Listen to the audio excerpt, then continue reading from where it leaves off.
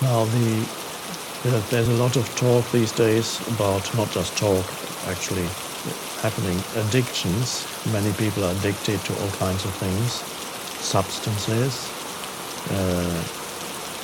But one of the greatest addictions, or rather the greatest addiction, you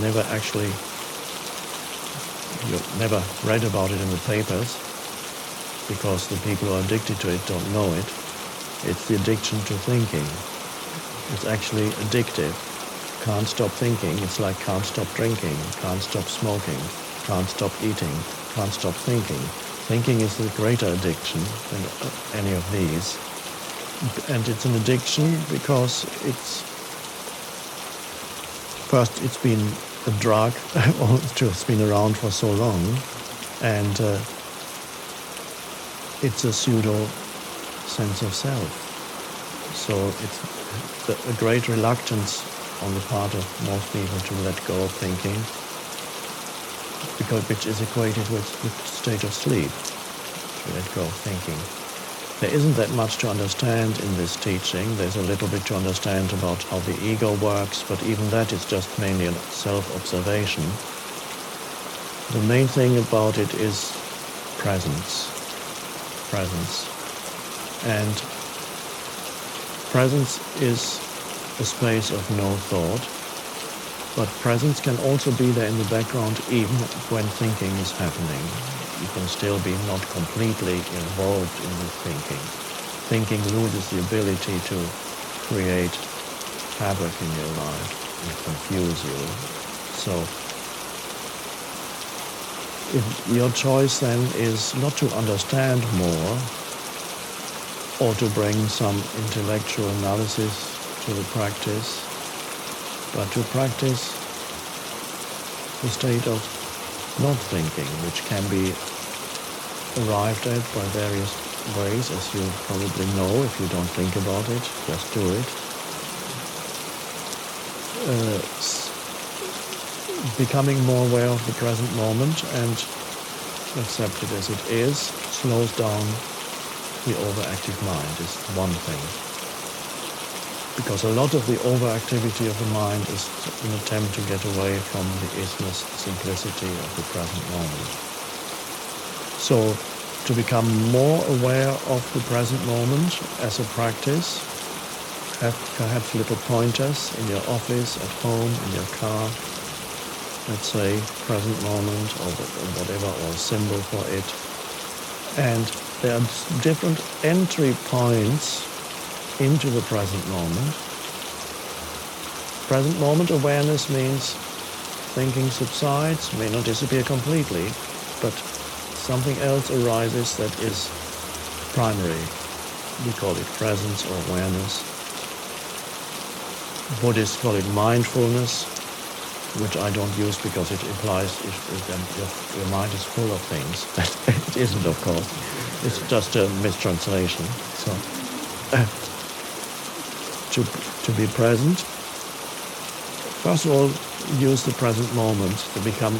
But how do you become conscious of the present moment? Now, when you get it, after a while, you can actually sense the presence of the present, so to speak, directly, and there it is.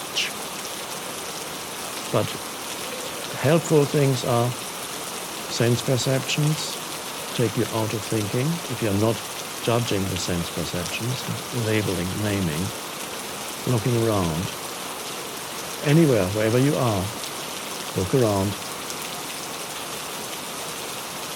Practice sense perceptions without this compulsive interference of naming what you're perceiving. Well, that's a beautiful flower. I wonder what it's called. I don't know what it's called, so that helps. I can be free of thinking. If I know what it's called, I can say, oh, that's such and such, and then drop that. And see what it means to perceive without the interference of concepts, words. At this moment, for example, you're looking at me.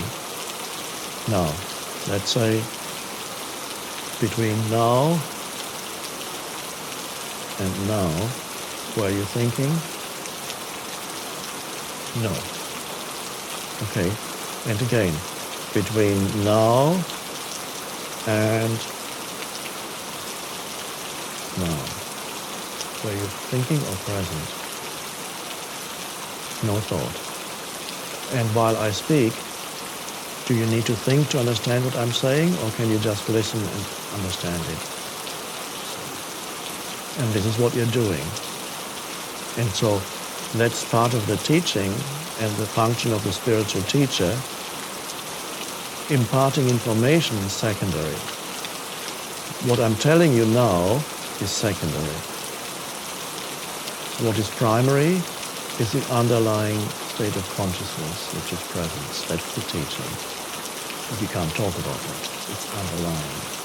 But a sign that it's working is that while you listen, there's no thought. There's just an alert presence. And when the so-called teacher stops speaking for a moment, the alert presence remains. It does not need to be filled with anything. Like now. What is there to think about? Nothing. Now, if we do this for longer, at some point, your mind will probably start up and think, how much longer is he going to sit there? And when that happens, you can allow your mind to say, how much longer is he going to sit there and say nothing, and then come back to presence. And then some other thought will come. What's this all about? And then you can allow that thought to arise and then be present again. Which means you're not really, your priority is no longer to follow the thought where it wants to take you. Because the thought has a magnetic pull. It wants more of your consciousness. It wants to grow because it's a little entity. It wants to grow, so it wants your attention. And in subtle ways, it tries to get your attention. So it might even use a bodily feeling. It says, God, I'm hungry suddenly. Why didn't I need to eat something? And then you think of what restaurant am I going to afterwards? And so the presence is gone, you are gone, you are looking for a restaurant in your mind. Which means the thought used as some bodily thing to make thoughts out of it, completely pointless because you can't find a restaurant because you're standing here. But it can use all kinds of things to manufacture more, to get your attention. And if you're not careful, if you don't know the mechanism, it's not so much an intellectual understanding, but a simple realization that this is what the mind does. It tries to pull you in. It's fine, that's what it does. Once you know that, you can allow a thought to arise without following it where it wants you to go, which is into another bigger thought, and a bigger one. So then you become like my dog when it finds a scent. And then suddenly, even when the dog is off the leash, your leash is fine, she just runs around you, but suddenly she picks up a scent, and then she goes off completely unaware of surroundings or anything. He just follows it. And she could get lost. She goes off to the horizon sometimes, just disappears. And that's, when you follow a thought, it goes like that. You can wake up 20 minutes later, and it started with being a little bit hungry and thinking of a restaurant, and it ends up with thinking about how dreadful your life is. I often feel overwhelmed by anger. So and that anger makes me throw my spiritual practice really out of the window. So it's like a big impotence that I feel, and pessimism. So it's not gonna work anyway. So just the hell with it. And that's one thing. And the other thing is, I also feel very often that something is wrong, so that I need to take some action to correct something that probably is just imaginary, so it's unreal. So there is no action needed, most probably, but I have to do something about it. So and I get carried away by that. Yeah, for example, right now I feel my heartbeat very strongly. Yes. And I guess there's no reason for that, but... Well, you're doing public speaking right now, so maybe that's why. Yeah. And that's fine. You acknowledge that the heart is beating, and you let that be. And what the feeling that something is wrong, that's not a personal problem of yours. It's a universal human condition that to carry that feeling inside that something is wrong, and then the mind looks for what can I do about this, or where is it? Where is the thing that's wrong? And then it misinterprets situations.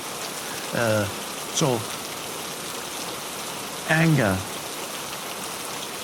When anger comes, of course, the energy field of it immediately flows into your mind, and the thoughts that you then think are reflections of the anger. The anger makes you think certain thoughts, and as you put it, it says all that spiritual stuff obviously doesn't work. Yeah. These are thoughts that come out of the anger, the Right, energy field. Yes, or whatever I do, it's gonna be always the same. No Yes. point of it because it's not going to work. So Yes. that's the kind of thoughts that it generates. Yes. But next time it happens, see if you are able to, in addition to thinking those thoughts, well, at the same time, you can be aware that these are thoughts that have arisen out of the energy field of anger. In other words, see if you can have an awareness. It's not easy with anger because it comes so suddenly. Whether you can have an awareness not only that there's the energy of anger flowing through you, but also perhaps that the energy of anger, which may be old anger that has lived in you for a long time, pain body, I call it, which can easily then rise into your mind and control your thoughts. Are you able to stay aware while it happens and recognize anger as an expression of the pain body? And if you're thinking angry thoughts, to realize that these are the thoughts of anger. Anger is thinking these thoughts. They are not true. So they are simply thoughts that reflect the energy field of anger. So the experiment then is whether you can stay aware as the observer or the witness of those thoughts and of the energy field of anger. You may not. I'm just suggesting it as an experiment. Whether or not you're able to stay present depends on how much presence there is already in you, how much presence power there is already in you. Perhaps after having spent some time here with us, there may be more presence power in you because this energy field is helpful for drawing that out of you. Once you are there as the witness, then changes begin to happen. You don't even have to do anything. You know what I mean by witness. It's simply to witness, to be aware of the energy so that you don't become completely identified with it. So the witnessing consciousness is in the same way that you now witness perhaps a certain nervousness. Your heart is beating. There may be a certain nervousness as you stand there. And you witness, there's the nervousness and there's the heart beating. And the witness allows everything to be as it is. But there's then a deeper dimension in you where you can say, my heart is beating. I feel nervous energy inside me. These are still verbalizations, but beyond the verbalization, there's the ability to simply see it, so to speak. Then that will change all the old patterns. The more awareness comes in, the more the old patterns will change. So you don't have to change yourself, because that's complicated. Many people try to do that. I have to change myself. The most powerful, the real change comes with becoming aware of whatever is happening inside you, so that the anger is no longer you, the anger is anger, and you are the awareness. You know it, you see it, you feel it. There it is. And that's the decisive shift from being the anger to having the anger in your energy field and observing it. That's a wonderful shift. So use anger as your spiritual practice. If you fail, of course, anger will immediately say, you see, you failed again, you can't do it. That's the anger speaking. There is something wrong with me. Yes, particularly that there's something wrong with me. No, I don't know if you may be surprised to know that there are millions, billions of people on the planet who have that same thought pattern. There's something wrong with me. It's part of the human ego. But so you bring in the awareness, and that will change everything. That's the only true key. If you fail, next time the anger arises, what happens, you will become aware immediately after the anger has subsided. And then, oh, there it was, and I wasn't present. And then the moment will come when you are there in the first, if you can catch the anger the first moment it comes, or if you might even see that it could be the result of a thought that creates the anger, and if you can be there in the first moment before it becomes the fully blown anger, then you can stay there, and it might not even become fully blown anger if you catch it the first moment. You can feel the first stirrings of anger. You may only have 3 seconds. It may come very quickly. Anger is like an explosive energy. You may only have 2, 3, 4, 5 seconds to stay there with your awareness and feel it. Oh, it's coming. There it is. That's the pain body, the angry pain body coming. And if you catch it in the early stage, don't suppress it. By catch it, I mean feel it, be there as a witness. Then you can stay, even as it grows, the witness grows with it. It may not even grow. We'll have to see whether it still grows into full-blown anger or not. That doesn't matter. And so you be thankful for your anger, because the anger can become a very important spiritual practice for you, because through it, awareness can grow. So it's sometimes strange for people to see you can be thankful for things that you think are the most difficult obstacles in your life, but they can become your greatest opportunity for spiritual awakening. Use it as part of your practice. I think the most difficult thing to deal with is impotence, when you feel it's not going to work. Yes, you feel powerlessness. Yes, like deep pessimism. It's not going to work. It's not. Yes. You're about to fail. Yes. And you have to recognize that these are thought forms. They are thoughts that arise in your mind. And when you're aware, you don't need to believe in every thought that arises. You don't no longer, and that's an enormous freedom.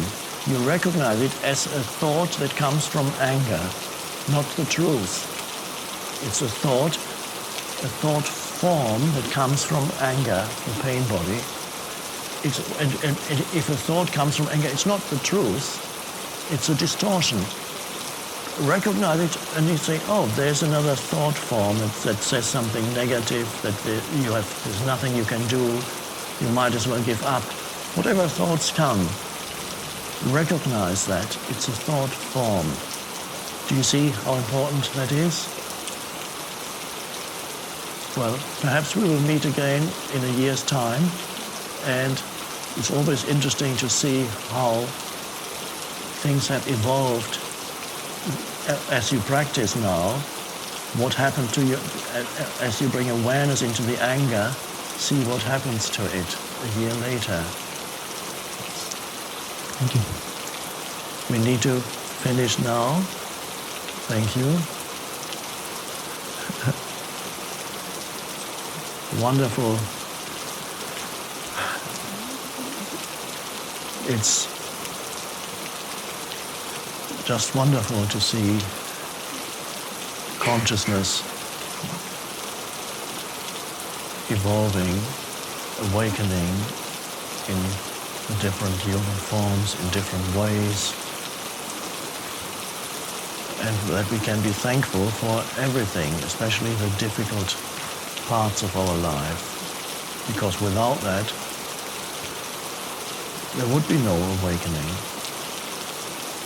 It's that which creates the challenges, create the necessary energy for the flowering of consciousness. So it's not only in the movies where things need to go wrong. In every movie, if nothing goes wrong, there's no movie. The character doesn't develop. Everybody remains the same. In a bad movie, that which goes wrong is resolved on some external level, but in a good movie, as the character faces his or her problems, he or she grows, changes, develops abilities that he or she didn't have before. And in very good movies, there's some kind of spiritual realization. But only because something went wrong.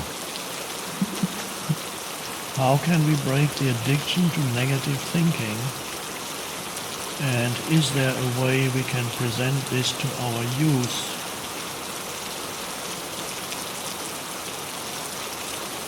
Well, negative thinking is many egos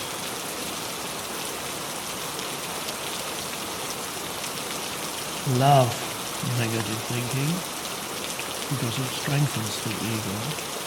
The pain body also is often involved in it, because the pain body can either feed on other people's reactions towards you, which the pain body tries to provoke when it needs to replenish itself, then it feeds on the drama, or it can feed, if there's nobody around, on your thoughts.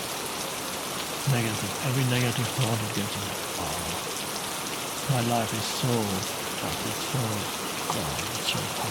dreadful, can get any worse? Or what these people say was so just dreadful. I just hate these people. Why is this stuff always happens to me, doesn't it? It's just about to happen to me. Why can I never get things right? Why can they never get things right?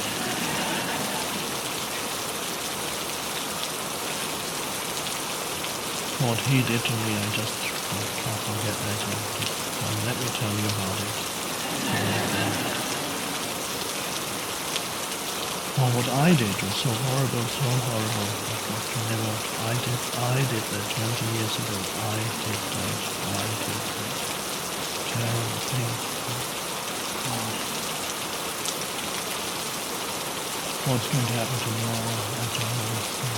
What am I going to say? He says that, what am I going to say then? What if I lose that job? I think I might get sacked soon. I have a feeling that I'll be out in the street. I think, what am I going to pay my mortgage? What can I do? What time is it? 3 a.m.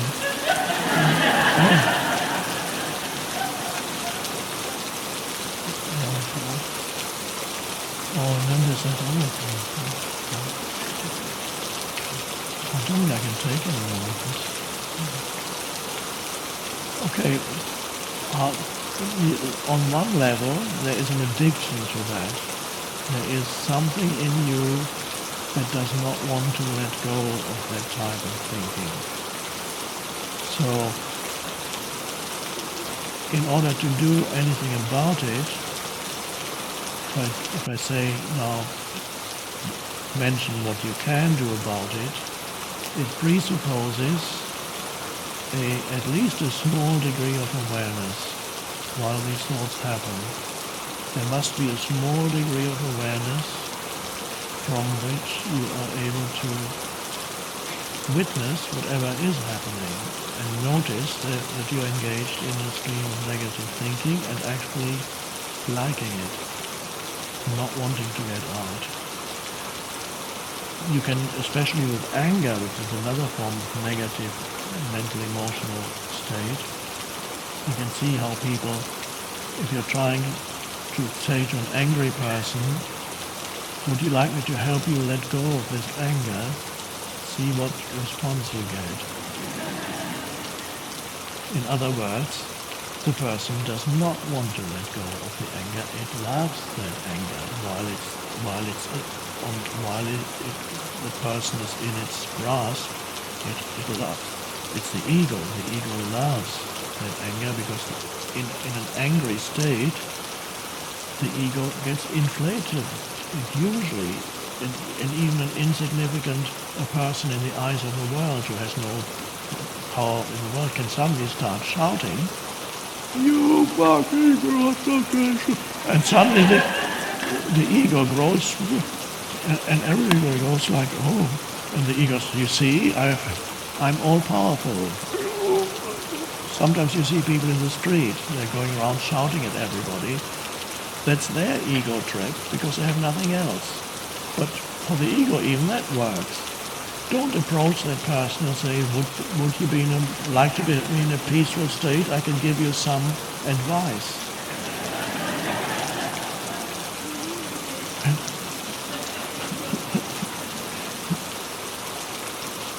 So if I say that what to do about it, it presupposes that you know what's happening to you at that moment, during that time. So there needs to be some awareness, and it's likely that it is there. If you ask that question, you're here, so that means there is enough awareness in you while it happens to first of all notice that part of you at least likes it, not the awareness. But if you're aware, you realize there's something in me that does not want to get out of it. That if it's been going on for years, even your sense of identity, or an important part of your sense of identity, is in that negative mental emotional state. Some people have it in the background almost all the time, but they are unaware of it. It becomes part of their identity. And these are people, if you're very sensitive, and sometimes you don't even need to be that sensitive, when you meet a person like that, you can sense in the background there is something waiting for the next thing to be angry about. Or, as somebody once said, a grievance looking for a cause. Now the internet is full of people like that. They love going on there. So the internet has given the ego a new way of expansion, and anybody can go in there and find a cause, and then express their grievance. So identity can be associated with that. If there's awareness, then you can notice while it happens that there's an enjoyment of that negative state. Then you can also be aware that the mind activity that's happening in you is futile and fulfills no useful purpose whatsoever. And then you go, these thoughts, isn't that interesting? What is the purpose of these thoughts? Does it change the world? Do they change the world? Change anything?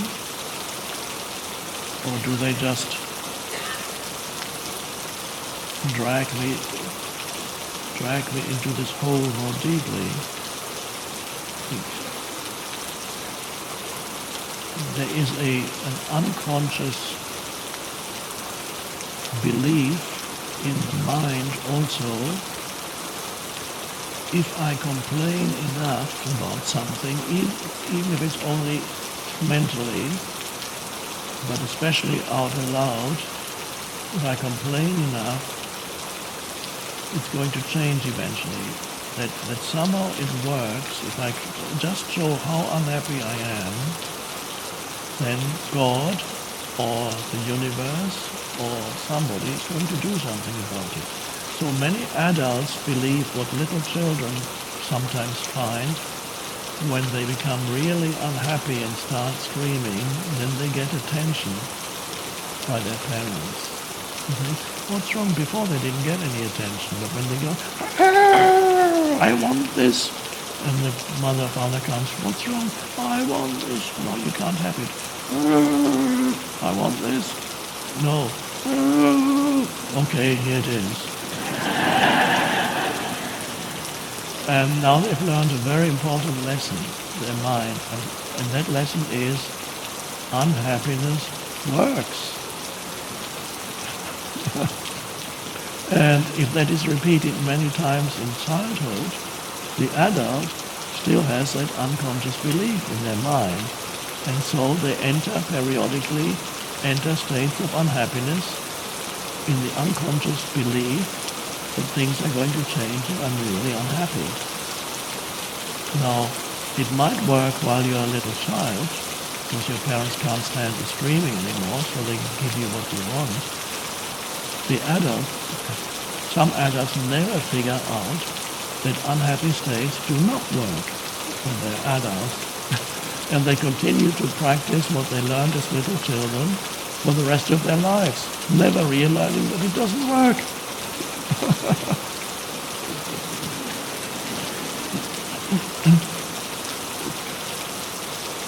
So the recognition that negative thinking and unhappy states actually do nothing to change anything. If anything, they make it worse. So if there's enough awareness and you can suddenly look at that, and then you can ask yourself from the deeper perspective of awareness, do I want to continue to think these thoughts? Is that helpful or good? Do I really want that?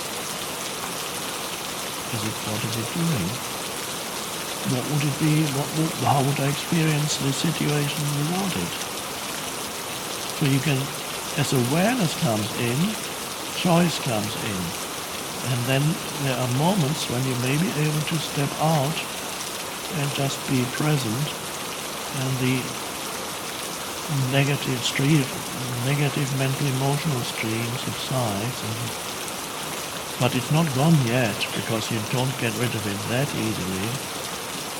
A few moments later, another thought comes into your head, and immediately a new train of negative thinking starts. And you can feel the pull of it. It can be very, very strong, especially if it's been in your life for a long time. You feel the pull of negative thinking. Come this way. This is so familiar. This is where you belong. This is who you are. And then you need awareness. So you can't fight the negative states, because that's another negative state. But you can be aware and see its futility, and ultimately see also how that you are addicted to it. But when you see it, you're not completely addicted anymore. You're only completely addicted when you don't see it. When you see it, you are the awareness.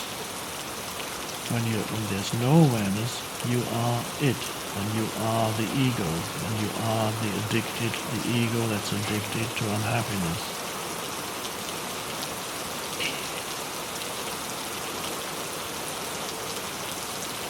So it's important, by the way, as I just mentioned, little children, if you have a small child, to give attention to the child, not wait for the child to go into a screaming state or some other negative tantrum, and then give the child attention, but give the child attention at normal times. And don't give excessive attention when there's the screaming, and especially don't give the child something after you've said, no, you can't have that, And if he or she just cries enough, then finally you give it. That's not a good lesson to teach. Either you give it immediately or you don't give it.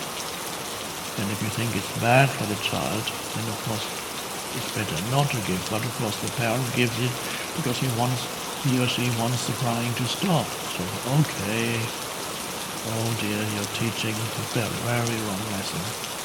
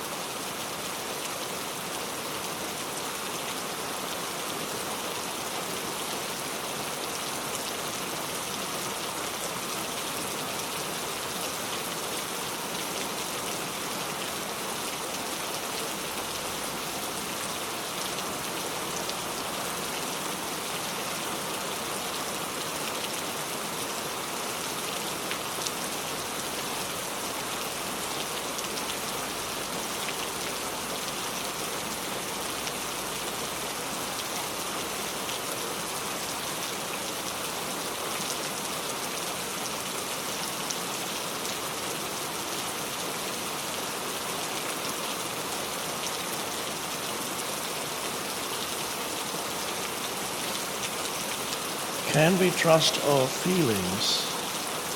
Can we trust our somatic reading of life? Are you able to say something about intuition, which is not the same, but interests me as well? Can we trust our feelings? Now often you hear people say, trust your feelings.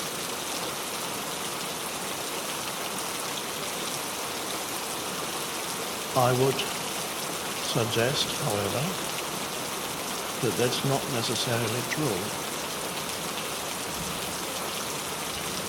Acknowledge your feelings, yes.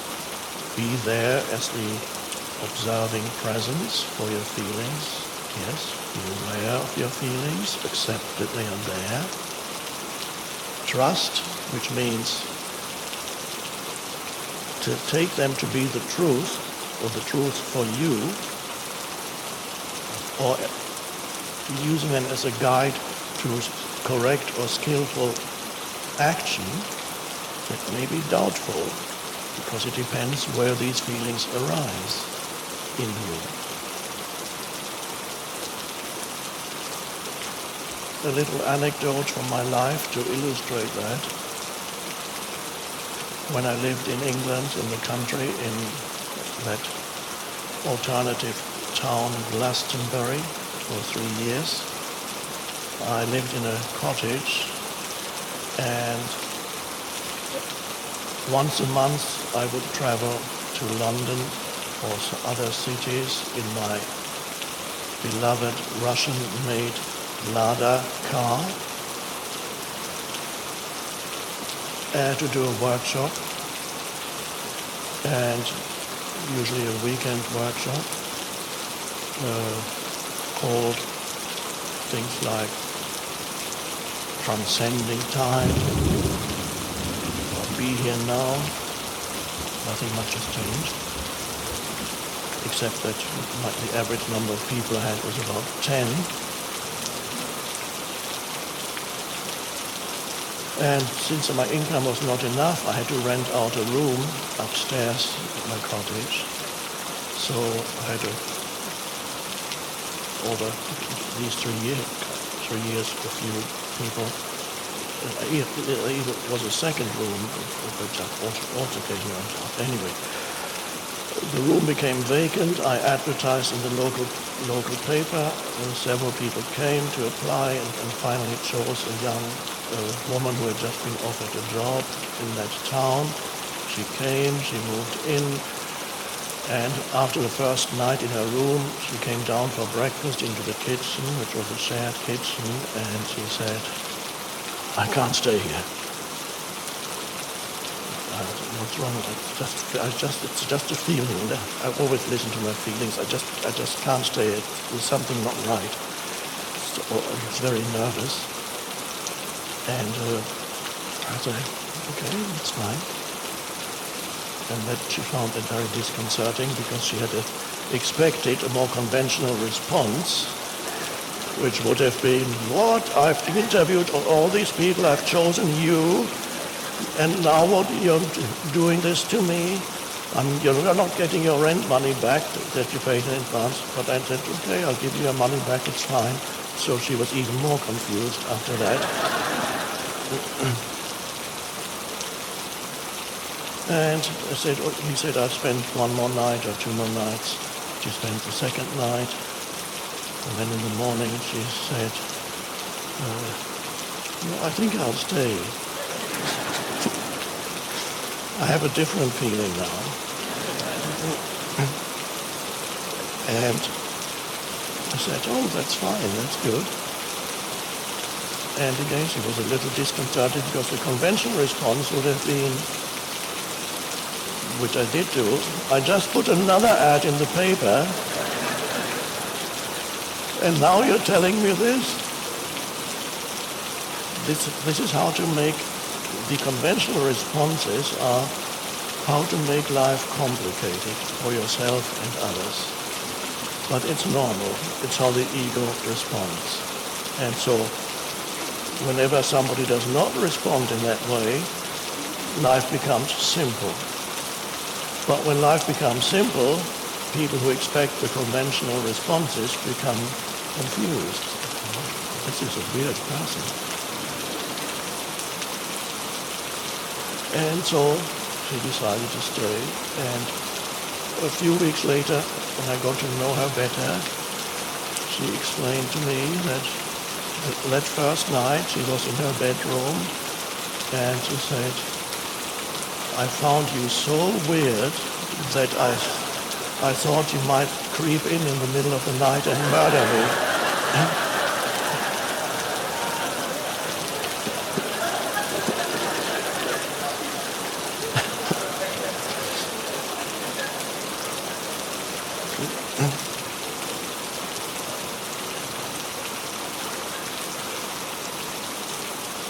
And later she said, living in the same house with you is like living in a float tank.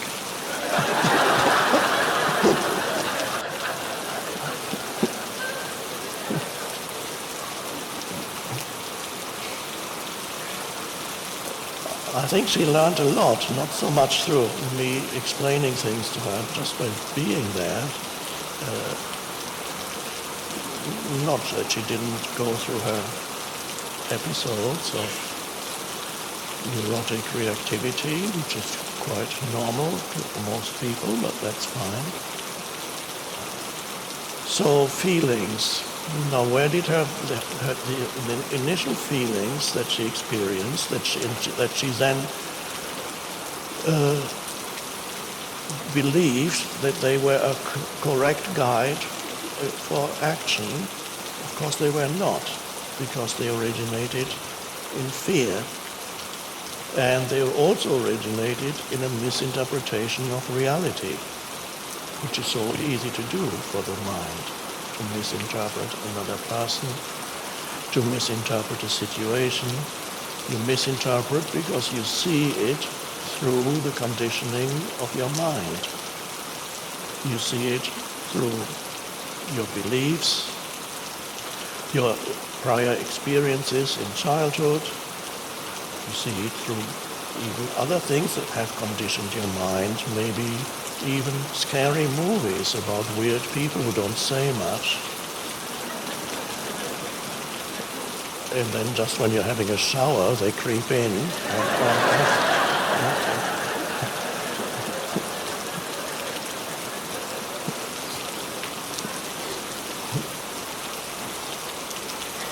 So it is not, therefore it's not that easy often to say, where does this feeling that I have arise?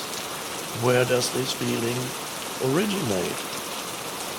Now, does it come from a deeper, the intuitive place? Intuition comes out of being present. Intuition does not come out of the conditioning of your mind. So, if you have an intuition, also, it is usually not tainted by negativity, such as anger or fear. So there is something certain about it, that there is a quiet strength behind your feeling, a quiet strength. There's not a nervous energy behind your feeling. It's more, you just know this is right. You may not be able to explain to yourself or others why. It has a different quality. There's a peaceful quality to it. Now, let's just imagine, to come back to the story that happened with this young woman. Of course, it could have been that theoretically I could have been a psycho and actually could not be trusted not to kill her. Theoretically, that's possible. So I don't know what the answer to this is, but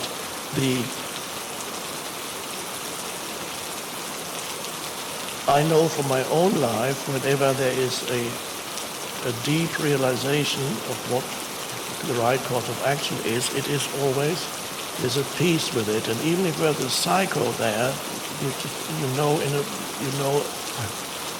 with absolute certainty that this is not right for you. There's an energetic imbalance which comes from a deeper place.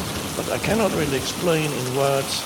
You have to, through life experience, you have to find out for yourself what a deeper feeling that comes out of presence and is a true intuition, how it is different from something that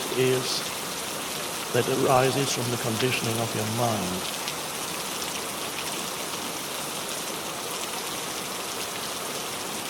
Now, a lot of the time, people misinterpret reality because they look at reality through the veil of their conditioning. And that contributes to a huge amount of conflict in life, in relationships, and so on. And not only they misinterpret, they add this, what I call unnecessary baggage to situations through their reactivity, which is an ego device in order to strengthen the ego's always deficient sense of identity.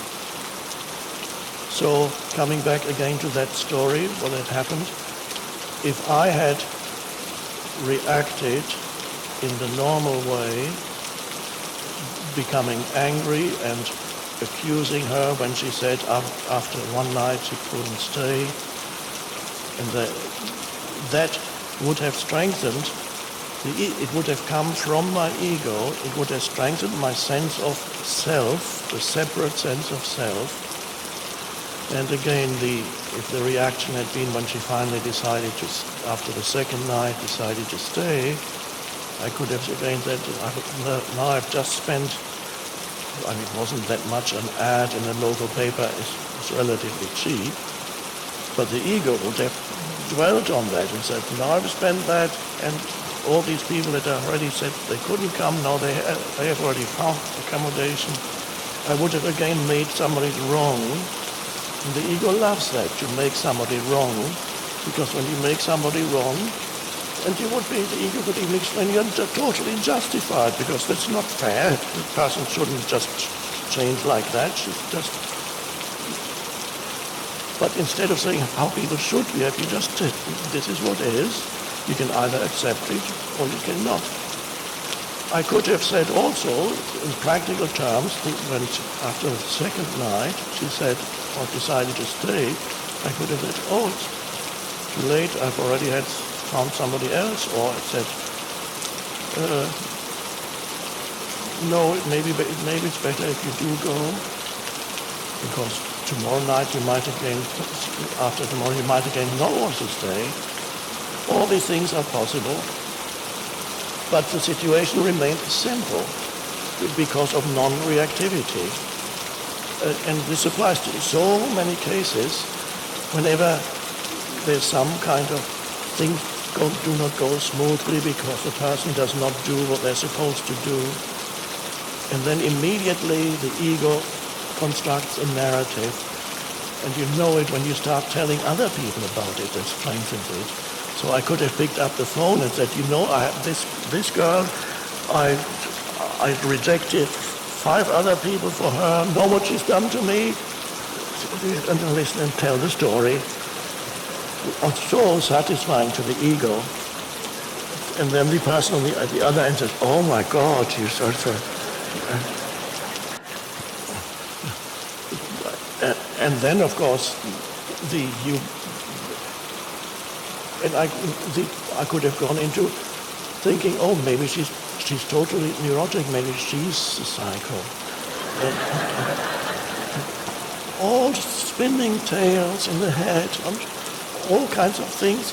There's a whole fictitious narratives that are taken for reality. It's how simple things can actually be if you don't add unnecessary reactivity to it. But in order to do that, It requires you to be present, not to be there as a person, because a person feels easily offended.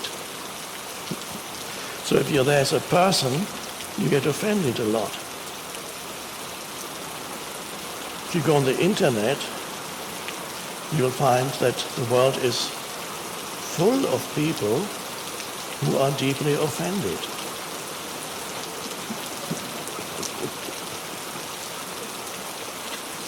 And they can explain why, and it sounds totally reasonable. The ego loves being offended.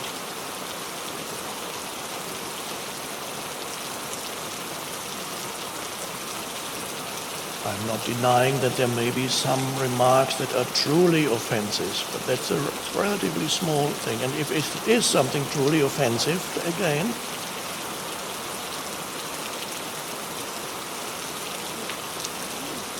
what could he have said? Well, that was truly offensive. He could have said, I can't stay with you because you're too ugly, for example.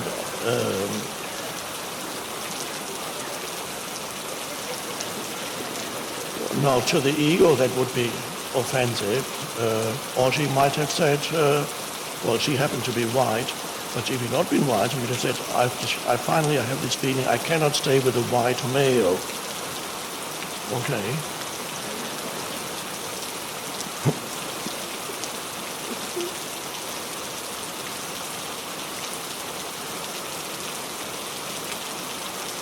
Vigilance is required in your interactions with people. Always the question, am I adding something to the interaction that is unnecessary, that is just there to strengthen my fictitious sense of self, to justify to make somebody wrong? Big thing for the ego. Because if I can make somebody wrong, there's always an element of victimhood. When I make somebody wrong in relation to myself, there's always an element of, it may not be the main focal point, but there's an element of me being the victim if I make you wrong. And the ego loves that, because it strengthens itself through that. And if I make somebody wrong, you know what he said and what he did then? Let me tell you about this. Oh, how can somebody do something like that? And this means unconsciously, I'm always superior to the other when this happens. When you're telling the story about what somebody did and said to you, you do it because the ego, when you're making somebody wrong, because then you are right. Now you probably all know people in your life when they tell you things, it's always others who are wrong. It's never them. It's very strange. Why is it that I'm always right and others are always wrong? They never ask that question.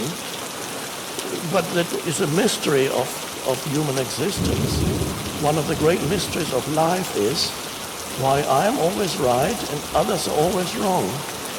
I think philosophers haven't explored yet in detail enough, and nobody has resolved this mystery. And everybody should ask themselves, how is that? I must be really superior to everybody.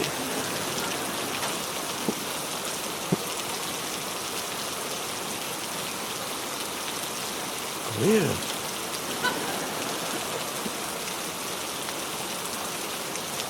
So if you think back the last year or 2 or 3 in your life, well, I'm actually talking to a group of people here who are much more conscious than the average human. But nevertheless, even here, some of you may find, if you look back the last few years, that whenever there was some kind of argument or conflict, perhaps was it always the others who were wrong? It's very easy to deny somebody's perspective if it conflicts with your own and make them totally wrong. You can also make a group of people totally wrong, an entire group, entire nation, an entire religion, to make everybody wrong, straight, feel stronger and morally superior.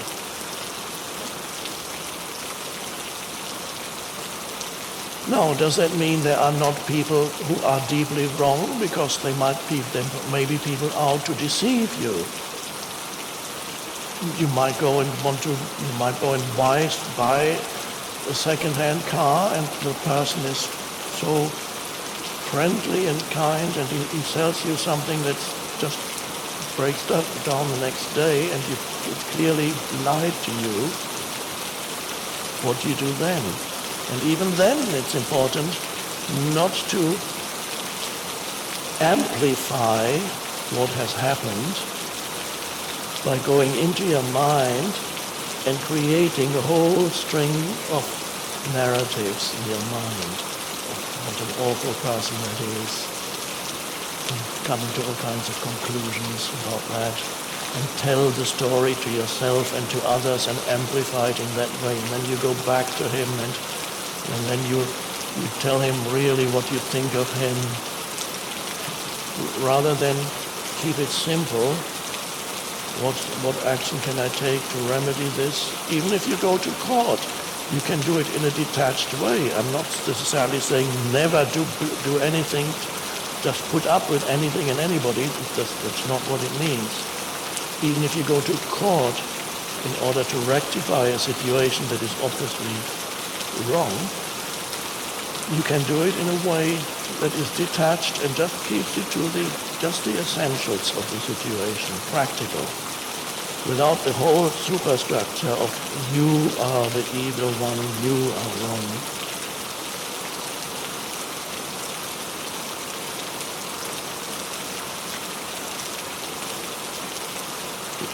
I won't repeat it here, but I think you may all remember the story I told, I believe it's in the New Earth, about the Zen master who was accused of having fathered a child, and what his responses were at every stage of the process. Is that so? Now that's an interesting, you may remember the parents accused him that he was the father of their daughter's child. And then the parents brought the baby to him, and at each stage when the parents told him something, you are the father, is that so?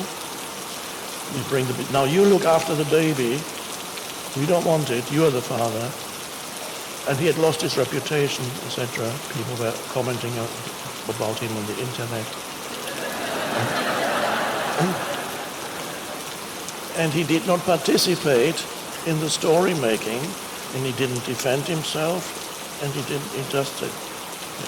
So it means a total refusal to go into any kind of story. Cut. Is that so? Yeah.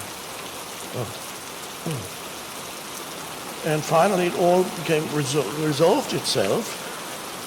The daughter confessed that he was not the father, and so on, and the parents came, wanted the baby back. Please give us the baby back, we now know that you're not the father. Please forgive us. We did a terrible thing by accusing you. Terrible thing. Is that so? Okay. That's whether this story actually ever happened, I don't know. Whether it's just a teaching story or actually happened, but it doesn't matter. It shows you an extreme form of not being engaged in a story.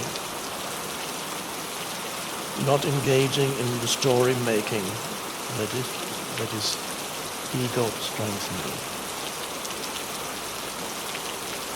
So you can practice that in many, many situations in your life.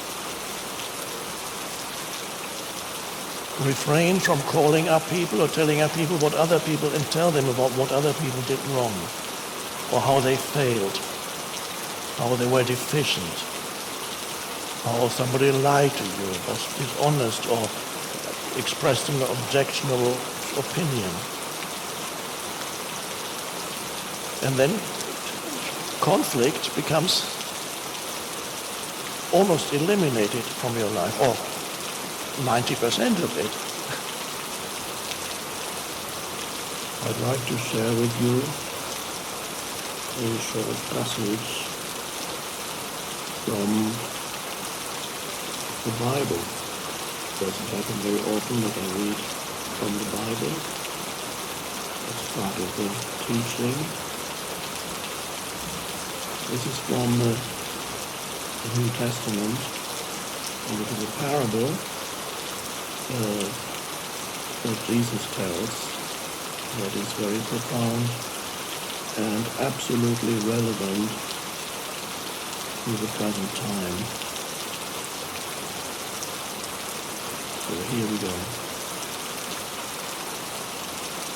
Everyone who listens to these words of mine and does them will be like a man building a house who dug deep and laid the foundation on the rock. The rain fell, the floods came, and the wind blew and beat against the house. But it did not collapse. It had been set solidly on rock. And everyone who listens to these words of mine but does not do them will be like a fool who built his house on sand. The rain fell, the floods came, and the wind blew and beat against the house. And it collapsed and was completely ruined.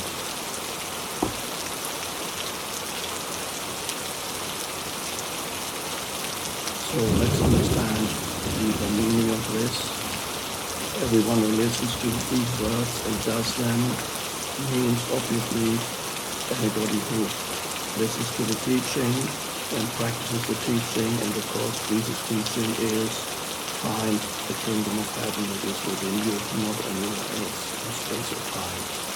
Find the transcendent dimension, the kingdom of heaven that is within you, which is a deeper dimension, a higher dimension of consciousness, accessible to everyone. And the man that's building the house is you. The house is you. The floods come, the rain comes, beating against the house. That obviously means some form of adversity you encounter, as you inevitably will in your life. Some form of fairly extreme adversity, whether it's on a personal level or, as we're experiencing now, on a collective level. Now, if you haven't gone deep enough, but remember, you are the house. If you haven't gone deep enough, you have not found anything beyond the conceptual thinking mind, then the floods, the rain, the wind, the adversity, whatever it may be, in this case we know what it is, will devastate you. And even if you do not fall ill or contract the virus, the fear will consume you as it's consuming millions of humans at the present time. And why do you fear? Because what is fear? Fear are certain thought forms you project yourself into some future moment. And you're not present. But if you were present, you would realize that in this moment there's nothing to fear. Only when you leave this moment, fear arises as a thought form, which then creates the emotion. So,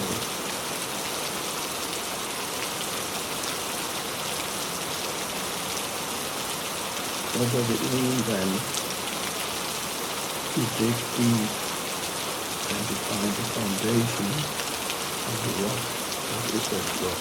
The foundation for the house that we are in the house.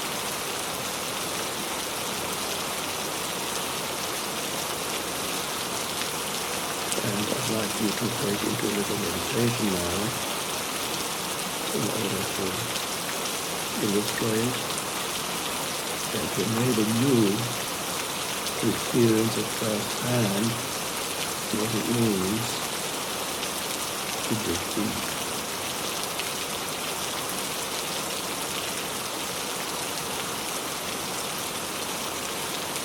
For a moment,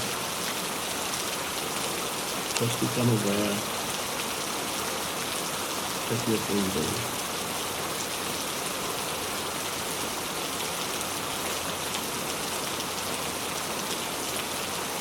Become aware of yourself. Not the conceptual self, not become aware of your personal history, but become aware of some imagined future moment, become aware of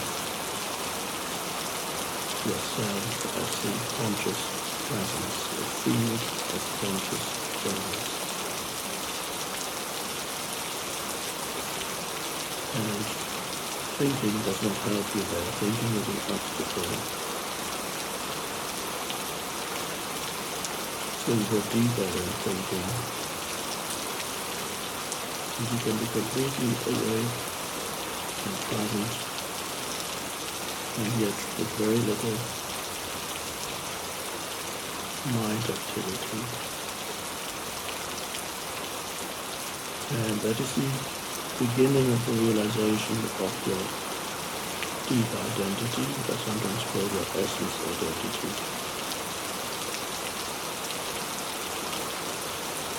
And your essence identity is inseparable from the present moment. It is the timeless, eternal present. It is a deeper dimension of consciousness than the one that you ordinarily identify with.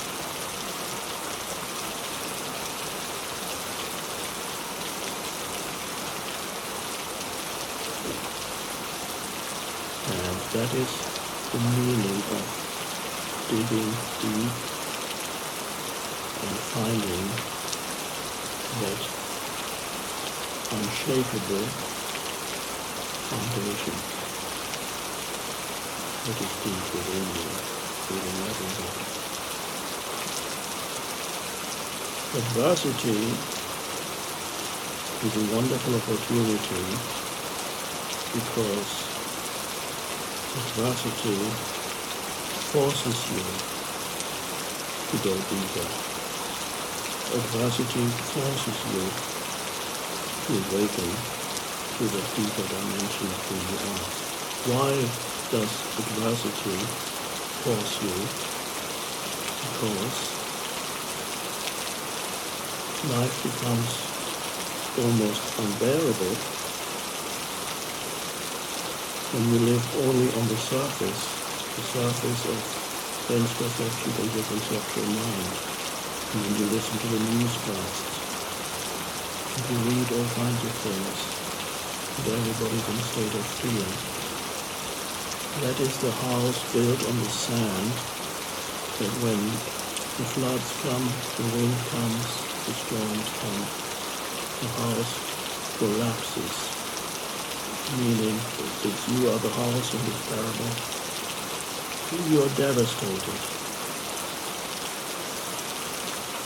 in a state of extreme anxiety, extreme suffering, although nothing actually has happened yet, unless you contract a disease, and this is something we'll talk about next time. Right? Is the house, your house, the house that you are you living on the surface? Is your house built on sand? Or are you able to dig, to find the foundation within yourself that frees you from fear?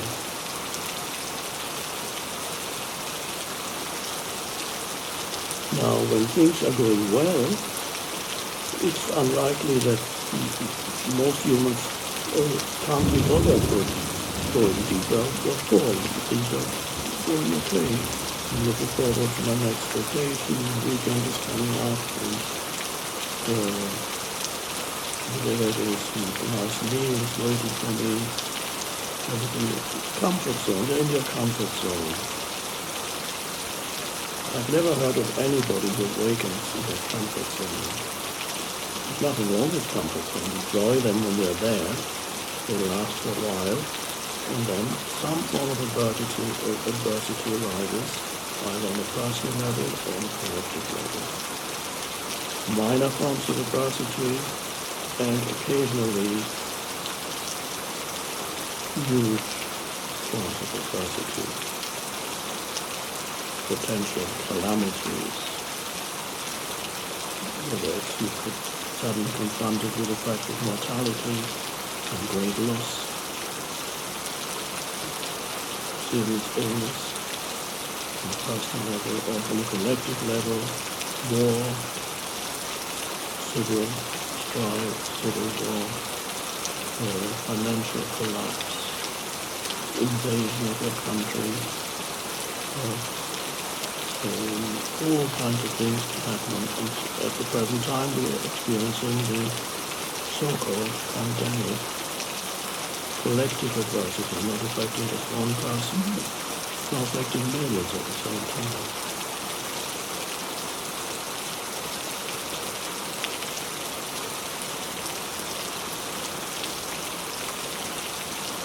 And this is an invitation to go deeper. Because if you don't, you suffer unnecessarily.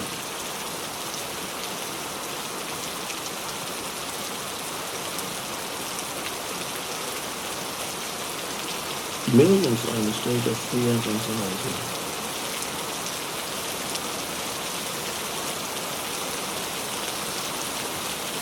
But use this as an opportunity to either awaken out of the mind-identified state of consciousness that continuously projects itself into the future that you have no control over, is never present.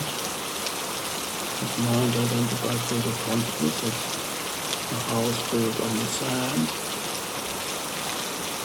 Also an opportunity to come to this realization that you are much deeper than you have known before. You are forced to go deeper because you can't stand the suffering anymore, the unhappiness or whatever you want to call it, the anxiety.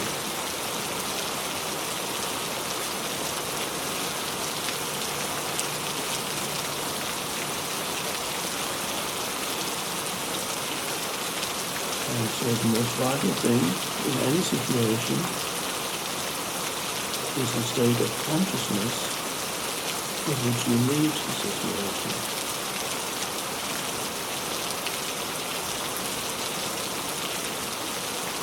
And you should pay more attention to that than to the newscasts or whatever it is that you listen to and watch. Yes, you can do that also. And that is your state of consciousness. That's something you can do something about. It's not very much that you can do about the external situation. You can take precautions. You can help other people to the extent to which it is possible. All that's good. You do all the things that you need to do. Perhaps many people are now forced to stay at home, and suddenly they have to suddenly on a private retreat at home. Well, that's an opportunity too.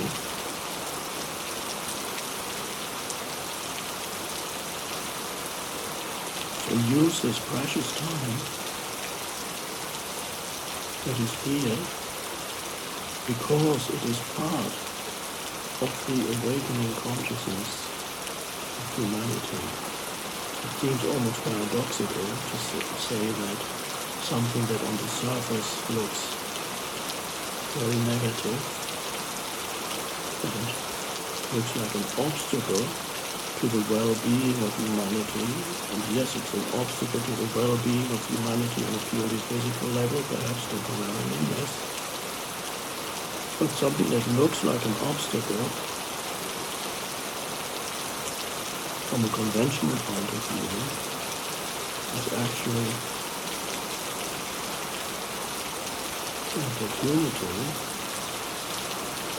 for you to awaken to a deeper, or you could say higher, level of consciousness.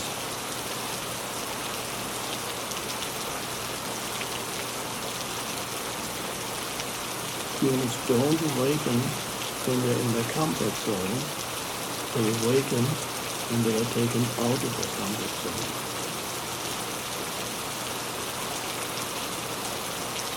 Not everybody does. It's an opportunity. You do not awaken when you're no longer in your comfort zone. You suffer.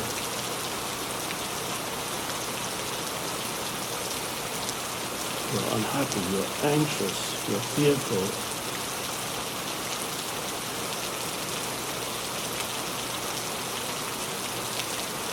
You haven't found the rock.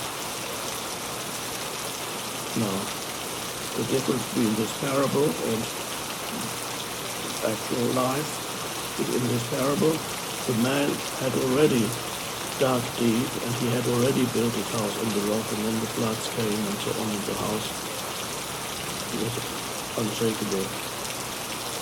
In real life, often it is the case that the wind, the floods, the rains, eating against the house, which means adversity arising in your life. The adversity forces you, if you haven't already gone deeper, it forces you to go deeper. And so it's not too late to start digging now in the face of adversity. Many of you already in the process of awakening. Probably most of you are listening to this. And what's happening to us now is a wonderful opportunity for you to go deeper, to deepening of that, an acceleration of the awakening.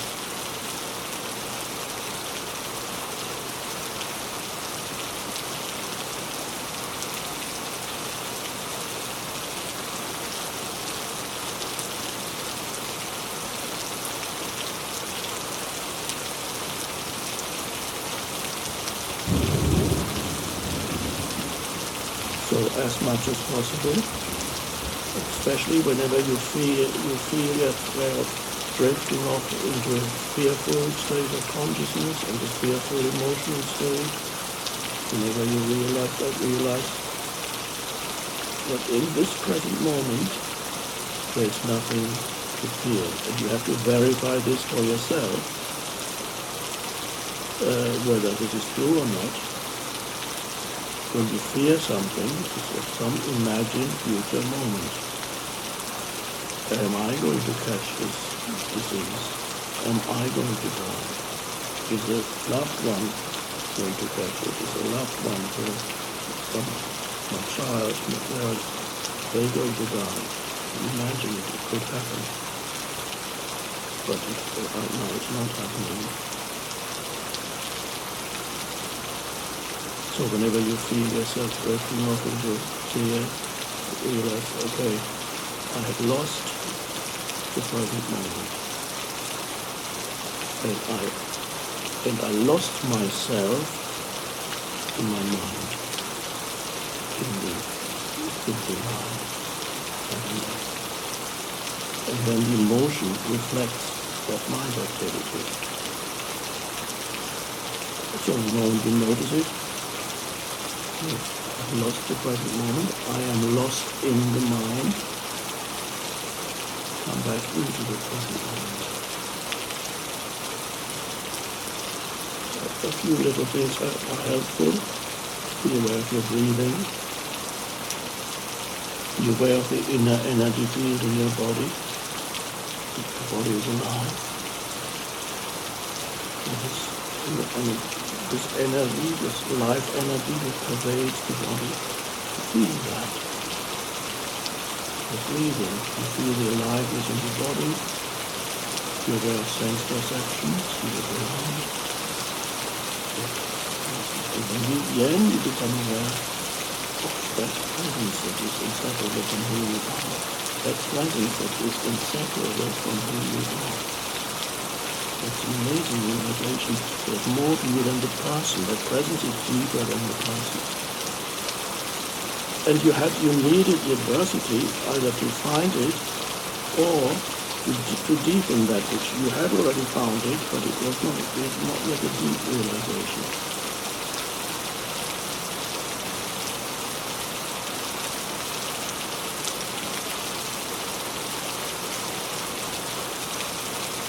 So,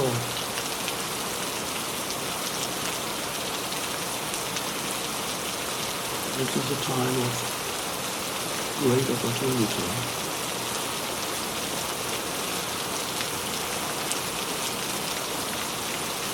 Use it. Don't waste it. There's a saying that goes, when the ego weeps for what it has lost, the spirit rejoices for what it has found. So what looks bad on the surface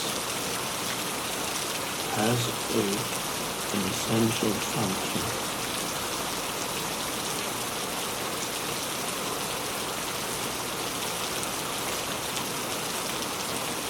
I will speak to you again soon.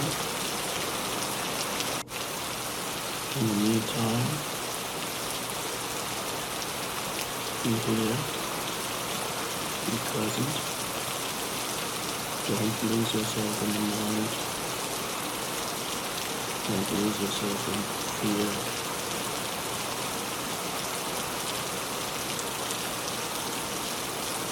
Find and be rooted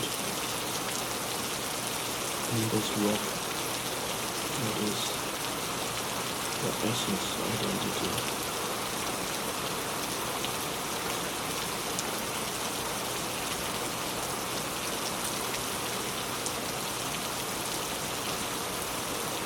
Thank you.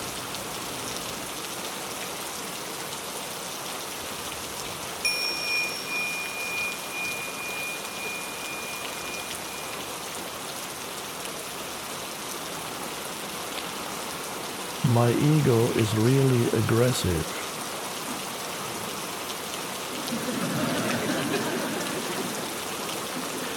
It comes up without me knowing. Only after the ego is gone do I find out. How can I manage my ego sooner?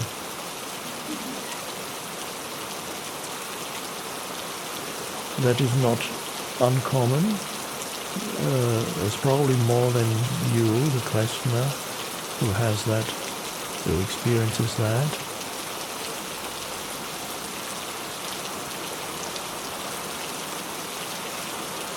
As more presence arises, so first of all, it's important to invite presence into your life in ordinary situations when you're not being challenged by another person. The anger mostly is probably with people or situations. So most situations involve people. So be present when you're out in nature, by not labeling things, by observing in that state of alert attention. And presence then emanates more and more through you. This doesn't mean that necessarily you will, next time the ego comes up being aggressive, it comes up so quickly that you can't catch it in the moment. But as the presence in you grows, manifests more strongly, usually what happens is the time period that elapses after you've been taken over by anger gets shorter until you reach a point where a few seconds after it's happened, you suddenly realize it's happened again. Whereas before you might have needed several minutes or even an hour. In some cases the next day you realize, what was that? You had a huge drama with somebody, probably involving the pain body. Your pain body is probably predominantly has the anger vibration predominantly, and pain body that is not recognized as pain body becomes part of the ego. In the same way that any thought that you completely identify with becomes part of the ego. In the same way an emotion that you completely identify with becomes part of the ego. Once you recognize the pain body as the pain body, then it is an energy field in you that still operates, but strictly speaking, it's no longer your ego. Ego can only operate as long as you're unconscious. So, although sometimes people say to me, I'm able to observe my ego now, in the way I use the term ego, that's no longer true. The moment you become aware of your ego, it's not really ego anymore. It is still a behavioral or mental, emotional pattern that operates in you, but you are present when you know that there is this pattern operating in you, then you are not it. It operates in you and you are the space around it, which is the consciousness. You know it's there. Then before it was ego, yes. But when you recognize it for what it is, it's no longer ego. Ego means unconsciousness. Ego means complete identification. So whatever you recognize in yourself isn't really ego anymore.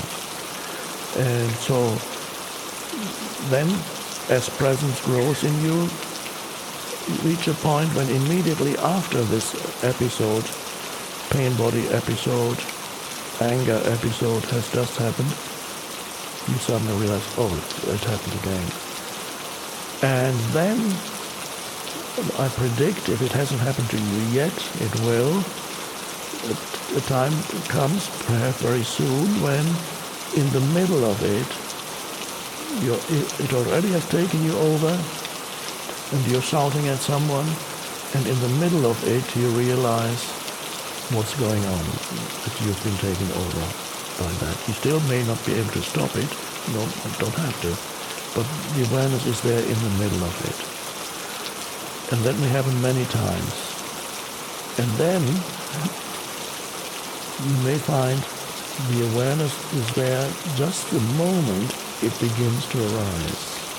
The moment the anger pattern wants to come in, your awareness is also already there.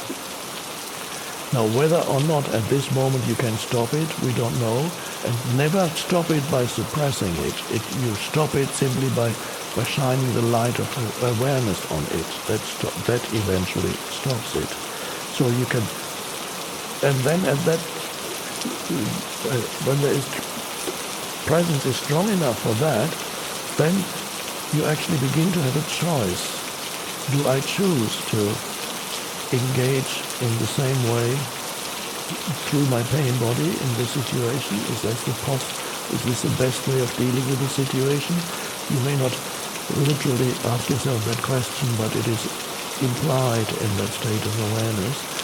You have a choice. You're no longer at the mercy of the old conditioned pattern. And then it begins to dissipate.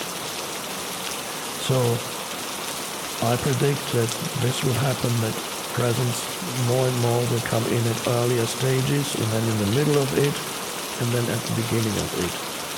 But you need to cultivate or invite presence into your life in ordinary situations, in helpful situations, so that it can be there in challenging situations.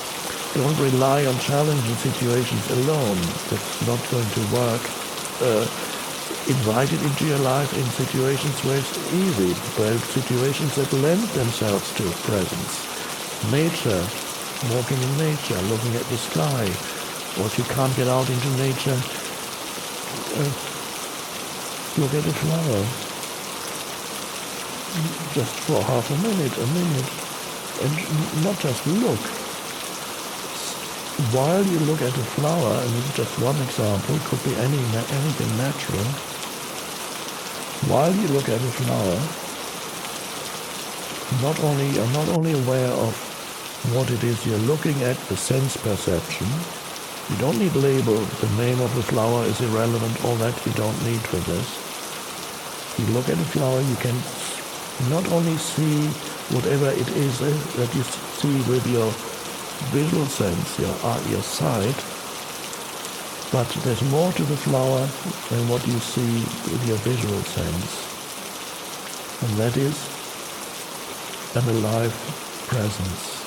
Very hard to talk about it. Remember I believe I quoted it the other day, from the saying from Saint-Exupéry, all that is essential is invisible to the eye.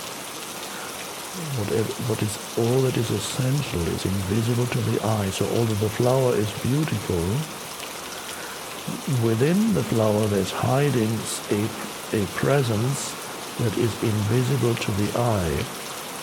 The flower has a presence there. It is not by accident that in many spiritual traditions flowers are sacred symbols.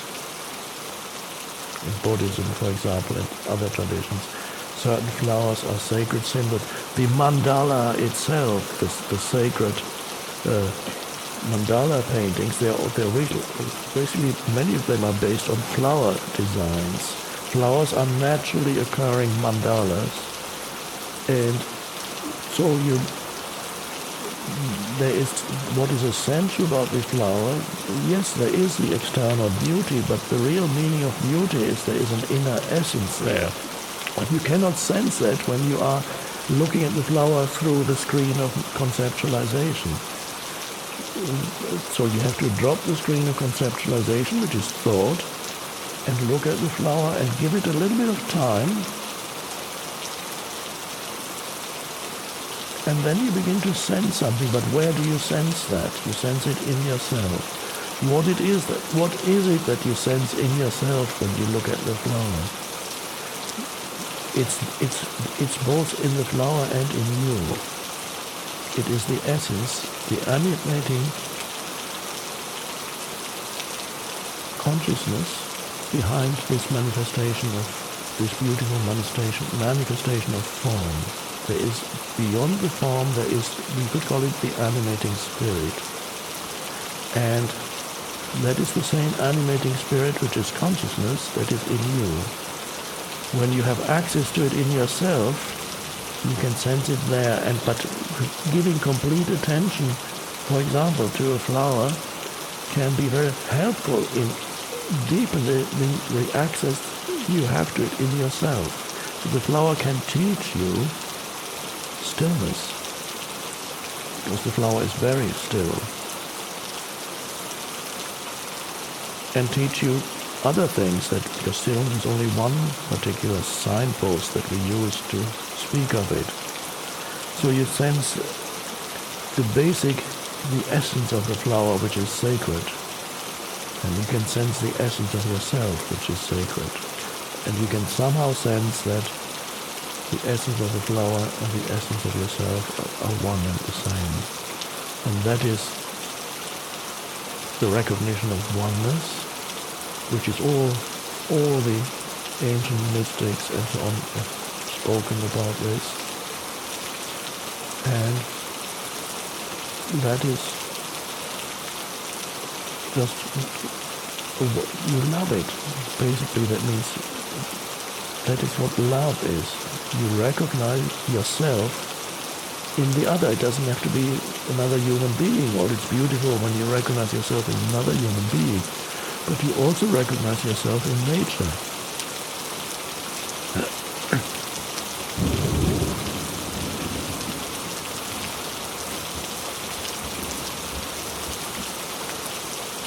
So this is important, because that brings, so allow nature to teach you stillness. Now nature, of course, embodies a completely different degree of consciousness from yours. I will now make a mystical statement. You don't have to believe it.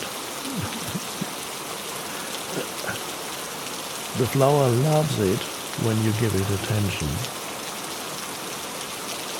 because you add something enormous to the flower by giving it attention. The flower is not aware of its own beauty, it just is. And when you unite your consciousness with the flower, through you, because ultimately you're not, the separateness that we see in the physical is not really there. Through you, the flower gets a glimpse of self-recognition. The flower recognizes itself. So when nature is waiting for you to recognize it, and what nature alone is also involved in, is part of the evolving universe that is becoming more conscious. Humans are an essential part of that on this planet. So when the human becomes conscious of nature, nature through the human becomes conscious of itself, and it's an amazing process. Whether or not this is true, you have to kind of find out for yourself by being more attentive in nature and honoring what's there, and as much as possible relate to nature without the screen of knowledge. When you need it, it's fine. If a child asks you what's the name of this flower, you tell the child what the name is, but hopefully you don't say, this is a rose. Hopefully you say to the child, it's called a rose. There's a very big difference between saying, this is a rose, because that would be saying to the child that this concept is what it is. That the sound rose is that. No, it's only a name. The name of it is rose. And so to prevent a child from getting lost in concepts at an early age, always, once you have taught a word, always bring the child back to the actual experience of it, so that the child does not come to the misperception that the name of the flower is the flower. There's a depth to the flower that is totally covered up when you mistake the name for the flower. So that's why when you truly want to see it, you have to remove the mental label, and you can only do that by being present. The alertness rises, and then you communicate, you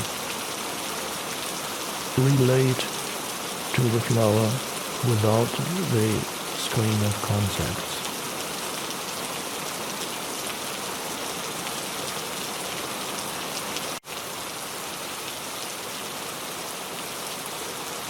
So this was something to do with presence, this part of the answer, although I went some distance away from the answer of anger arising and catching it. So this is, it's vital to generate presence in normal life, in nature, and so on, so that it's there when the pain body arises.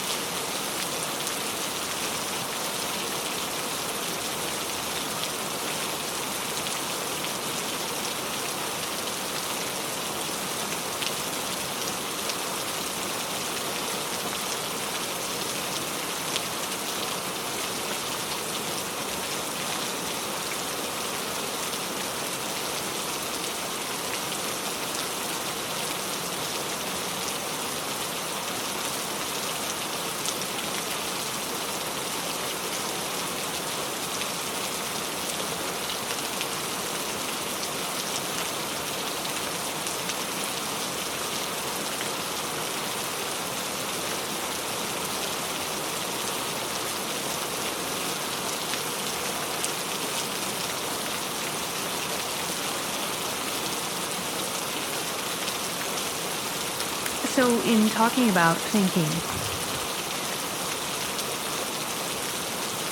I know this has an obvious answer, and I'm actually asking beyond this. But where do our thoughts come from? I mean, so oftentimes I'll have thoughts and I recognize them as even not my own, or possibly patterns that have existed for years and years. You know, jealousy thoughts or competitive thoughts or the thoughts of being threatened and fear. But truthfully, is this something is waking us up in the middle of the night that you were just talking about? What is that? Is it just part of the condition of being alive? Thank you. The Buddha was asked a similar question. I'll tell you what he said, but then I will answer it because he didn't. Thank you.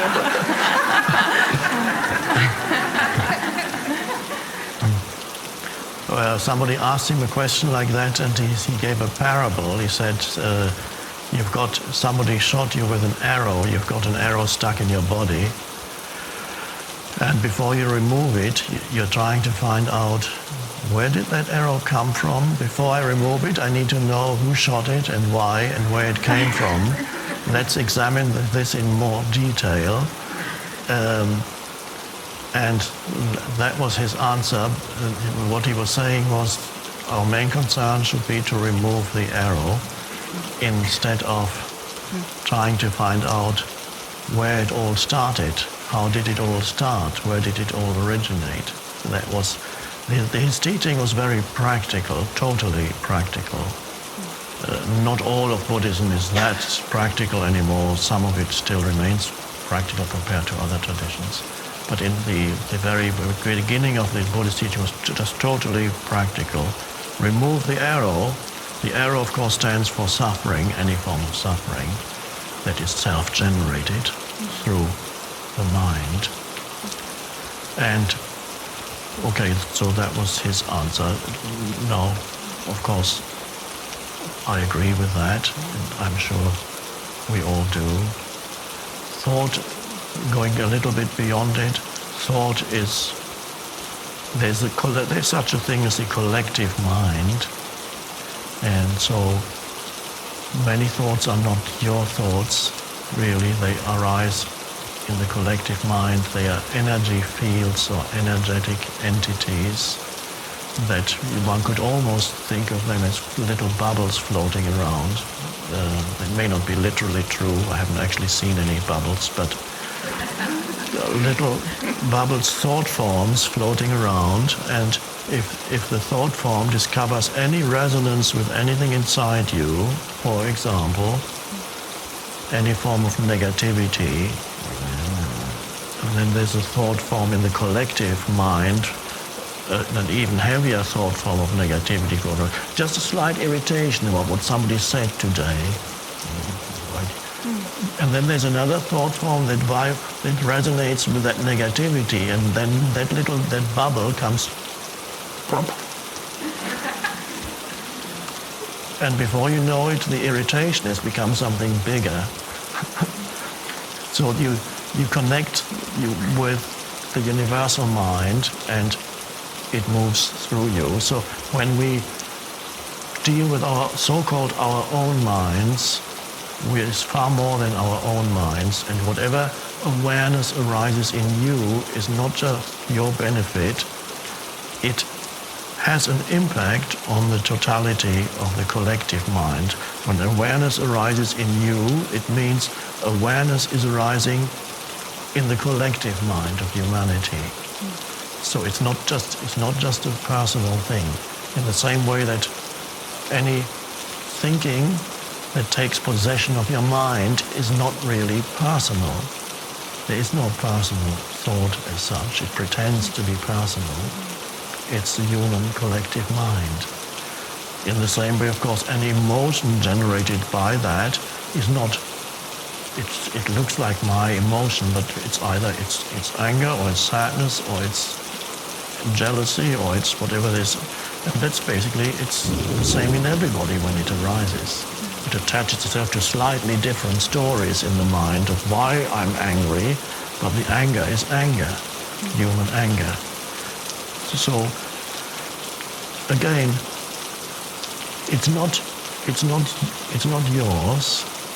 You pick it up, and then it gets hold of you, and then many humans live virtually with a mind that has taken possession of them, pretends to be them, and they're stuck with it without even knowing it. If they knew it, there would be the beginning of freedom. They don't know it, and if you tell them they get angry, but they don't, the mind does, because it feels threatened. So there's still humans who won't hear this, they can't hear this, because immediately they would feel threatened by it, because they're totally possessed by the mind. You can see how, for example, certain collective thought forms can take possession of an entire country, such as happened, for example, during communism, Soviet communism in Russia, Maoism in China. Millions of people all thinking the same thing. But even in our society, it's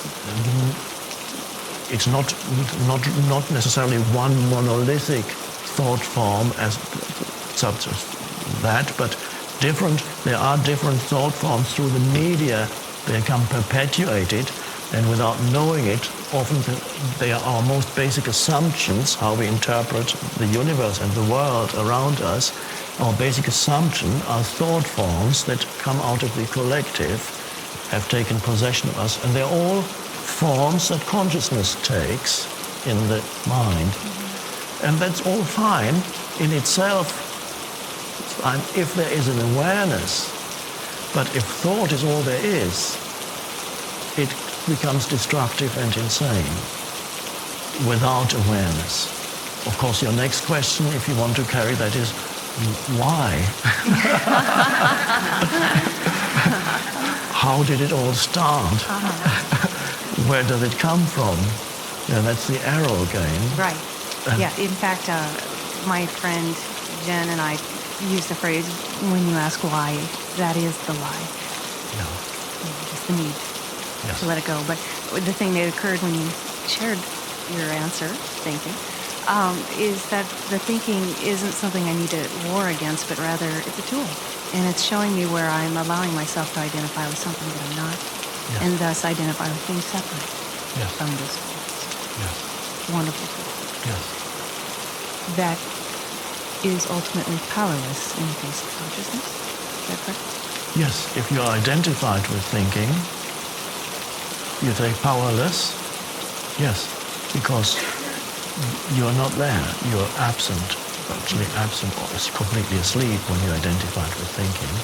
So you're being run by patterns, or on the karmic collective patterns, mental patterns.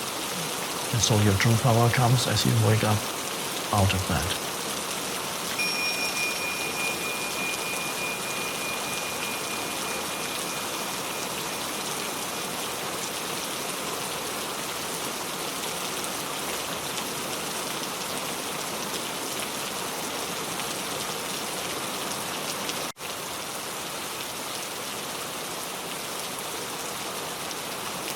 Why is love not reciprocated? Why does one-way love traffic situation arise?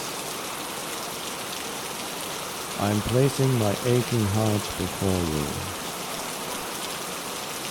Please operate.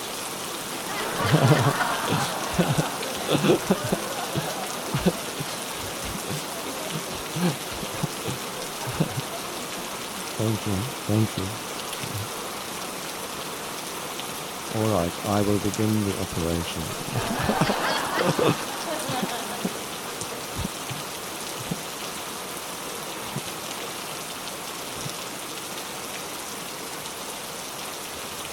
Now, one form loves and the other form doesn't reciprocate. Why is that? And the pain that comes to that. great pain. For many people, it's enormous pain.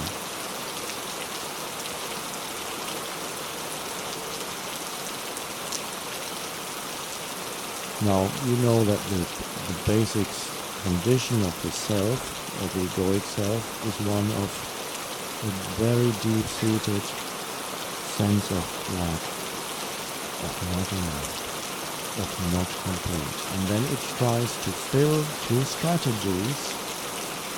The mind itself tries to fill that lack that it knows and feels almost continuously, except for brief moments when something has been put in there, and then for a moment the lack is not felt.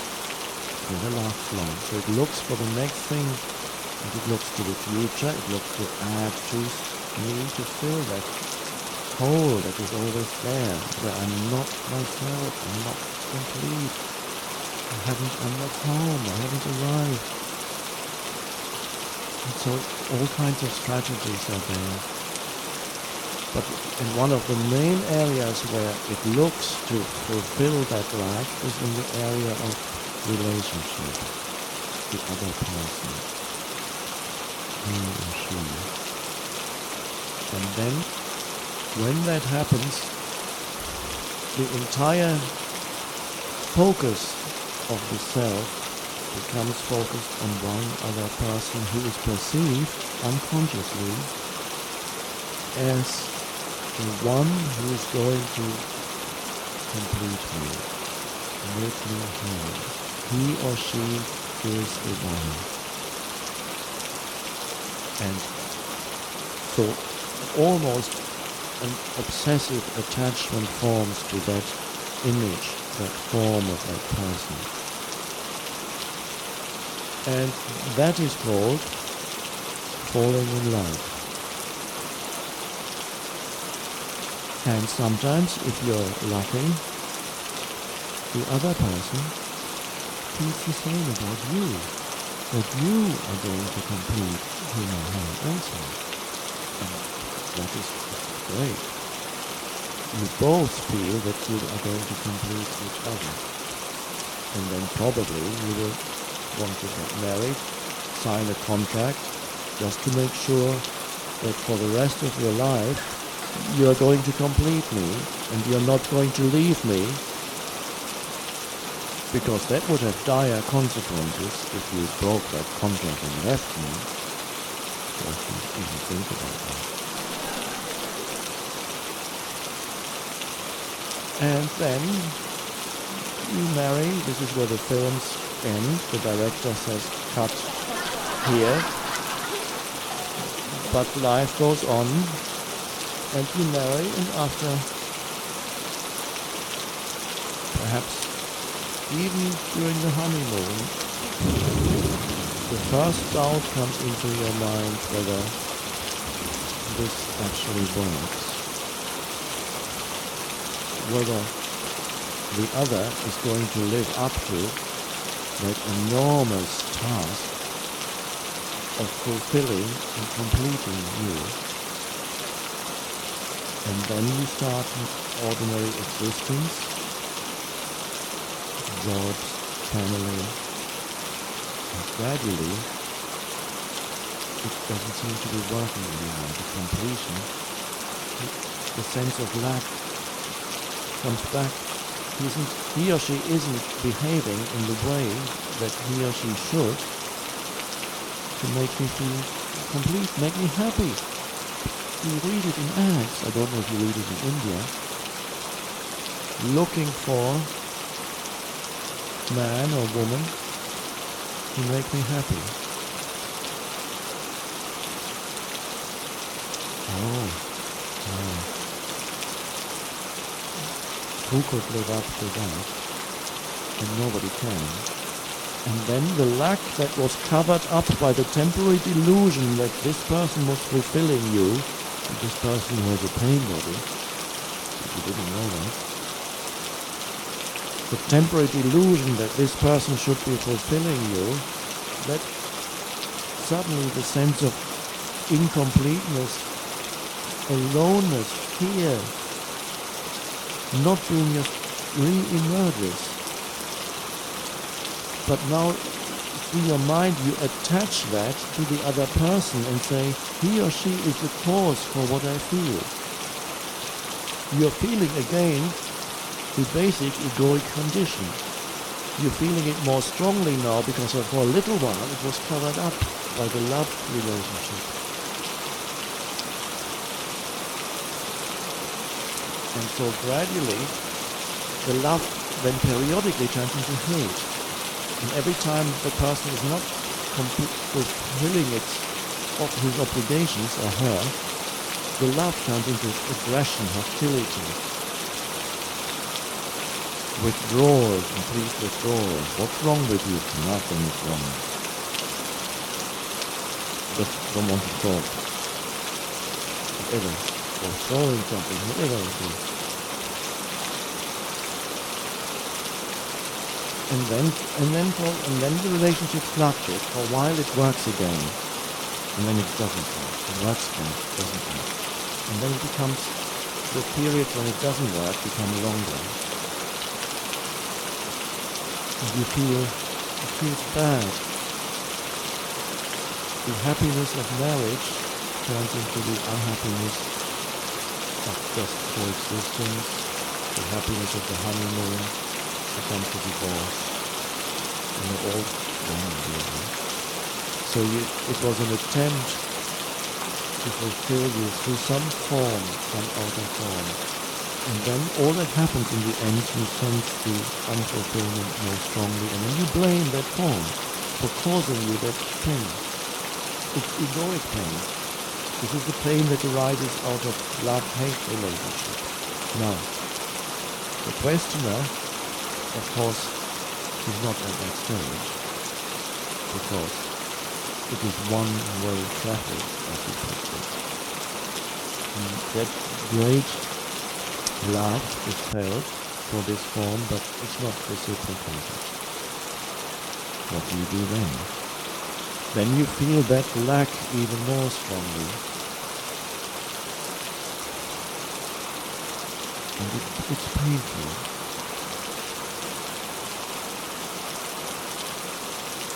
And there is a tendency for the mind to weave all kinds of fantasies around it, all kinds of stories. And the self gets in there and becomes a very painful self-image of me. And it can then, if it goes on, it can happen that that attraction turns into hate. Can happen. I'm not saying it will happen in your case. And then you see it never was love in the first place. So what is called love is that deep-seated need of the ego. It focuses on one form.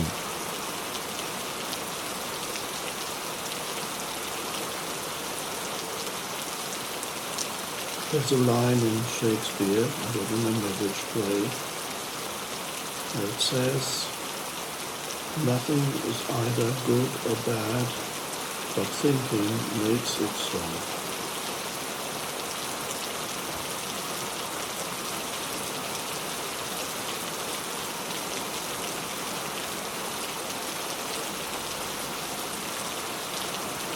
There's a very important lesson here. The essential part of spiritual awakening, or we could call it the awakening of consciousness, is to learn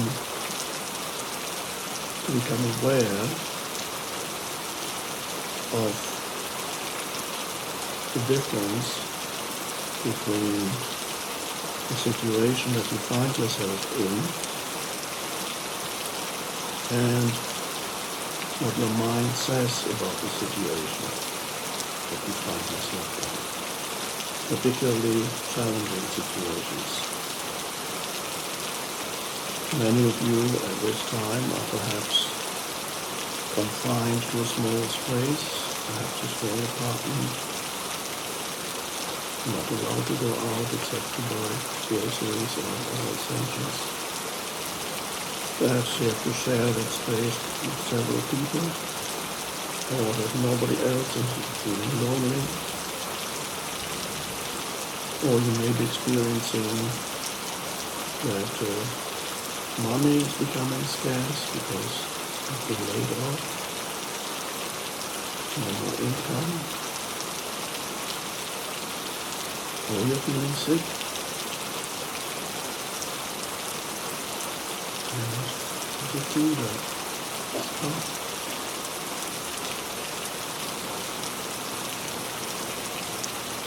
Now, all these things that many of you are experiencing now would normally be called bad. And yes, I suppose on a conventional level they are not pleasant, particularly if you're sick.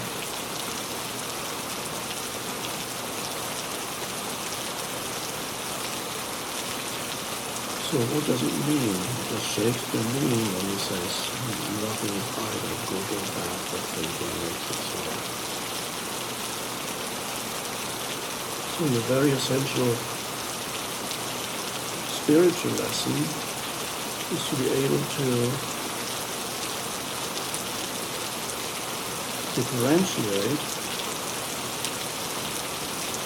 between a situation that you are experiencing and your mental commentary about the situation that you're experiencing. The thoughts that you have concerning the situation that you're experiencing. Now, for most people, everybody is not sufficiently aware. For most people, whatever they experience and the mental commentary that they have about their experience are a single phenomenon. They cannot separate them. So, let's say you are cooped up in a small space, have been there for already a week or 2 weeks, and you're thinking about how much longer and you can't stand it anymore. This is just too awful. And the self-talk continues and it's telling you how awful and unacceptable this situation is. And this self-talk may generate self-pity, it may generate anger, it may generate depression, and certainly it will generate fear, because a lot of the self-talk is about how bad it's not just how bad it is now, but how bad it's going to be. It's going to be worse, the mind is often saying. And then, when the mind is saying that it's going to get worse, then basically for you it is already worse, and it gets worse and worse.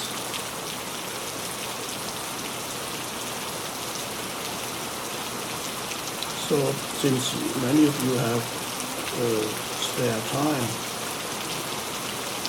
these days, I suggest experimenting a little bit and becoming aware of the difference between the situation you find yourself in and the mental commentary about the situation. So when you feel unhappy, basically suffering where you are, and you say, I can't take much more of this, whatever the mind is saying, or the mind is saying it's going to get worse. I can't take another 3 weeks of this, how could I? What am I going to live on? And so on. So the commentary concerns certain things that are happening now, it concerns certain points in the so-called future. So you become aware of the self-talk. Basically, most humans talk to themselves a lot. Or you may also be talking to others. If you share a space with other people, then if the self-talk becomes your the dialogue that you have with others. And as an experiment, I suggest that you ask yourself, how would I experience this situation if I did not add any unnecessary thought to it? How would I experience this moment, the situation that I'm finding myself in, without the addition of an interpretation of the mind? I sometimes call that, in most cases, this addition, this interpretation, in many, many cases it's negative. There's usually not that much that the mind can comment on a very pleasant experience, it just experiences it, but the mind loves it when there's a difficult situation, then the mind can really get going and has a long story about it. How would I experience this moment without the addition of unnecessary thought? That's a strange question. I sometimes say that this addition of thought is excess baggage in your life. And many humans don't realize that they're making themselves unhappy for years and years, and sometimes a whole lifetime, because they never learn to differentiate between situations they find themselves in and that which the mind adds to the situation. So they experience the situation through the narrative of the mind. They cannot say, here's the situation and here's the narrative, but this is what I'm asking you to experiment with now, because you have plenty of time, and many of you have. How would I experience this moment if I refrain from interpreting it, calling it either good or bad? Okay, now this question doesn't have an answer on a conceptual level. This question directs your attention into the present moment, the aliveness of the present moment. And if you don't add any thought to it, it's just an experiment. You can, if the experiment fails, if you don't like it, then you can continue with continuously adding narratives to the situation and continue to experience the situation through the veil of the narrative that comments how awful it all is, that your life is falling apart, that the world is falling apart, all so dreadful. That's a narrative. So, how would I experience this moment if I did not add? Okay, let's do it. Let's refrain. It's not a doing. It's a refrain from doing something that is normally an unconscious mind process. Okay, what am I left with? Here I am. I'm sitting here, looking around, breathing. There is here in this room. Look out of the window, see a bit of sky, tree,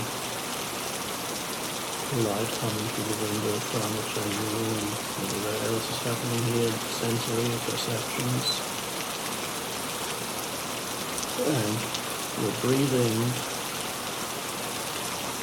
and you're alive, presumably, or you may not actually experience being alive, but you can experience it by feeling the inner energy field of the body, which is alive. It's all part of the experience of this moment. And there you are, sitting there, and you have dropped the narrative. And all you're left with is the bare isness, beingness or isness of this moment. That's interesting. And you may suddenly feel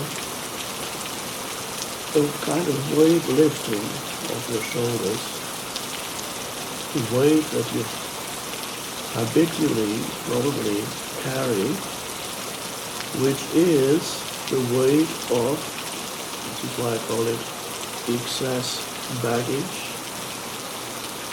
It is the weight of unconscious thinking, reactive thinking, the mind creating unhappy narratives.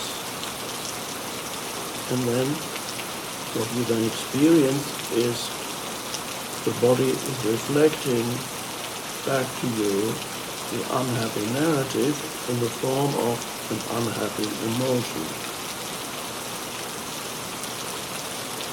That's called normal living. That's what when you watch a movie or everybody's doing it. That's just normal, not very easy to question it. But there is another way. And that's the way of awareness or presence. So this is perhaps one of the most fundamental spiritual practice is to be able to separate the narrative from the situation. And if possible, as much as possible, let go of the narrative and just be present with this moment as it is. And of course the amazing fact is, this moment is all there ever is. Your entire life unfolds in and as this moment. In other words, it's always now. It's never not now. Your entire life is now. Whatever happened in the past happened in the now. And when you remember it now. Whatever will happen in the future will not happen in the future, it will happen in the now, because when the future comes, it's no longer future, it's the now. And when you think about the future, it's a thought. In the present moment, in the now. So life and now, your life and the now are inseparable. And there's an enormous power hiding in the now, which is hiding in you. And the deep sense of aliveness, of beingness that goes far beyond what we conventionally call happiness. It's not happiness, it's nothing. But we need to be challenged by life to find it, and this is what's happening for millions. Collectively now, first on a personal level, at work gets challenged periodically also, but now collectively we're going to challenge. You need to wake up out of unconscious thinking, out of complete identification with the thinking mind, which is conditioned by the past. And we need to realize that there is in us, there is in you another dimension of consciousness that has always been there, but habitually, one could say, overlooked. And that is the dimension of awareness, which is consciousness without thought.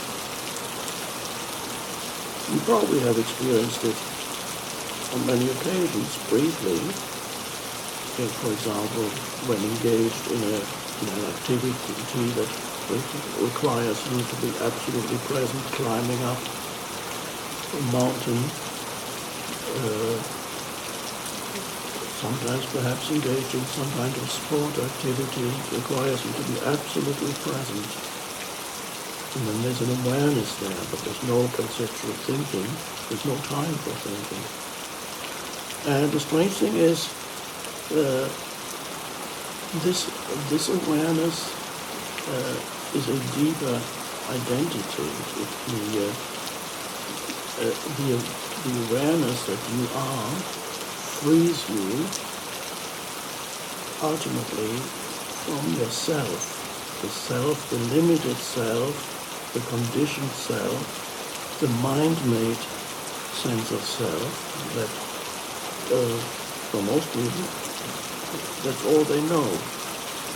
But there's more to you. And there's a deeper identity in you that is that, and that identity is awareness itself, that is consciousness itself. It's the unconditioned consciousness itself, and it's not difficult to experience that, to realize that. But humans don't, they need the challenge to be driven there, and this is why what we are going through right now is potentially very helpful. So the practice is, how do I experience this moment without the addition of thought? And when you come to experience the pure isness of this moment, in which there is no suffering, there is only the isness of this. Because all the unhappiness ultimately was not created by the situation, it was created by the narrative.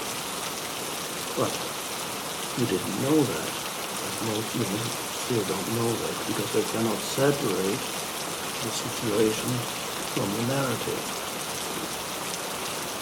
And so whenever you feel unhappy, you feel fearful, you feel depressed, you feel resentful, what's happening, self-pity, whatever it may be, use that as a little wake-up call, saying, okay, how does this arise? How is this feeling of unhappiness in whatever form, how does it come about? And then you become more and more aware of what goes on in your thinking mind. The awareness is deeper, a deeper dimension of consciousness. You can say higher or deeper, it doesn't matter.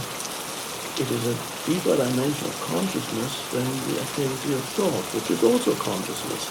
Every thought is a form that consciousness takes. But underneath that, there's a vast realm of consciousness, in the same way that a ripple on the surface of the ocean, let's say that's a thought, but the ripple is only a temporary, fleeting expression of a much deeper reality underneath it.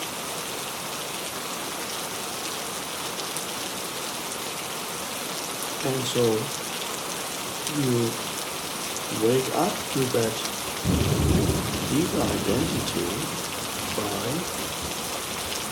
realizing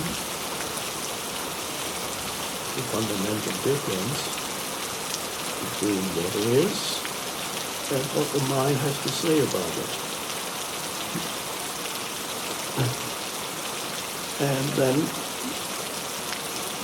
more and more you're able to experience situations with the power of your presence. You're facing a situation with the power of your presence, not your presence, but let's just call it yours.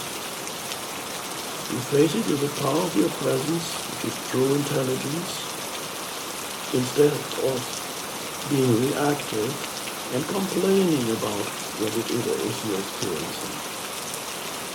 A lot of that unnecessary mind activity, the narrative, the excess baggage, a lot of that you might have noticed is complaining. You can complain about life, about other people around you, but you can complain about the unfairness of it all, how life has treated you, or whatever it is. You can complain about whatever the politicians and all kinds of infinite things you can complain about. And so a lot of that narrative has an element of complaining to it. And it's not pleasant, but the false sense of self, the ego, the me, it likes complaining. And because then it feels, it has a stronger sense of identity, fictitious identity. loves to make somebody wrong, another person. You can make a whole situation wrong. This should not be happening. It should not be happening. It's a travesty. Or begin talking. This should not be happening. This is narrative. And that's what makes you unhappy in most cases, perhaps all cases, is the narrative. Not the situation. The situation is as it is. And as when you realize that, then more and more are you able to face every situation, because in the present moment, the only place where any situation can arise, you face it as it is in you now, in the power of your presence. And if action is required, to take action, if nothing can be done, you leave it alone. It is as it is, and you are not unhappy about it anymore. You rise above it, so to speak. You're no longer at the mercy of whatever is happening or not happening around you. Yes, it's nice when nice things happen, and it's not so nice when unpleasant things happen, but it doesn't touch you that deeply, because you have access already a deeper dimension within yourself.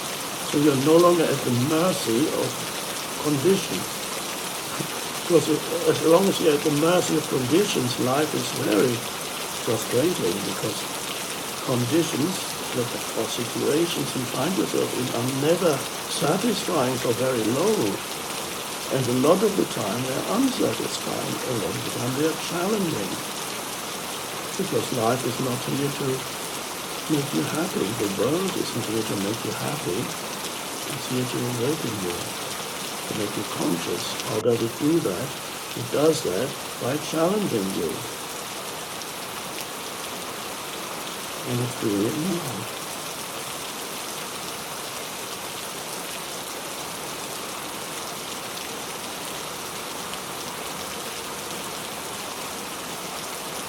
So, and as you are able to let go of the unnecessary narrative that makes you unhappy, and so then you automatically become present to what is. And then you understand perhaps what Shakespeare meant when he said, nothing is either good or bad, but thinking makes it so.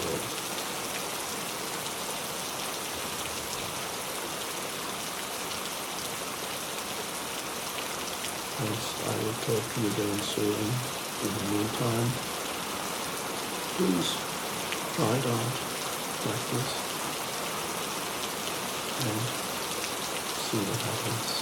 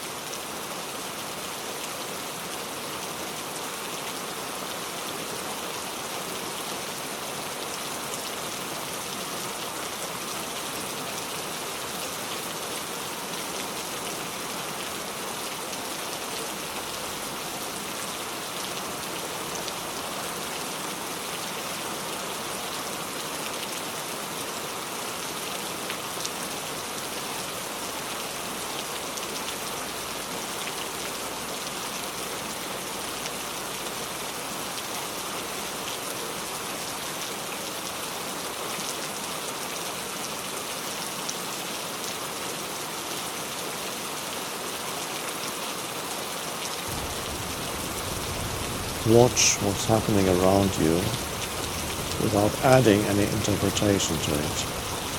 To just be present with what is. And you get a taste of what it's like to be on a park bench with nothing further needing to be added to this moment. The sounds, sights, people, sound of the water, the light.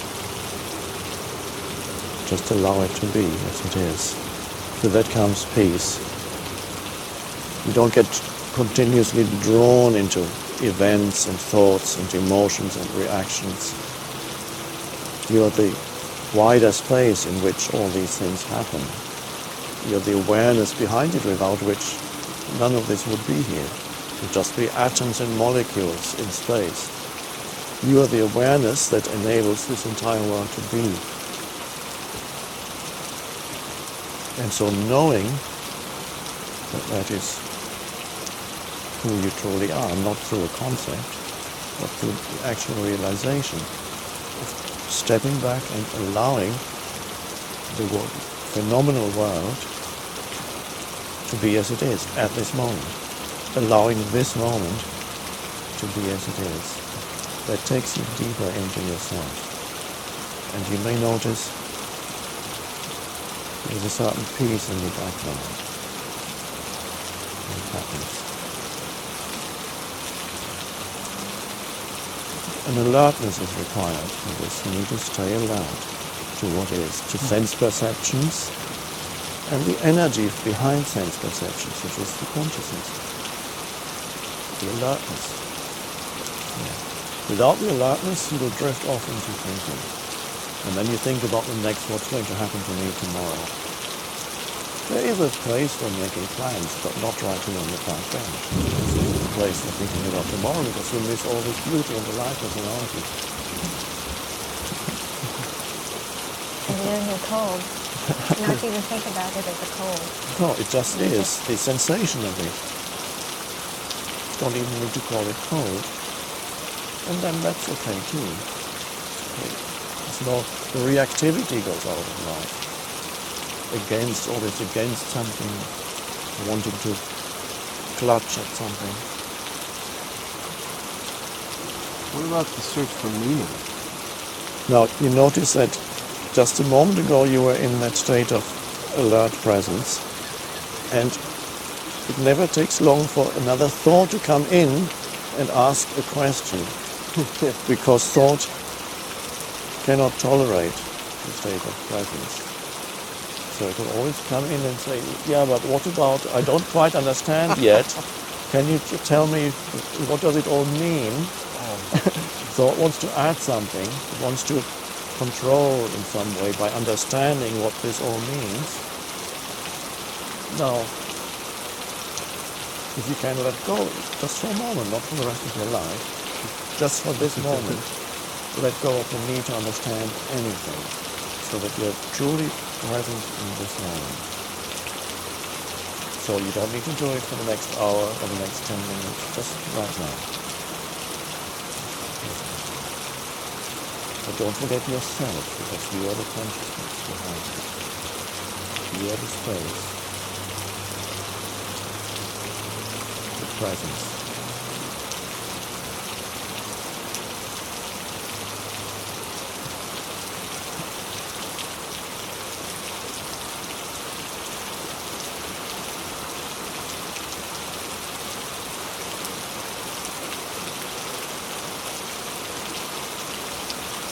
Can you feel that your body is alive? Yeah. So stay with that feeling and then perceive. It's easier to perceive without interpretation, and you can feel that your body is alive. Feel the inner aliveness. Some attention, some of the attention is alive. The rest of them is outside alive. That leaves you in the alive. It anchors you.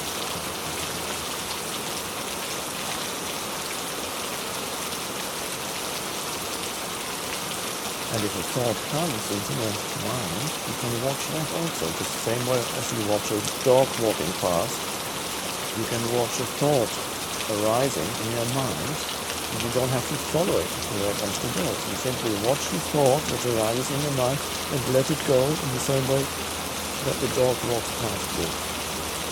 Or if you choose to, you can follow the thought, and then you can say, I just thought of another question. I can do that too.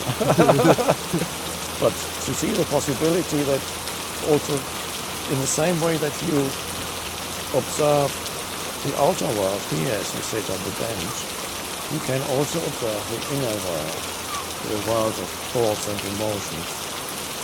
Thoughts want to arise continuously, and that's fine, that's what we do.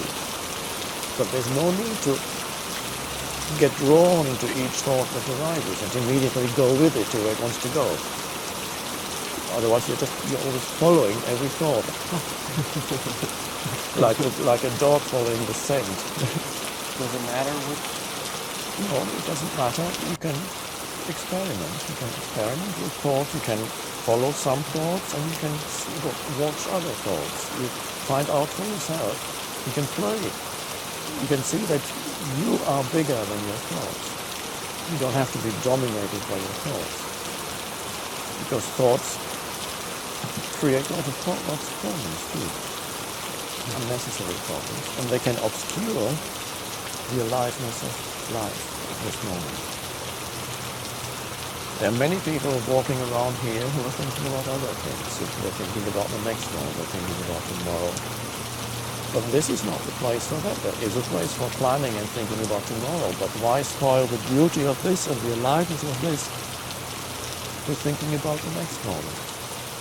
Is that going to be better than this one? This is it. It's not going to get that much better. This is what could be more beautiful than this.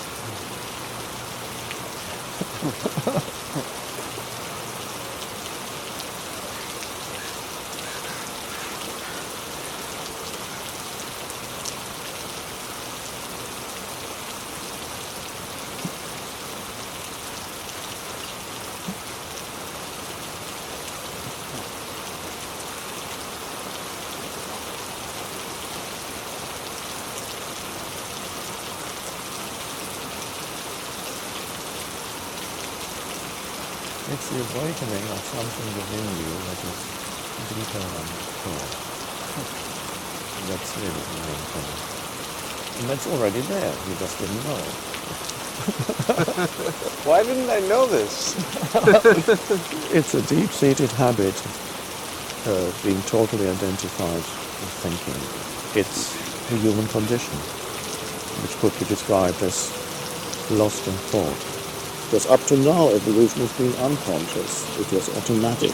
But now evolution is consciously chosen by a species, and that's a revolutionary thing. And you are part of that.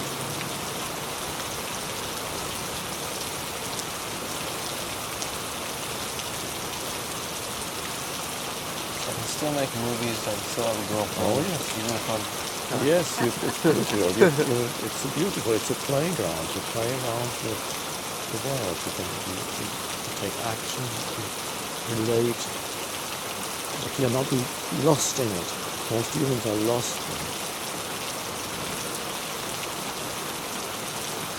What about pain? I mean, physical pain or emotional pain of losing someone? Most of the human pain is psychologically created. There's an enormous amount of psychological pain, suffering, I call that. When suffering goes, and there's a possibility for humans now to live without suffering, that is the possibility. There may still be some physical pain. It may be that you get toothaches, bodily pains, some kinds of pain. Suffering is another level that lies on top of the pain. Suffering implies a story, a little me that is unhappy. A mentally constructed entity, a little me, that has an unhappy story that is its identity. And that creates an enormous amount of suffering. Not only do you make yourself suffer, you make people around you suffer. To be at one with life is to be at one with the present moment, because that's the only place where life can be found. You cannot leave the space of now. That stays with you, whatever you do and wherever you go. Your life has never been not now and will never be not now. Are you making the present moment into an enemy some way, internally? Through thinking about something that's nothing to do with now. I need to figure something out. Well, first of all, be here fully. And then whatever is needed in your life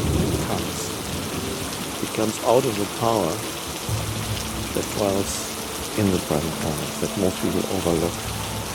There's an enormous power here, which is the power of life itself. And most people look for something and ignore this. And the power of life itself is inseparable from who you are in the depth of your being. Many times you will forget. But the moment you realize that you forgot, there's the possibility of saying, yes, I lost the present moment. And there's the possibility of choosing to re-enter the present moment. The first thing that happens when you re-enter the present moment, you become more aware of sense perceptions. You suddenly, there's a greater alertness. And then you become more aware of the aliveness in your body. You feel the life within. It's like the entire vibrational frequency of your body shifts when you become present. It's a different state of consciousness. More alert, more alive. And many times you will lose it. And then you'll remember. That's good enough. Now then, don't believe the mind when it tells you, you can't do it now, you've got too much on your mind, you can't be bothered with the present moment. Those are just thoughts. There's no need for you to follow those thoughts. Just to watch them. They're thoughts that the mind throws up. You don't need to believe in them, because they're not true. When the mind tells you, you can't be present now because you've got too much on your mind, then okay, you can say, okay, let's see if that's true. And you feel, there's an aliveness in my hand, there's an aliveness in my body. There's beauty all around. And you become present again. The alertness returns. And when there is time to think, then you think. Then you sit down and say, okay, let's think. What plane am I going to catch tomorrow? What time do I have to go to the airport? What do I have to do now? Pick up the phone, make a phone call? Fine. It's beautiful. You're not losing yourself in future. It's practical matters. And once you've done the practical matters, you've thought about, you've planned your next week, then you come back to the now. The inner transformation is not really about finding lots of answers to your questions,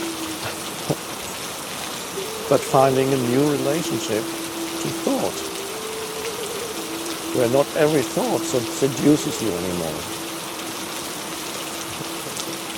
And if a beautiful girl runs past and you find yourself following her, you don't have to think, I shouldn't be watching this girl because I'm spiritual now. No.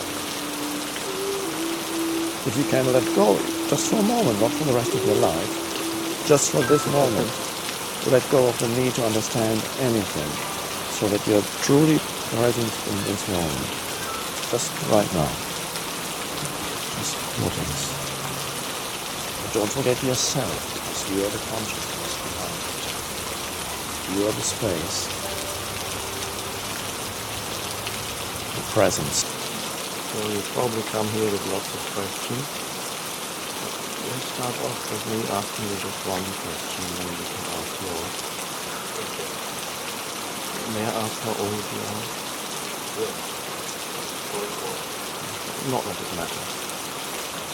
So 24 means you've already had quite a few life experiences. You've been to school, you've fallen in love, fallen out of love. I think so. And you've had all kinds of experiences, perhaps in different places, meeting different people, different circumstances. The body probably has been well most of the time, but you've also experienced maybe one or two illnesses. Now, is there, in all those things that you have experienced so far, which is a continuously changing flux of things, is there any ingredient in there that was always the same, that didn't change? I'd just like to ask you to see if you can find any ingredient in all the things that you have experienced so far that's always been the same. We could start perhaps by asking, could it be the things around you? Obviously not, because the things around you change continuously. Could it be your thoughts? No, because the thoughts that go through your mind also change continuously. Could it be your feelings or your emotions? No, as you know, they also change all the time. So what is it, if anything, that hasn't changed, that doesn't change? Is there one ingredient in all your experiences, good or bad, up or down, that's always been there? Well, I think I've been in here, I've been inside. Now when you say I, what does that mean? What is that I? Now, because we've already seen it can't be your thoughts because they change all the time. Your feelings or emotions, they change all the time. Your sense experiences, things that you perceive around you, change all the time. So wherever we look, they've changed. So when you say I and point to the I as that which doesn't change, it cannot be what happens to you. It cannot be the thoughts that go through your mind. It cannot be the emotions, the feelings that you experience. So what is the nature of that I? What does that word mean or point to? Listening.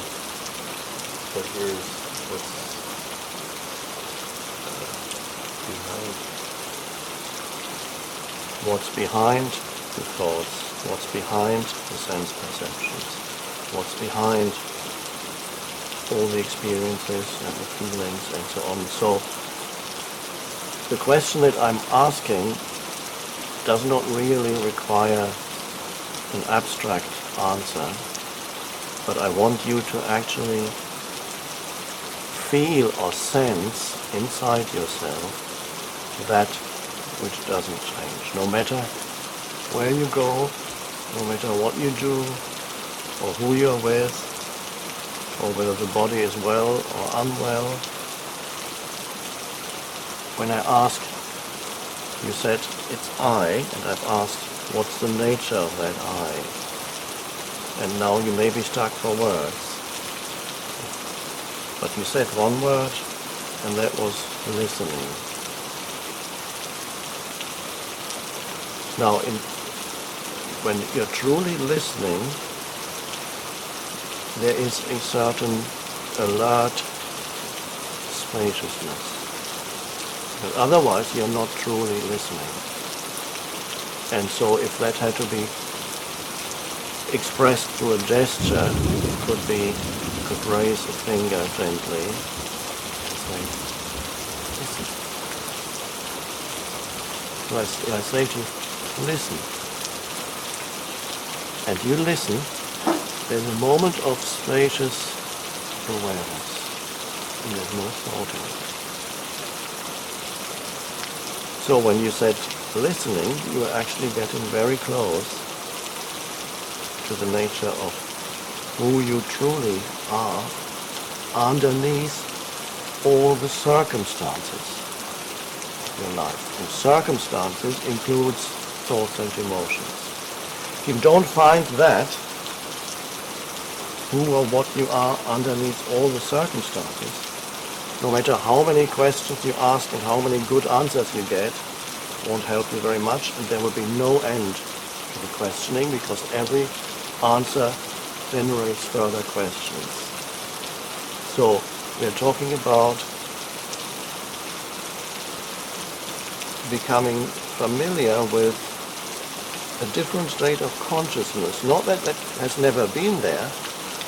It's always been there because it's the I, but it's always been overlooked.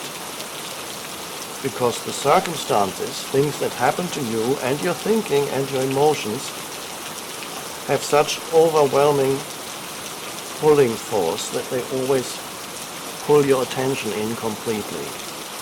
And so attention is that which is there when you're truly listening.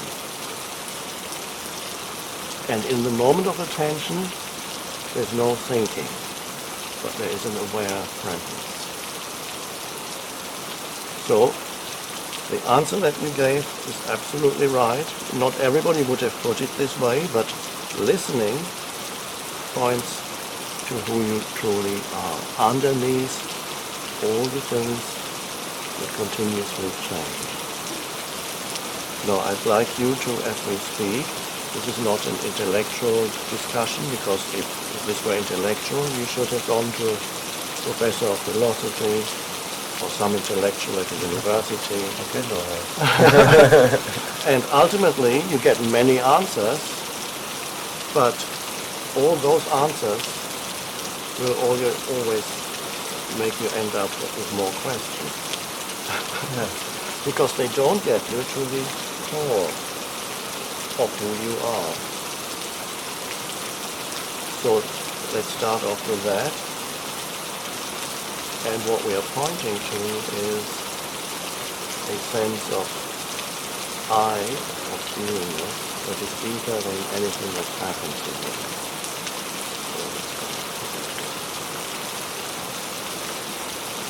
And that is closely related to the state of attentiveness. Underneath it all, there is a timeless presence. Even in 50 years' time, in 60 years' time, when this body is getting old, and this body, the cells, it won't be the same body. The cells of the body will have been renewed many times. There won't be a single cell. Materially, there won't be a single thing that's left in 50 years, even though you may still be alive. There won't be a single thing that's left materially that's here now. Every cell will have been renewed. And so the body will have grown older, and yet something timeless deep within will still be exactly the same as it is now, untouched from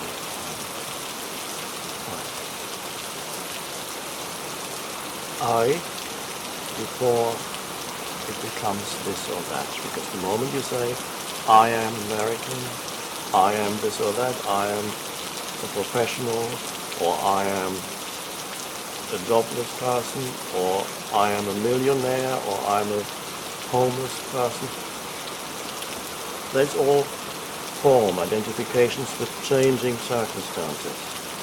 And so people look for something there to provide permanency in their lives. They want to identify with something that they finally can say, there, that's it. I found it. What they really want to say is, I found myself finally. So they look for themselves through external possessions, through acquired knowledge, through an accumulation of experiences, or sexual encounters. Some people derive their sense of self from that. The more women you can conquer or seduce or have sex with, the more you feel, oh, I'm getting somewhere. Of course, after a few years you realize it's not getting you anywhere. Not if you are, nothing will get you anywhere if you use to yourself, if you are looking for yourself in any experience. And that's the fallacy of most people. They look for themselves in changing circumstances. They look for themselves in their thought processes. They identify with their thoughts and opinions and their judgments and this and that. And it changes. Your opinions may change. You may be a Democrat now, and in 50 years' time, when you become a solid citizen, maybe you become a Republican, you have a completely different set of opinions. It's just a different set of opinions. And then you feel like the thoughts have changed, but the underlying I. So can you go through life being in touch with that? Being in touch with that in different situations, different circumstances, different persons, so that you're not completely lost in the things. I sometimes call it the things of life. One thing after another. There's nothing wrong with that. But if you haven't found yourself yet, don't know what that I is, then you're looking for the I in things. And things include your thinking, because every thought is also a formation. It has a certain form, a thought form. It comes and then it goes. Every emotion comes, it's an energy field inside you, it comes, there's a certain lifespan, and then it subsides, and then another one comes. That's all the thingness of life, it's forms that come and go. The only thing that doesn't come and go is I. That which underlies consciousness. And that's not an intellectual thing that I'm trying to convince you of, because that would not be helpful. The question is, at this moment, can I sense the presence that I am, that is prior to anything that happens to me or has ever happened or can ever happen? Can I sense that prior? Yes, you can, because if you couldn't, you wouldn't have said listening. Because listening, you already knew. It came from that deeper place of alert attention that in itself has no content. The content comes when things happen. But in itself, the I that you are, one could describe it as space. It's not lifeless, it's full of life. All of life comes out of it. But in itself, it's spacious. Buddha called it emptiness. And it's completely misunderstood by people because the university professors look at the word emptiness and then say the Buddhist teachings are life-denying. The total opposite is true, because Jesus called the same space the fullness of life. Because at the same time it is life in its fullness. To be able to sense that, at first it's very subtle in the background, but as you become familiar with that dimension, it's always there somewhere, no matter what you do. Even when you meet a beautiful girl and you're talking to her, you can, from there you can listen to yourself talking, and it's fine. You're not totally lost in your experience. There's always a sense of aliveness and peace in the background, and that influences how you live your life. That sense, the I, the timeless I. But on the surface, you have the time-bound I that grows older, it identifies the thinking and emotions, that things happen to it, and so on. But underneath it is the timeless I.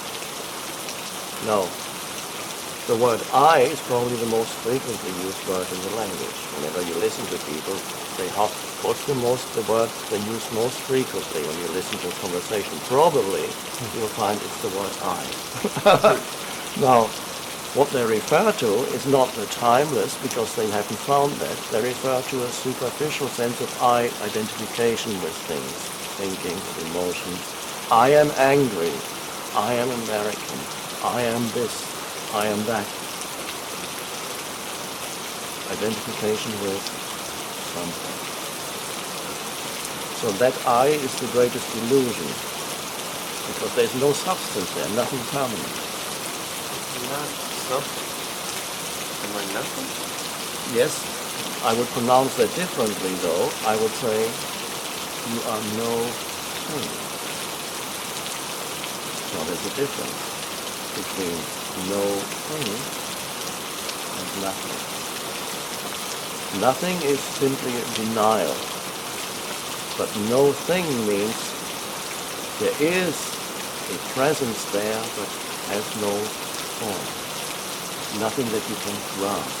It has no shape and no form and no name. In ancient Chinese call it the Tao, which cannot be named. It's a beautiful, it's 3,000 years old Chinese book of wisdom, the Tao Te Ching. I recommend it to everybody. And the first line in it is, the Tao that can be named, spoken of, is not the true Tao.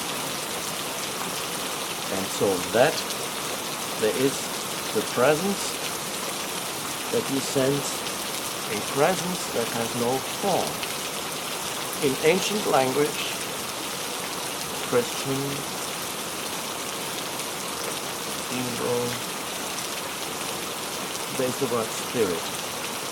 But I don't use that word because it's been used for hundreds of years and misunderstood.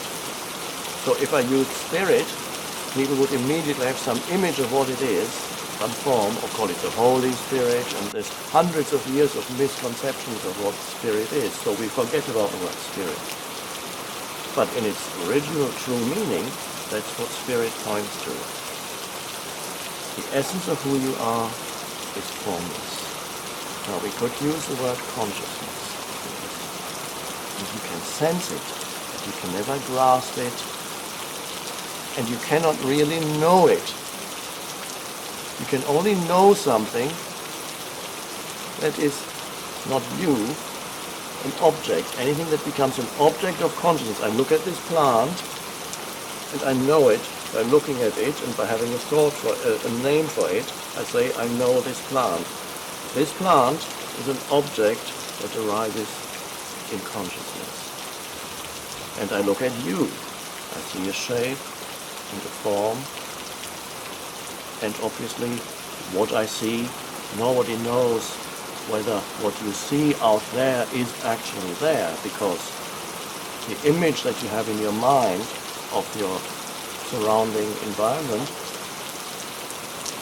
is an optical, the eye are like a camera lens. They send a picture into the brain, that the picture translates into nerve impulses and chemicals that reach the brain, and the brain decodes what I see and then reassembles the picture. And then suddenly I see you. Nobody knows what's actually out there. But let's just leave it. Here we have, looking at you, this is an object that arises in consciousness. In the space that I have. When I look away, there's another object arises in the space that I have. Or I listen to something that arises in the space that I have. A thought comes that arises in the space that I have. The presence that I have. But the presence itself, you can't know it in the way that you know a plant, or you know a person, or you know a sound, or you know a thought. Because it would have to reflect back on itself. You cannot make it into an object, so you cannot make yourself into an object of knowledge. You can only be that presence, but you can't know it because you externalize it. And this is the mistake that humans have made over thousands of years. They made themselves into an object. And as I talk about me and my story, I'm sure you have one. The story of me. And so when you make yourself into an object, you live with yourself. Some people love themselves one day and they hate themselves the next day. And the following day they're not quite sure. And then you have and then you have feeling guilt. People have relationships with an image that they have in their mind of themselves, me. People talk to themselves in their mind. Well, that wasn't very good. You didn't feel good. You shouldn't have done that. Who is talking to whom? There's a voice in the head that talks to yourself. The mind has split itself in two and is talking to itself. And out of that continuous talking comes the story of me and identification with that. And the questions that you are going to ask probably have a lot to do with the story. To find out more about my life. Because after all, that's what everybody is most interested in. You are here because you are the main character in the story of yourself. And the main character in that story has quite a few things that he feels puzzled about. He doesn't understand and wants questions. And the story, in some ways, it's worked, and in other ways, it hasn't worked. And so the character in the story has come here and wants to know how to make the story work better. Isn't that so? Yes. Now, whatever answers anybody can give you of how to make the story work better, there are things you can make the story work better, but all that doesn't really help unless you get to the bottom behind the story, the I behind the story. Then, if you are in touch with that throughout your life, the story will unfold with much greater ease because there is a deeper dimension that is there. But if there's only the story, nothing will ever satisfy the main character in that story, you. If the main character in that story, you, has never known the deeper I, the timeless presence that is the consciousness that you are, the attentive, spacious,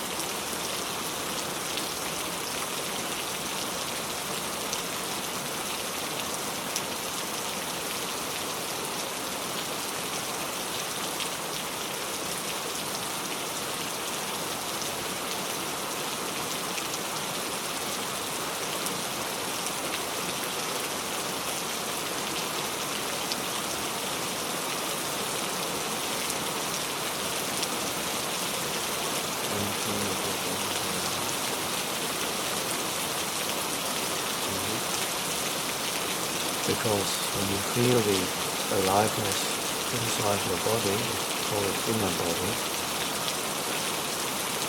the usually hyperactive mind slows down. Now the hyperactive mind is extremely repetitive. You might have noticed that 99% of your thoughts, you've had them before, they're repetitive. So new thoughts are relatively rare, and there's only the hyperactive mind. It's just the same old things going through your mind all the day. The moment you feel the inner body, in order to be able to feel the aliveness here, some of your attention has to go from the head within into the body. So you're removing some attention away from thinking. It doesn't necessarily mean that thinking stops totally, but it subsides, slows down. There may even be little spaces in between one thought and the next thought. So thinking slows down because part of your attention is in the inner energy field, the aliveness that most people never feel because they're so absorbed in their thoughts, they don't even feel that they are alive anymore. So thinking subsides, and then, or even little spaces in between thoughts, and then it's much more likely that thoughts that come then are new thoughts. Sometimes they are insights, they are new ways of looking at things, sudden realizations. They can only come if you are able to calm the mind, but not as something that you feel, I need to calm my mind, but simply by diverting attention away from it, not by making some effort to calm your mind. All you do is you take attention away from it, and so then there is more spaciousness. not just one thought after another. And then your thinking actually improves, which means it's more alive, more original, it's more powerful, you have better ideas, and the way in which you interact with people is more real. Because the real comes not from the accumulated stuff in your mind, that's all the roles that you play, not just you, everybody. Everybody plays their roles. They've been conditioned to play certain roles. You have an image of who you are. When you meet a beautiful woman, you play a certain role. You want to have the best possible image. You present the best possible image, and she does the same. You can observe it when two young people are attracted to each other. They meet the first few days and weeks. They look different from the way they usually look because they present an image that wants to attract the other, and it's unconscious. It's a role that they play. It's only after the honeymoon, when everyday life begins, that gradually the image, and you believe that image that you see in her is who she is, and she believes that you don't know that you're both playing roles, but you cannot keep up the roles indefinitely. So after the honeymoon, gradually they wear down the roles, and then becomes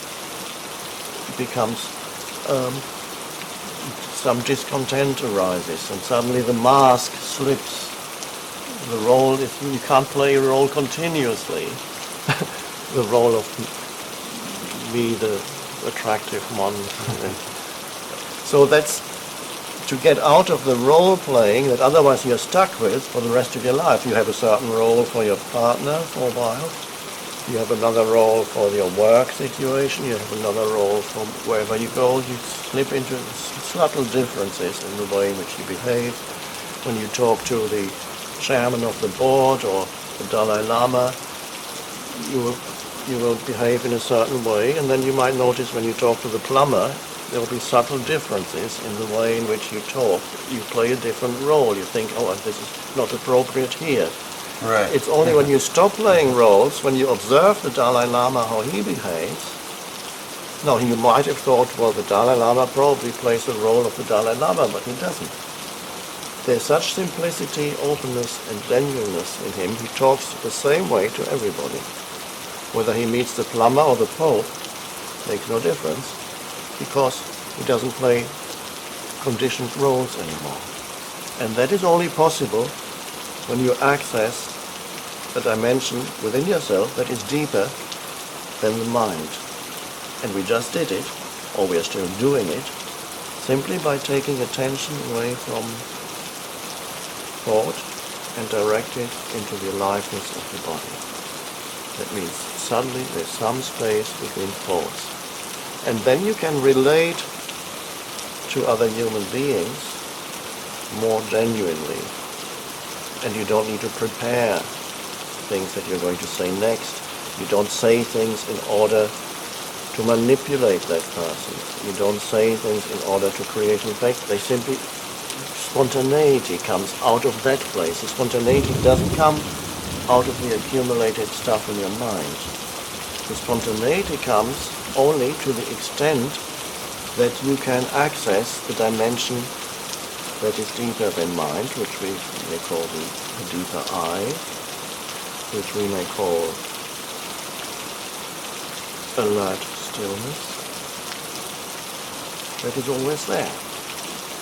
Alert spaciousness. Access that. So mind subsides, then you live differently. The more you access, now at the moment, these are only glimpses for you, but that's good enough. A glimpse later becomes a wider space. So that is something to remember, not as a memory, but to remember to do in your daily life as much as possible. Wherever you are, whatever you're doing, whoever you are talking to, or even when you're alone, go within sometimes and feel that the body is alive. There's life in my hands. You're not imagining anything, you actually feel that there is an aliveness here.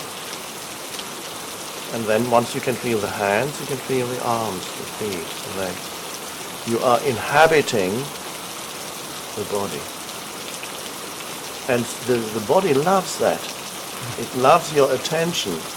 If most people don't give their body attention, even if they look after the body extreme, like you go to a gym every day, or you use all kinds of stuff to put on your body, you might think that these people are looking after their body, but all they're looking after is the external of the body. They are not necessarily present within. They cannot feel the aliveness. Some maybe they can, but most not. They're only concerned with the external body. Here we are concerned with the inner, so it doesn't matter. The inner body has nothing to do with what the external body looks like, whether you're 80 years old or 20 years old, whether you have a young body or an old body. The sensation of the inner body is always the same. It's alive. And the body loves your attention. It's a bit like when you don't give enough attention to a child, after a while the child cries because it wants to attract your attention. The baby does it, and then finally you give, because attention is energy, it's enormous energy. Now most attention is consciousness. Most attention for most people is continuously absorbed by thinking. You can see it when you talk to them. They're not there, really. They're thinking. They're looking at you, but they're thinking about the next thought they're going to ask. As you sit there, maybe you're thinking about, okay, what's my next question? And that's normal. It's not a personal fault of yours. It's normal to lose yourself. And then you lose, that means you're not really present when you're thinking about the next thing. So that's normal. So you don't have to beat yourself up for that. It's normal. But there is another way to live. And that's the way to be present, to give attention not just to your thoughts, to give attention to your body. If you don't give enough attention to a child, of course a child can also become addicted to attention, but that's a different matter. There needs to be a balance. But a child does need attention. It's vital, not an excessive amount, but enough. Because attention is energy. And the body loves it as much as a child. It wants to be noticed, it wants your attention. And if it doesn't, it cries. It might become ill. That's the crying of the body. You're neglecting it. You're not inhabiting it. You're inhabiting the uppermost loft in your house. You're in a big house and you live always under the roof. You never go downstairs. There are lots of floors. You have no idea what's going on there. So that's a vital thing, and it is a way of also accessing the space within. That is the I that has no form. That is the consciousness. That is also intelligence. We think of intelligence as the mind's ability to accumulate knowledge and to solve problems. That's probably what we consider to be intelligence, but that's an extremely narrow view of what intelligence is. What people can measure in IQ tests is an extremely narrow view of intelligence. I cannot solve the simplest of IQ tests. So I've never done a total test, but I'm sure my IQ would be extremely low because that is not how this mind works. Solving little puzzles, I've never been able to do that. But intelligence is a much vaster thing than the ability to accumulate information and then regurgitate it or analyze it or cut it into smaller and smaller pieces, what they do at universities, research projects. The pieces are getting smaller and smaller and smaller. The PhD subjects are getting more and more and more specialized. Because so many people are working on things, and then you have to watch your tiny piece. Now, okay, I take this piece in my PhD, but I have to cut that up 100 times. And then once you've written your PhD, somebody else comes and takes a tiny piece out of that and says, oh, I can cut this up even further. And that's considered intelligence. But true intelligence The true intelligence resides in that dimension of alert stillness. If you have access to that, that's where the original intelligence resides. So anybody who is creative, there are not that many human beings in this world who are truly creative. Anybody who is creative has some access, perhaps only in the little area of their field of expertise, where they have some access to that dimension of stillness. Einstein had it. He was very slow. He was not considered intelligent at school because he was too slow. They said not suitable for mathematics and physics because his thinking was very slow. Now what does it mean? It means there were lots of spaces in between the thoughts. He wasn't at school like one of the so-called intelligent children. Always when the teacher asks a question, the hand goes up immediately. I know. It's very superficial. Occasionally, it may be okay, but there are some children, and it is not recognized by our society, who are very deeply intelligent, but not in the way that we consider intelligence, and they tend to be slow. They don't immediately have an answer because they know superficial. To have a true answer, you have to go deeper within. But if you allowed those children to go deeper, then you would see how original their thinking actually is. So when we just went into the body, already you noticed some new thoughts came, not the old thoughts. It only requires a tiny space for something new to arise. Not that you're doing it in order to have new thoughts. You're doing it because it feels good to feel the aliveness within you. And the more familiar you become with that, with inhabiting your body, the more strongly you can feel that aliveness. It's almost as if you could feel every cell of the body vibrating slightly. It's a beautiful feeling, just aliveness. And that is an enormously healing thing to do to the body. I really want to know about guilt. I feel guilty all the time for little things I'm doing or that I'm not doing. And there are things that I know I did that were mistakes to other people. So I know that you're supposed to be free and liberated in the now, but shouldn't I feel bad about this stuff? I mean, and what's going to keep me, if I'm free and liberated in the now, from doing bad things to people? Human beings act out of their conditioning. So every human being is conditioned by their upbringing, by the surrounding culture, by many factors, conditioned to think and feel and behave in certain ways. And so people do all kinds of things to other people and even to themselves without knowing what they're doing. They're simply acting out the conditioning of their mind. And Jesus knew that because he said on the cross, "Forgive them, for they know not what they do." So humans create an enormous amount of suffering for themselves and others, but they don't know that this is what they're doing. People act out of conditioning. So when you suddenly see that something that you did in the past created suffering for yourself or others, or both, when you see that, that's the seeing of it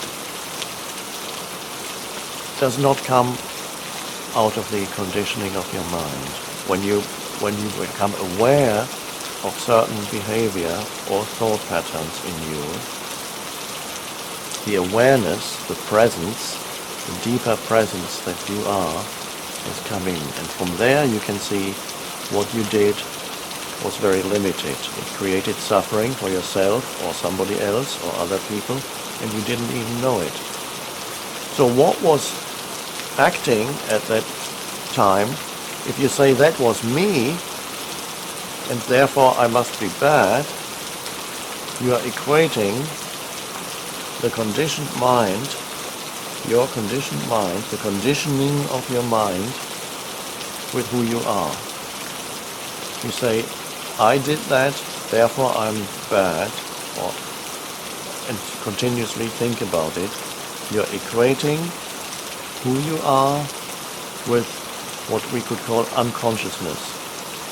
Unconsciousness means to be totally identified with the conditioning of the mind. So you just have to act it out. Now there's still millions of humans on the planet who live in that way because the dimension of awareness hasn't arisen yet. So they never know what they are doing. They continue to inflict suffering on themselves and others, to act unconsciously, but they don't know that this is what they're doing. They cannot do otherwise. So the moment you realize, this is what I did, who you are is the awareness that sees that. Who you are is not what you did. What you did was the conditioning of your mind playing itself out. So you trap yourself in an illusory identity if you feel that I did that. No. Who is speaking? Who is I? Are you the conditioned patterns of your mind? Or are you the awareness that sees? That's the spaciousness within the deeper I that sees what the mind is doing. It sees what the mind created in the past. It even sees what the mind is creating at this very moment. You are aware of the things, the thoughts that go through your head, how you speak to another human being.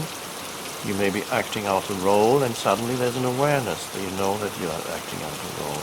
And then comes the possibility of, instead of being the role, being the awareness, and then act in a truly genuine way with enhanced intelligence. So the unconscious action was unintelligent action because it was action created by the conditioning of your mind, which has nothing to do with who you are. So there's a tendency for the mind to personalize the conditioning and say, I did that. And that creates guilt.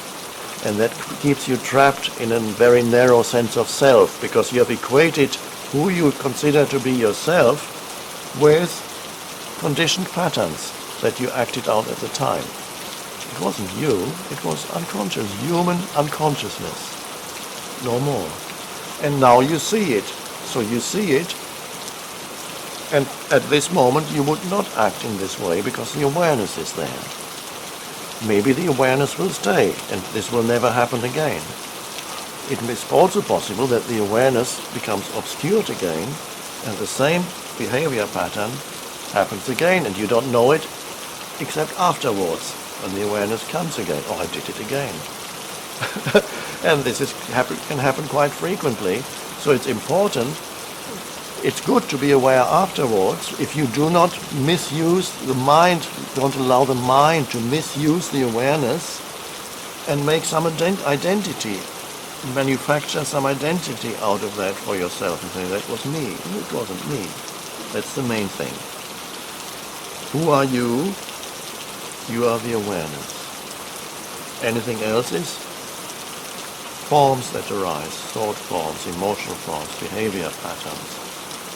So your destiny and your purpose in life is to increasingly be the awareness rather than the conditioned pattern. But as long as the conditioned pattern is there, it's there. It's good if the moment of transformation comes, if the awareness is there while the pattern plays itself out. That's the beginning of the end of the conditioned pattern. So if it's a certain kind of behavior, perhaps with women, you do essentially the same kind of thing, and it happens again and again, and the awareness comes afterwards, And one day the awareness comes in the middle of doing it. In the middle of it, you see what you're doing. There's a scene of it. And that's the beginning of the end of the pattern. Then it may just one or two more times, the pattern may come up in a weaker form, and it will then collapse. So in other words, you are making what was unconscious conscious, and that changes it. So you do not have to manipulate yourself and try to engineer inner change. I have to make myself into a better person. That doesn't usually work. That just creates conflict, because you have one image of yourself as the good person that you want to be, or that you would like to think of yourself as that, or you'd like others to think of you as a good person, and then you have unconscious behavior patterns that completely contradict that image of a good person. And then for the rest of your life you live in that conflict. The good person can talk to the bad one in your head. It's just two thought patterns. So that doesn't work. What works is to be the awareness, to see it, to be awake enough, alert enough, and that when the present moment comes in, to see, are you present in this moment to what happens in this moment, not only externally, but internally also. And are you allowing it? Don't reject anything. If you feel a thought comes in, an emotion comes in, and maybe it's not a good thought. Maybe your mind says, after the thought has come in, your mind says, oh, that wasn't a good thought, I shouldn't have thought that. But they are both just thoughts. The so-called bad thought was just a thought, and the next thought that said that wasn't a good thought was just another thought. Now, it's possible that the bad thought made you do something bad. That's possible. But the good thought cannot prevent that.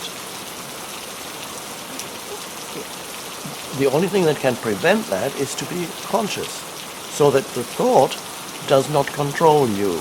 The conditioned mind doesn't control you. Be there as the witness to your thoughts. Just don't reject anything. So don't go wrong there. I know you're concerned about your mind and certain thoughts that go through your mind. And you would rather be a good person and have good thoughts all the time, but it's not happening. And I can assure you it's not happening to anybody. Somebody who's just having good thoughts. Because the human mind is the human mind. It has polarities of good and bad and high and low. So don't try to bring about on that level the perfect me. It doesn't exist. Allow yourself the imperfections. Allow the thoughts to be there. They come. You fight them, you make them stronger. People who have the worst problems with thoughts are people who are spiritual, so to speak. They see themselves or are seen by others as spiritual. They have to live the role, for example, the vicar, the priest. They have to live the role of a spiritual person, and they cannot admit to themselves that they have bad thoughts. So they suppress, and they have bad emotions, anger, resentment, and they say, no, I'm not having bad emotions, I'm a good Christian. They can't even admit to themselves, and that makes it even worse. And then suddenly very bad behavior comes out of them, and they don't know where it came from. So, all you have to, with thought, all you need to be concerned about is to be the awareness. Allow the thoughts. Then they actually have less power over you, because you are not. Don't look for yourself in any thought that comes into your head. It's not who you are. They're just thoughts. It's not who you are. If you have bad thoughts for 2 hours, it doesn't make you into a bad person. It just means that so-called bad thoughts are going through your head. And then you watch it. And as you allow them, there is a deeper space, the eye. From there you watch. Thoughts are like clouds passing. You don't have to follow every thought, and then thoughts can become very tedious. You can have one repetitive thought pattern going on in your mind for hours or even days. You don't have to follow every thought when you're aware. You watch the thought, there it comes. what you're going to do to this obnoxious person. I'm going to kill this obnoxious person, comes the thought, and then the thought drifts out of, and the awareness remains. And then it's lost power already. It's nothing. So you find a spacious relationship with your thoughts. You are nothing that arises in that beautiful space of who you are, the consciousness that you are, which is spacious intelligence. None of that is who you, they are forms, they come and go. So thought is not a problem. Be there as the witness to what goes on inside you. Then change happens by itself. The mind will always have good and bad, up and down. It has polarities. But that's not who you are, and you don't have to act on it. Increasingly, you act from the state of aware presence. Action can come from the limited mind, and it's not usually skillful action, or action can arise out of the state of aware presence. So that's the end of guilt. What's the test? I mean, how do you know that this is out of the awareness? That's the fact. You go back and look at it. Yeah, that was out of awareness. No, that wasn't. How do you know? Well, you know, awareness doesn't create suffering for yourself or others when it comes out of awareness. So you know, when you look at action, it has a totally different quality to it. It's not self-serving. The action did not happen because you needed something from that person. Awareness is not needy. When action arises out of awareness, you do not need to use the other human being for some purpose, ulterior motive. But when you act out of the conditioned mind, the egoic mind, you're always trying to, you're not only trying to use the present moment because you're hoping to get to some better moment, you make the present moment into a means to an end, you also make other human beings into a means to an end because you want something through them. So that's where you want to be with this beautiful woman because you want to be seen with her, or you want to conquer her and so enhance your self-image, or you want sexual pleasure from her, but you want something. If you're acting out of awareness, the acting is not under the law of wanting. It's not that you want anything, and that's also where loving action can only arise out of that, because love does not want anything. True love does not want anything. So that's where it's totally selfless action. And when you look back on it, you can see very clearly whether there was self in the action, you wanted something for yourself, to enhance yourself, or whether that was truly action totally free of self. And that's the most effective and the most powerful action. Self, the image of me, the thought structure of me, goes out of the action, and action arises that is totally selfless. That action doesn't create problems. Such the Buddhist monk said when he was asked, "What's the meaning of Zen?" Zen Buddhism. What's the meaning of Zen? And the monk said, "Oh, that's easy. No self, no problem." So you begin to live and act without a mentally constructed self. You live from the aware presence. But for a while, the two are there. And the awareness often comes in after something has happened that was unconscious. And you see it. Don't beat yourself up. It's only the human condition. But whenever you see unconsciousness has just happened or happened the other day, and now you see it, or you see it in the middle of it, it's good to see it. The more you see it, the more awake you become. Don't personalize it. Nothing is not who you are. That's the main thing. So can the now make me rich, powerful, free, happy, smarter, more loving, more love. Yes, all of those things. Yes. Let's start with rich, and then we'll look at the next one. Can the now make me rich? Yes. Now what does it mean to be rich? Rich means it's not what people think it is. It's not to have lots of possessions. That may be one aspect of being rich.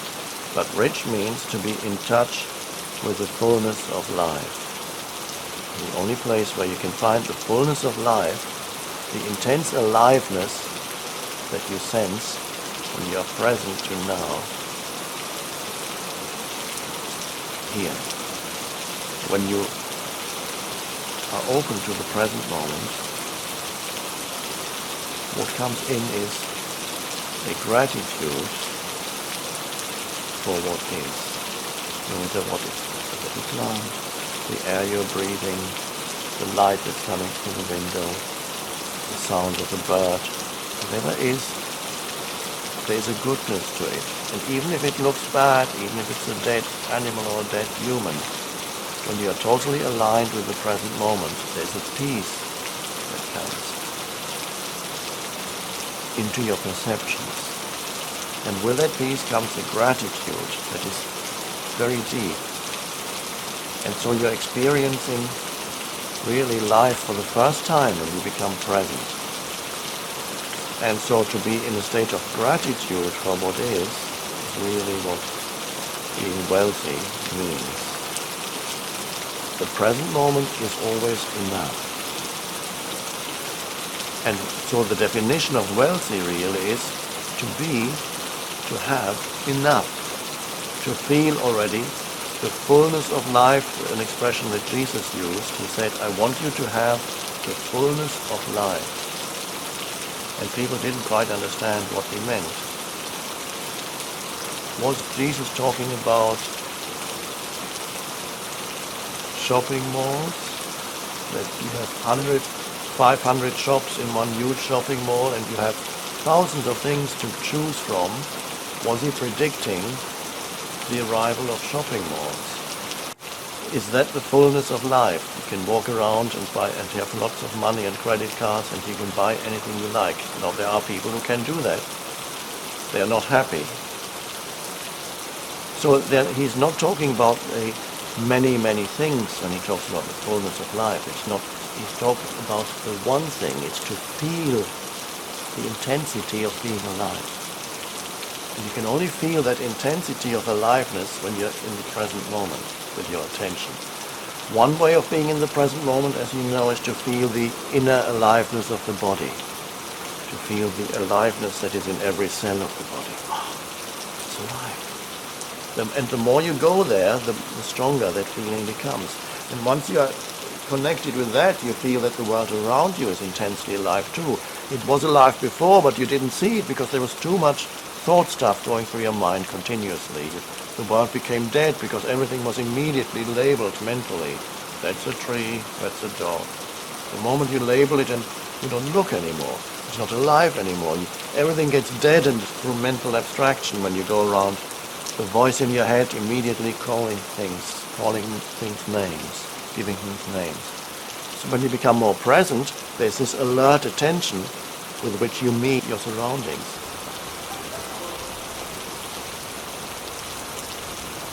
Once you know the fullness of life that is already here now, and then gratitude arises for what is, no matter what it is, then living in this way, eventually, that fullness that in essence is an inner realization rather than outer. That's the foundation for wealth, to feel the fullness of life within. And then you live in that way and connectedness with that, eventually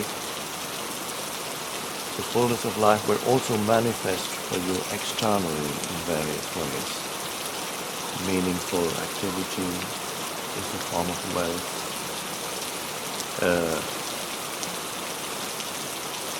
To know that what you're doing is helping other human beings brings an external fullness also into your life. This is a form of wealth. And wealth may also come in the form of things coming to you, more conventional things, home or car or whatever it may be. Those things also come much more easily when basically you already feel the fullness even long before it comes externally. So basically you feel already wealthy when you live fully in the present moment. You never feel really poor. I perhaps spent 10 years of my life at least living what people would say below the poverty line. And I never felt poor. I always felt rich. Although for a long time I had nothing, no external possessions. But life was so fulfilling to live every moment, fully present to the moment, that life, I felt wealthy, abundant. And much, much later did actually external abundance come into my life to some extent. And that didn't make me feel better. I feel just when now I have a car. During those years I used a bicycle mostly, or the bus. And I don't feel better now because I have a nice car. I feel exactly the same, but just it's nice to have a nice, comfortable car with air conditioning in the summer, and so. But it makes the fullness hasn't changed, hasn't done anything to change that. So, the foundation is to be fully alive in the present moment.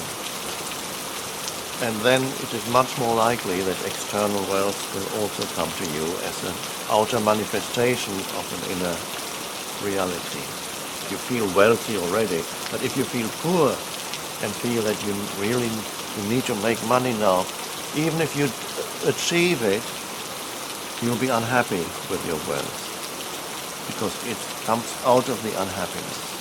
So there are many people who are creating wealth these days. They build up a big business on enterprise, but it comes out of a deep dissatisfaction with what is.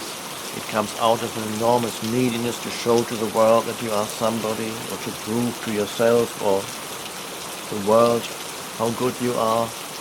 And that is not conducive to true happiness. The wealth, there are many wealthy people who are unhappy in their wealth. So and they're not really wealthy. And they are basically still deprived. They're deprived of the fullness of life. And they have perhaps 5 or 10 houses in different places, cars, yachts, and yet they're deprived of the fullness. And so they need more and more. And it doesn't help. So here we have living in the present moment, brings you into the fullness of life now, and then eventually it will also manifest in different ways externally for you. Power was the other thing. Will it bring me power? Yes, but not power to the ego. It will make your life more empowered. That what you do, much greater power flows into what you do, because what you are doing, the action that you are performing, whatever it is, in the present moment, the only place where you can do anything, the action that you are performing in the present moment is not a means to an end. For most people, they are active because they want to get there, to that point in the future. They want to the end result. Their eyes are on the end result. So they may be busy building up a business, but they want to become wealthy. But they reduce the quality and aliveness of the present moment because they are reducing the present moment to a means to an end. They give it inferior status. In their minds, the future is more important because that's where they're going to be wealthy. But then the pattern remains inside them, and even when they have the money, they still have the same basic psychological pattern, which means they need the next moment. And always they reduce the present moment to a means to an end. So the action is not of high quality, does not contribute to happiness. They don't make themselves happy and they don't make others happy with what they do. So that's not truly empowered, and it is low quality action. High quality action comes when you don't reduce the present moment to a means to an end. That's truly empowered action. Only when you no longer reduce this moment to a means to an end can you give your full attention to whatever it is that you are doing now. Some great artists do it, sportsmen do it. When they perform, they are totally present. It's not a means to an end. They're totally in the now. And so high quality action comes out of that, and this is empowered action. So living in the now brings power into your life, true power, not the pseudo power of the ego. And then whatever comes out of it, out of that action, will be good in one way or another. It will not be, one could say, I call it, it's not karmic action, which means karmic action is an Eastern term, karma. Karmic action creates more unhappiness. It comes out of unhappiness and creates more unhappiness for yourself and others. But out of presence, alignment with now, comes non-karmic action. It does not create more suffering on the planet. Because so many people are very, very active, but a lot of that activity ultimately creates more suffering on the planet. So that's the power. What's the next thing that the now will bring you? What was the question? I really want to know about guilt. I feel guilty all the time for little things I'm doing or that I'm not doing. And there are things that I know I did that were mistakes to other people. So I know that you're supposed to be free and liberated in the now, but shouldn't I feel bad about this stuff? I mean, and what's going to keep me, if I'm free and liberated in the now, from doing bad things to people? Because that's a fear, I think. The only place where you can be free of the conditioning of your mind, because freedom is not an external thing, it's an internal thing. You can be in prison and you can be free. People have written to me from prison and they've read The Power of Now, and they said they now feel free. What does that mean?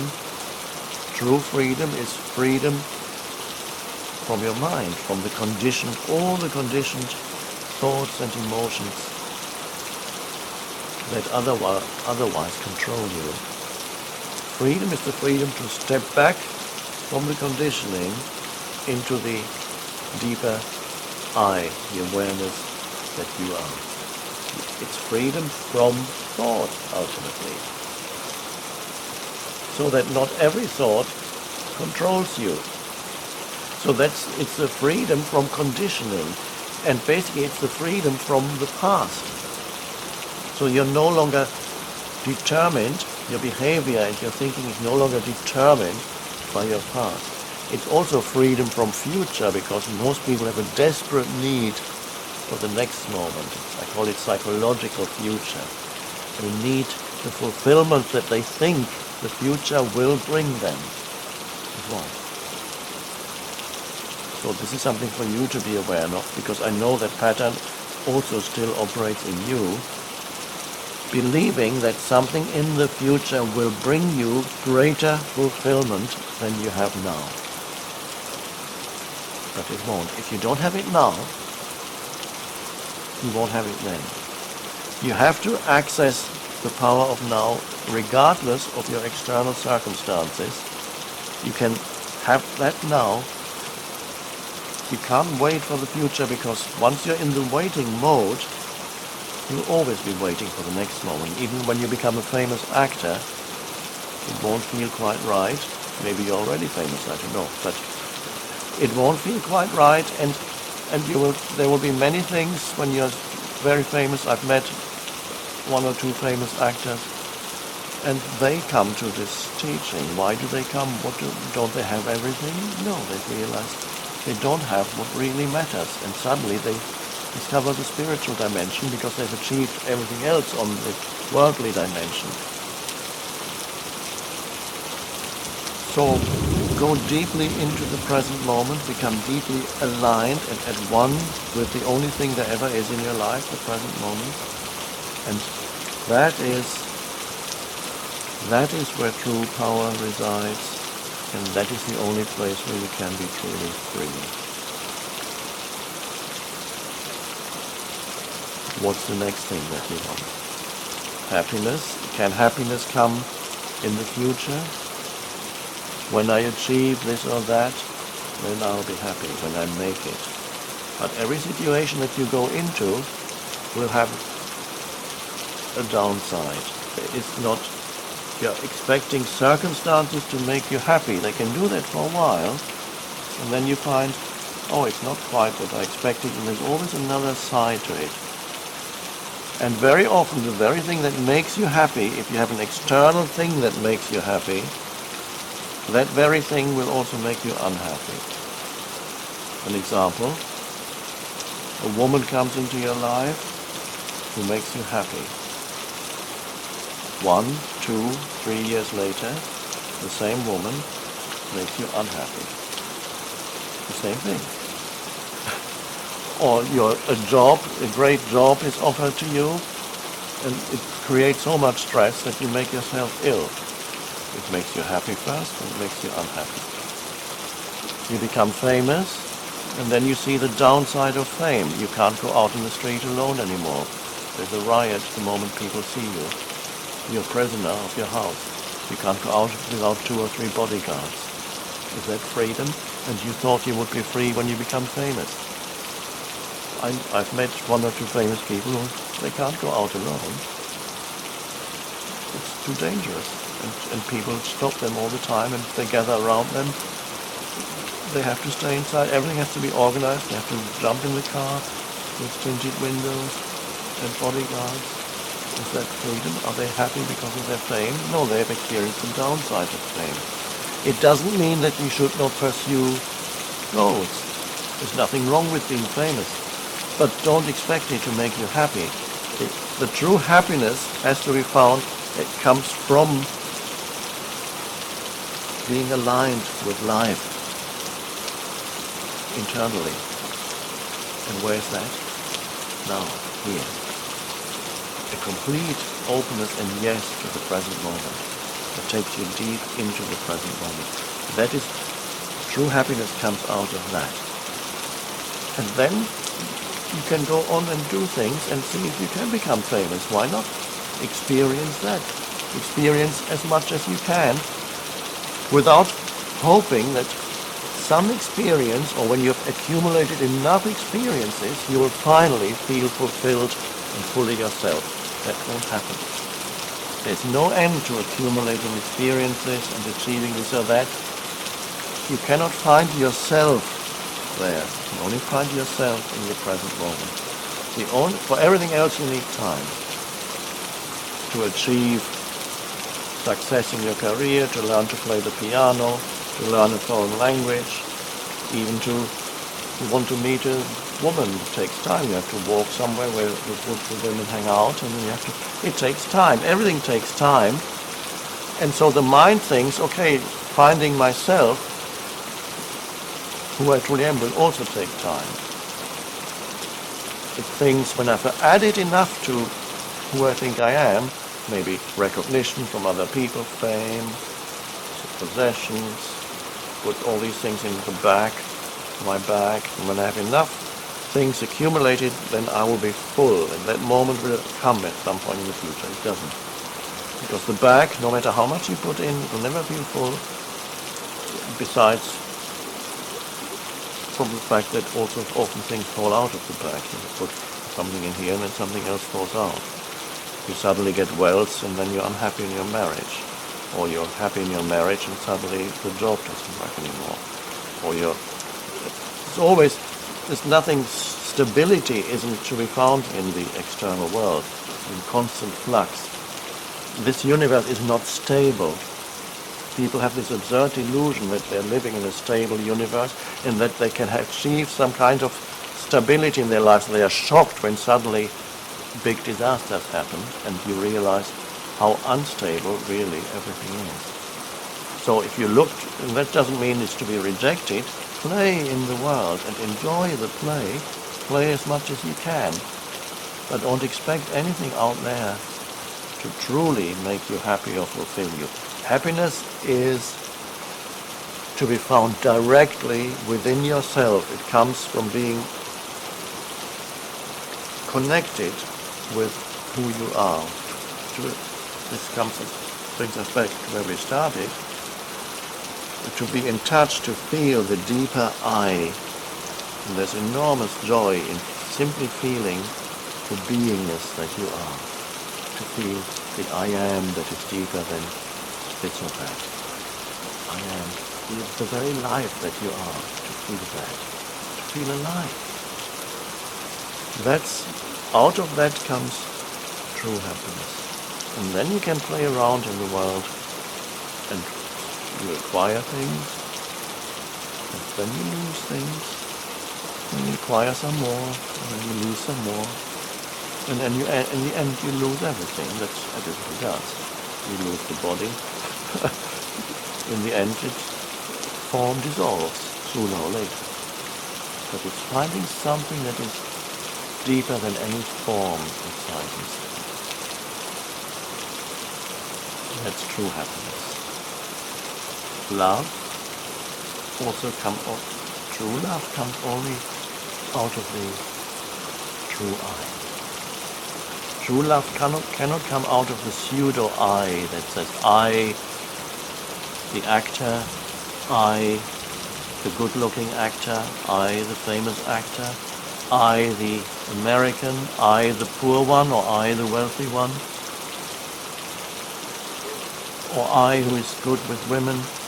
True love doesn't come out of that I. That's a pseudo I. That's what most people refer to when they use that word that's so common, I. But the true love comes out when you're connected with the deeper I, the I that has no form, the one thing that never leaves you, the one ingredient that's always there no matter where you are, what you do, what you experience, never changes. The I, the consciousness that you are. When you live in connectedness with that, aligned with that, that's where true love comes. Because when you meet another human being, you can sense in them also there's the depth of the same I that is your identity. You recognize yourself in the other, and the other as yourself. And you feel a deep connectedness, much deeper than anything that you can say or think to the other human being. And that's true love. Love is to feel that you're ultimately not separate, you're one. It can only come out of spaciousness that is part of the now. The now is space. What happens in the now is form. Don't confuse the two. The reason why people think there are many, many moments in every day, in your lifetime, in every hour, because what happens changes continuously. The forms around you change continuously. The thoughts that go through your head change. The emotions that you feel change. The people around you change. So people think every time it's a new moment. This moment and another moment and another moment. If you look more deeply, you see it's not another moment, it's always now. But the form that appears in the now changes continuously. But it's always now. And ultimately, now is who you are. The space of now is the space of I. And then things happen in it, they change continuously. So there are two ways of saying when I ask you, what is it that never changes? What is it that's always there in your life, no matter where you go and what you do? You can say, it's always I. the deepest I, not the superficial I that changes, the thoughts, the emotions, who you are in the world. But the deeper I is that's always the same. And so another way of looking at it is to say, it's always now. And now never changes. And then you find the miraculous thing, they're actually one. The space of now and who you are in the depths of your being is consciousness itself, before it becomes something. The very foundation out of which all life comes. You could say God. God dwells in the depth of your being, not as some entity, but as the formless one life itself. That is the deepest meaning of what now is, and that's why the now can never leave you. I am the now, in essence. I am not what happens, I am the space in which everything happens. And that's your true identity. And when you live one with that, knowing that, your life will be fruitful and a great and wonderful adventure. When you don't know who you are, then no matter what you do, what you achieve, where you go, who you meet, it won't satisfy.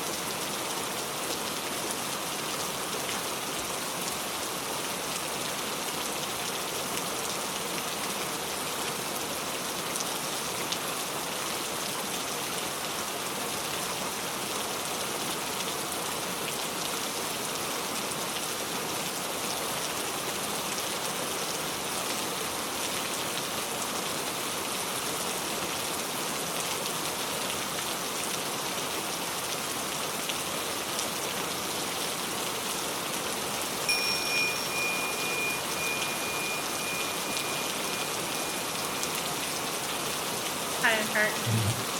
My question has two parts. It's what is the purpose of mental illness? How can something that is consciousness depriving have its necessary place and function? Somebody, or perhaps it was me, probably said that everything has its necessary place. Yes.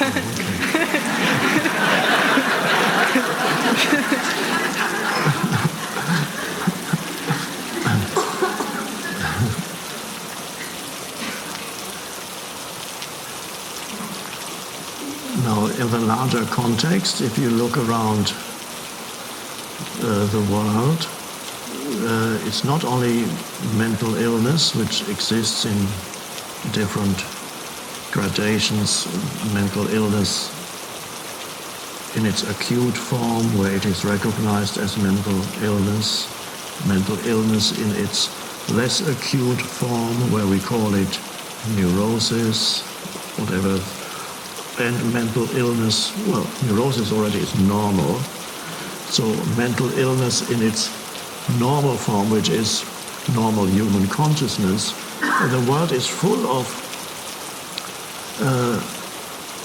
consciousness, seemingly consciousness blocking events, all the suffering, and say, what purpose could that possibly have? For example, you could say, what purpose could human beings killing each other in the 20th century alone, human beings killing not 100 million, as I said in The Power of Now, that was a mistake, I've realized later, but closer to 170 million people killed in the 20th century alone, humans killing other humans. 170 million. Nobody knows the exact figure, but that's 170 million killed. What purpose can that possibly have? You can ask also. That's all that suffering can't possibly have a purpose, can it? And then all the other things that you have.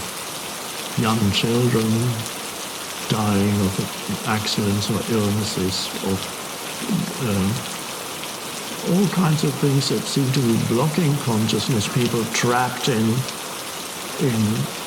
dreadful conditions, slave-like conditions still in many parts of the world, and it was like that until recently, even in the Western world, trapped and not totally deprived of freedom. All these things that seem to block the arising of the flowering of consciousness. And particularly if you look at it in isolation. But it does seem that, first of all, a misperception arises when we look at a human being as if he or she were an entirely autonomous entity. In other words, as if he or she, the life that he or she has were his or her own life. Because then you then look at everybody as an autonomous life form without realizing that all life forms and all humans are a temporary expression of the one life. The life in you, or the consciousness in you, is the consciousness in me, the same consciousness, expressing itself in a different form.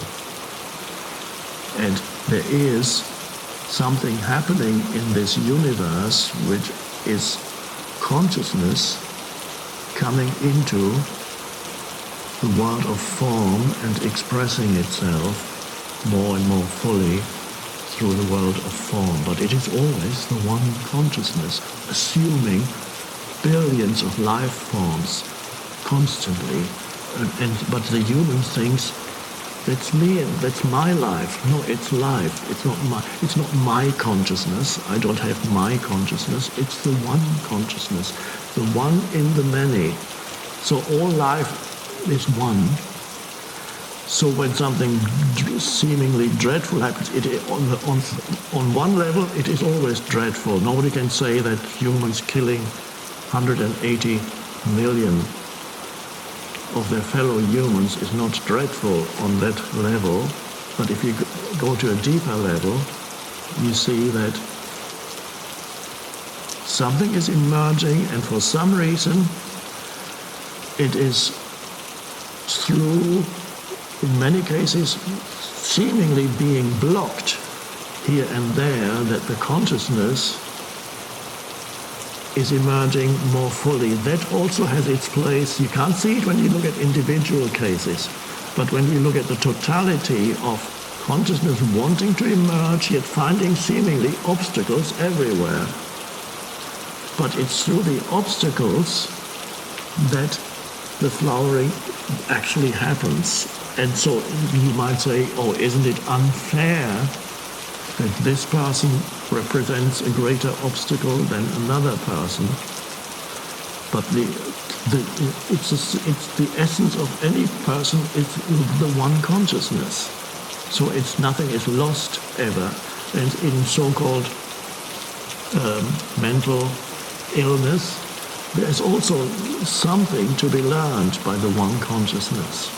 What it is, I don't know, but I do know that there's a certain percentage of mental illnesses are a rising of consciousness that has gone slightly wrong, that hasn't gone, or is unrecognized. There are people in India who have become saints and masters who would have been put in a mental home in the West, because the West doesn't recognize certain things, like this spiritual rising. Unfortunately, they were not born in the West, but there are probably many people in the West. I'm not saying that all mental illness is a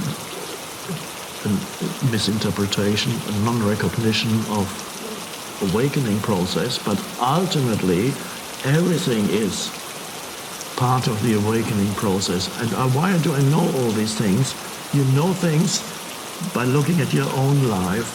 And I know that all the things that seem to block the full arising of consciousness in my life, and I'm sure you can find the same in your life, all the seeming obstacles to living a life of fullness and ease and greater awareness, ultimately all those things actually led to the arising, to the awakening.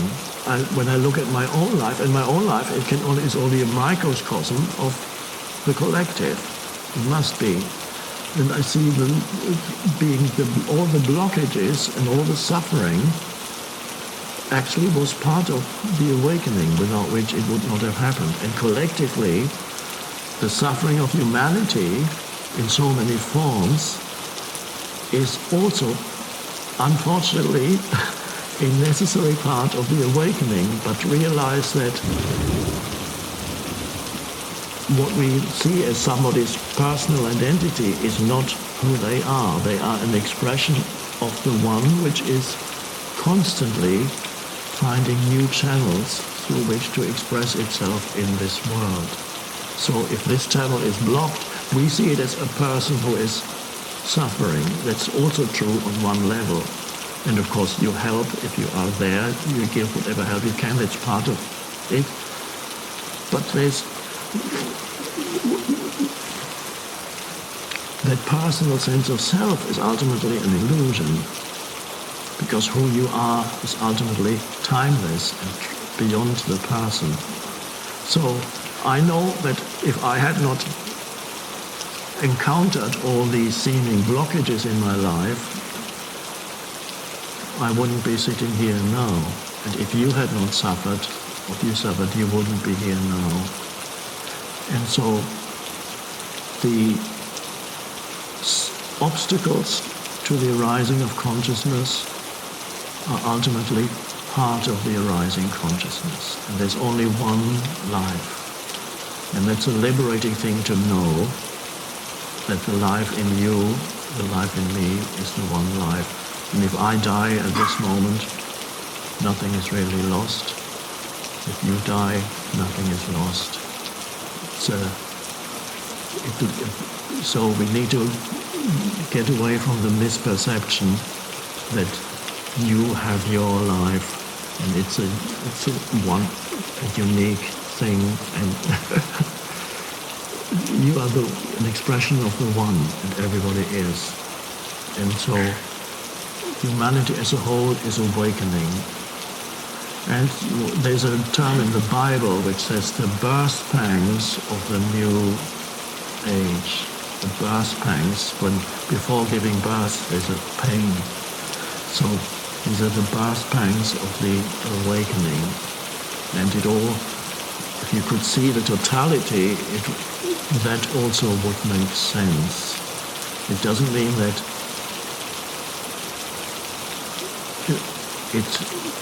killing 180 million is okay. Recognizing that it is insanity is part of the awakening. The recognition of that as insanity, that collective part of the collective insanity, that's part of the awakening.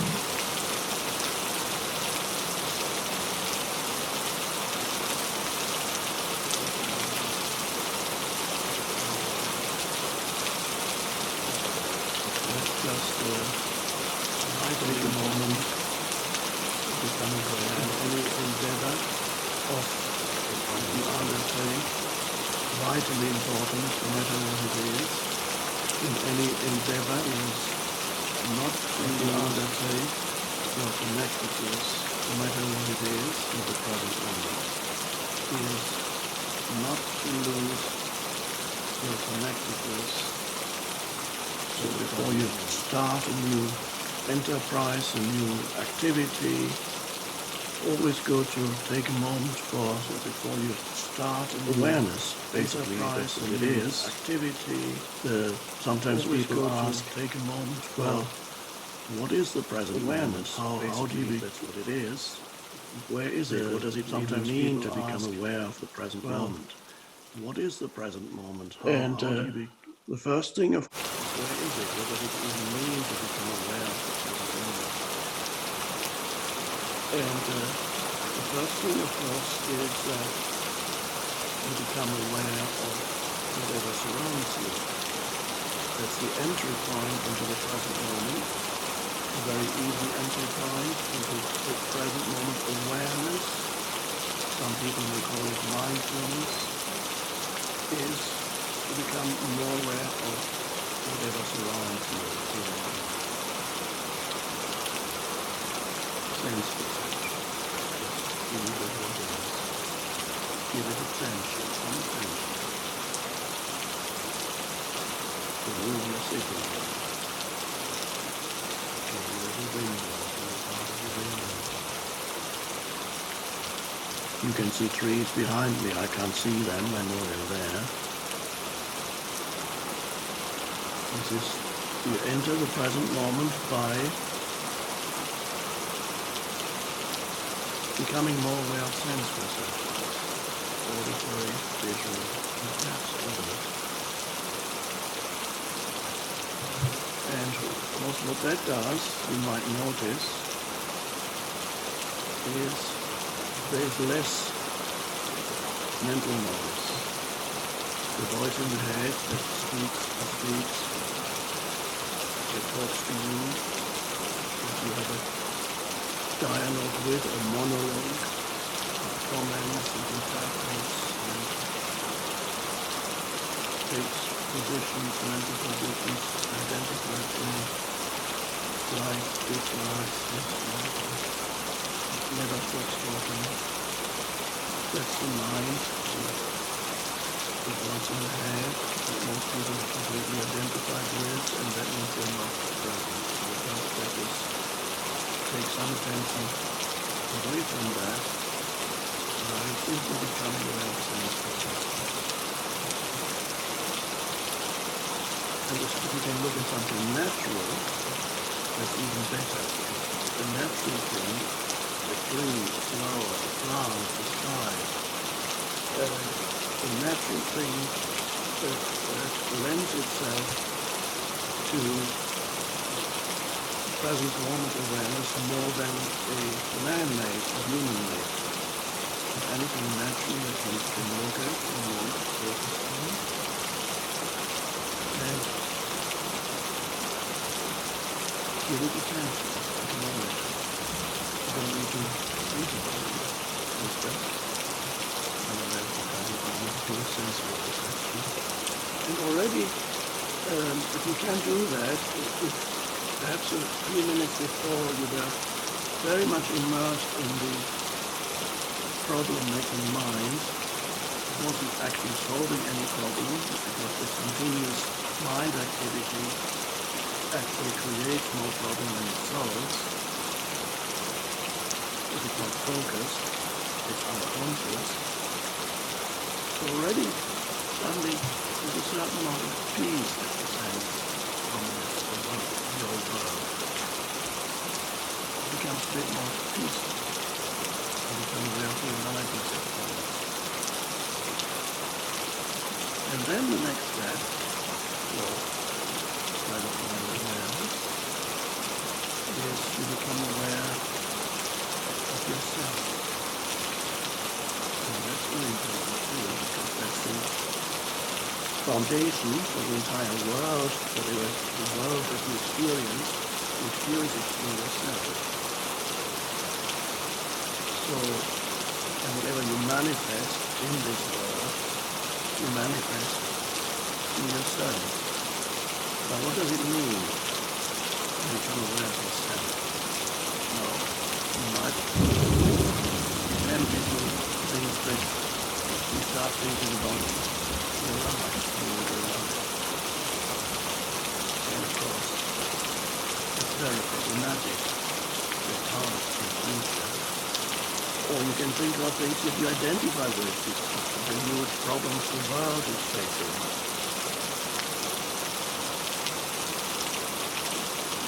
But that's not becoming aware of yourself. Becoming aware of yourself is something more vital, something deeper than being aware of your historical self, all your memories, all your expectations for the future. None of that is really becoming aware of yourself, because those are thoughts. You become aware of the simple fact that you are here as the conscious presence. That's very much inextricably linked with what we call the present moment. Now this may seem strange at first, becoming aware of yourself as a conscious presence. No need to remember who you are beyond the fact that you are. Becoming aware of the I amness of yourself. For those of you who haven't never heard of this, it might seem really strange.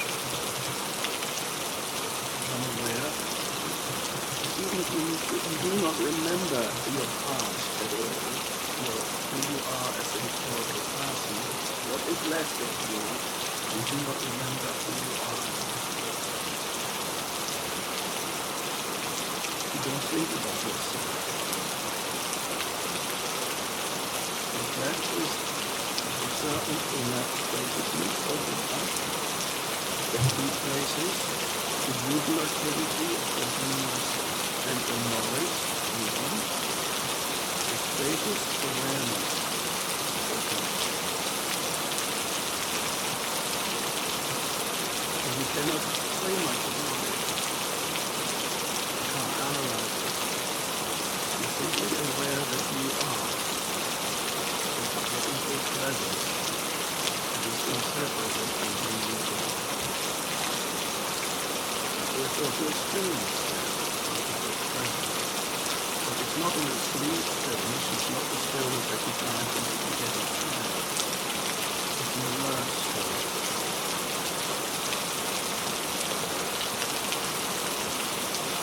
And that is the core of what we call present moment. So, you're not really aware of the present moment, because the awareness is the present moment. You want consciousness. That's what it's talking about. Until you become aware of yourself as consciousness. It's still awareness.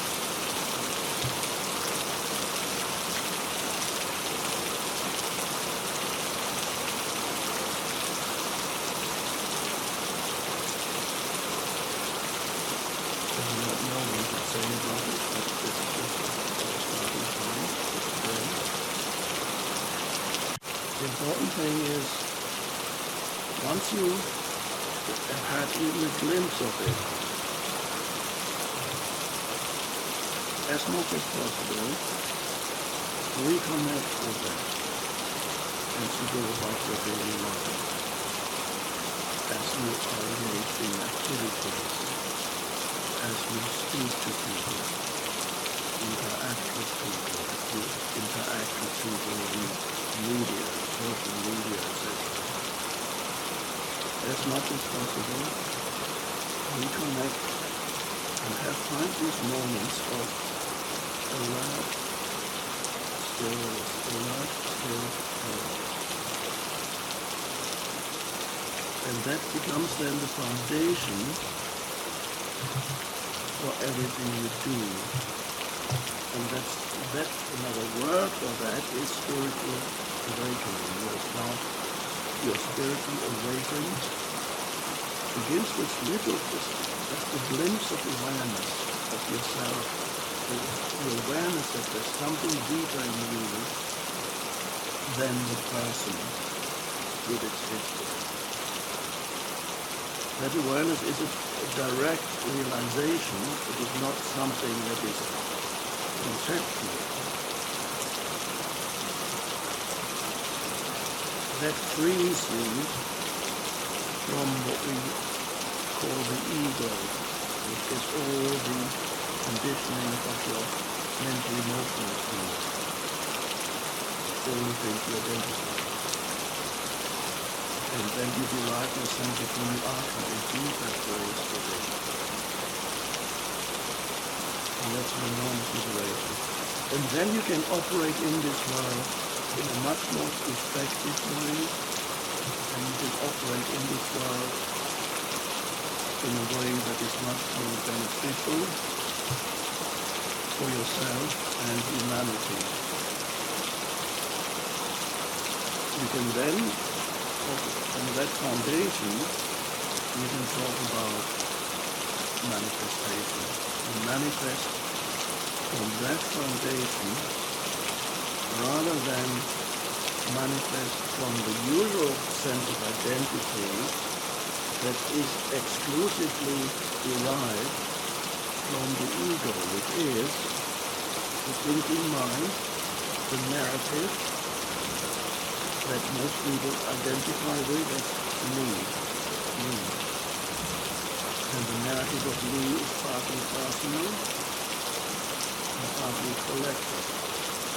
These are energy streams that we can call energy formations that are invisible. And these energy formations are like, if you compare to ripples on the surface of the wind. And humans who have no awareness of this deeper dimension, they are trapped on the level of the surface level of the movement of energy forms that we call thoughts and emotions. So that your mind, whatever happens in your mind is conditioned by the surroundings and by your past. So humans are literally possessed in the absence of awareness. They are literally possessed by the thought forms that go through their mind until they can bear. Partly, as I said, partly personal, partly collective. And sometimes they're relatively harmless, and at other times it can be like a viral effect. And you can even know what happens when violent mass movements happen. Human unconsciousness expressing itself collectively through violence. That means you are at the mercy, completely possessed by these energy formations that have taken possession of them. And they don't even know it. Sometimes you know it in a personal, perhaps all know that in your own experience. And sometimes one thought can take possession of your mind, and it refuses to go away, and it proliferates, creates other related thoughts in your mind. They suddenly become obsessive. And some people live like that. They are possessed by one particular mind form, and they interpret the entire world through the stream of that mind form. And everything suddenly they have an explanation for everything, because everything is interpreted to that. And sometimes it's a mental illness, it's close to mental illness. It's paranoid, and everybody suddenly becomes your enemy.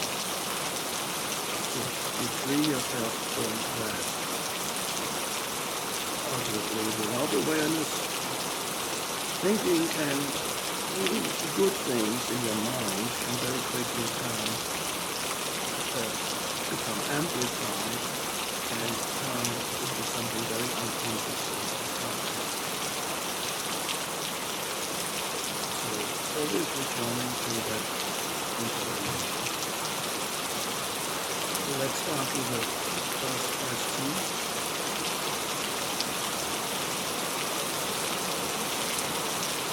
Let's see.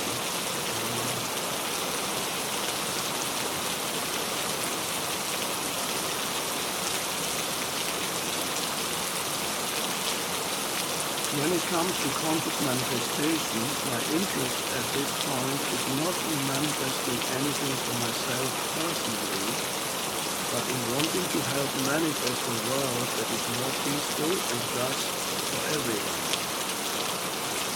Can how you teach conscious manifestation help with that? Good question. Relevant. Manifesting a world that is more just,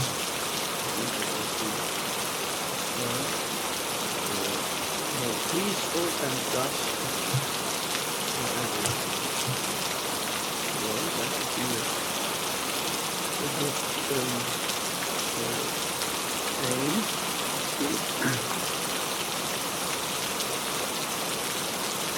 Now, ultimately, of course, what you experience as the world is intrinsically one with consciousness. The only place where you experience the world is in your consciousness. Philosophers have even questioned whether there actually is a world out there independent of consciousness. People need to go there. There's no doubt that the entire world happens inside you. You don't know what you see, what the eyes transmit, the senses transmit nerve impulses that are sent to the brain. That's just on the physical level, and then these nerve impulses are decoded, and then some kind of world appears within you. To what extent the conscious world out there, you don't even know. So, to change the world, you look at the world, to some way you could say, go as far as to say, what you're actually looking at is a reflection in the external, in the form of your state of consciousness. It's interesting way to look at it. And the state of consciousness is part of there is your personal world, and there is the collective world. So the two, they are connected, but they're not the same, because first of all, there is what you experience as a world in your personal life. The people you habitually interact with, where you live, the surroundings. It starts with simple things like even the objects that surround you habitually where you live. So your world is your personal, your relationships with humans that you live with. Your relationships with other humans that you meet every day casually,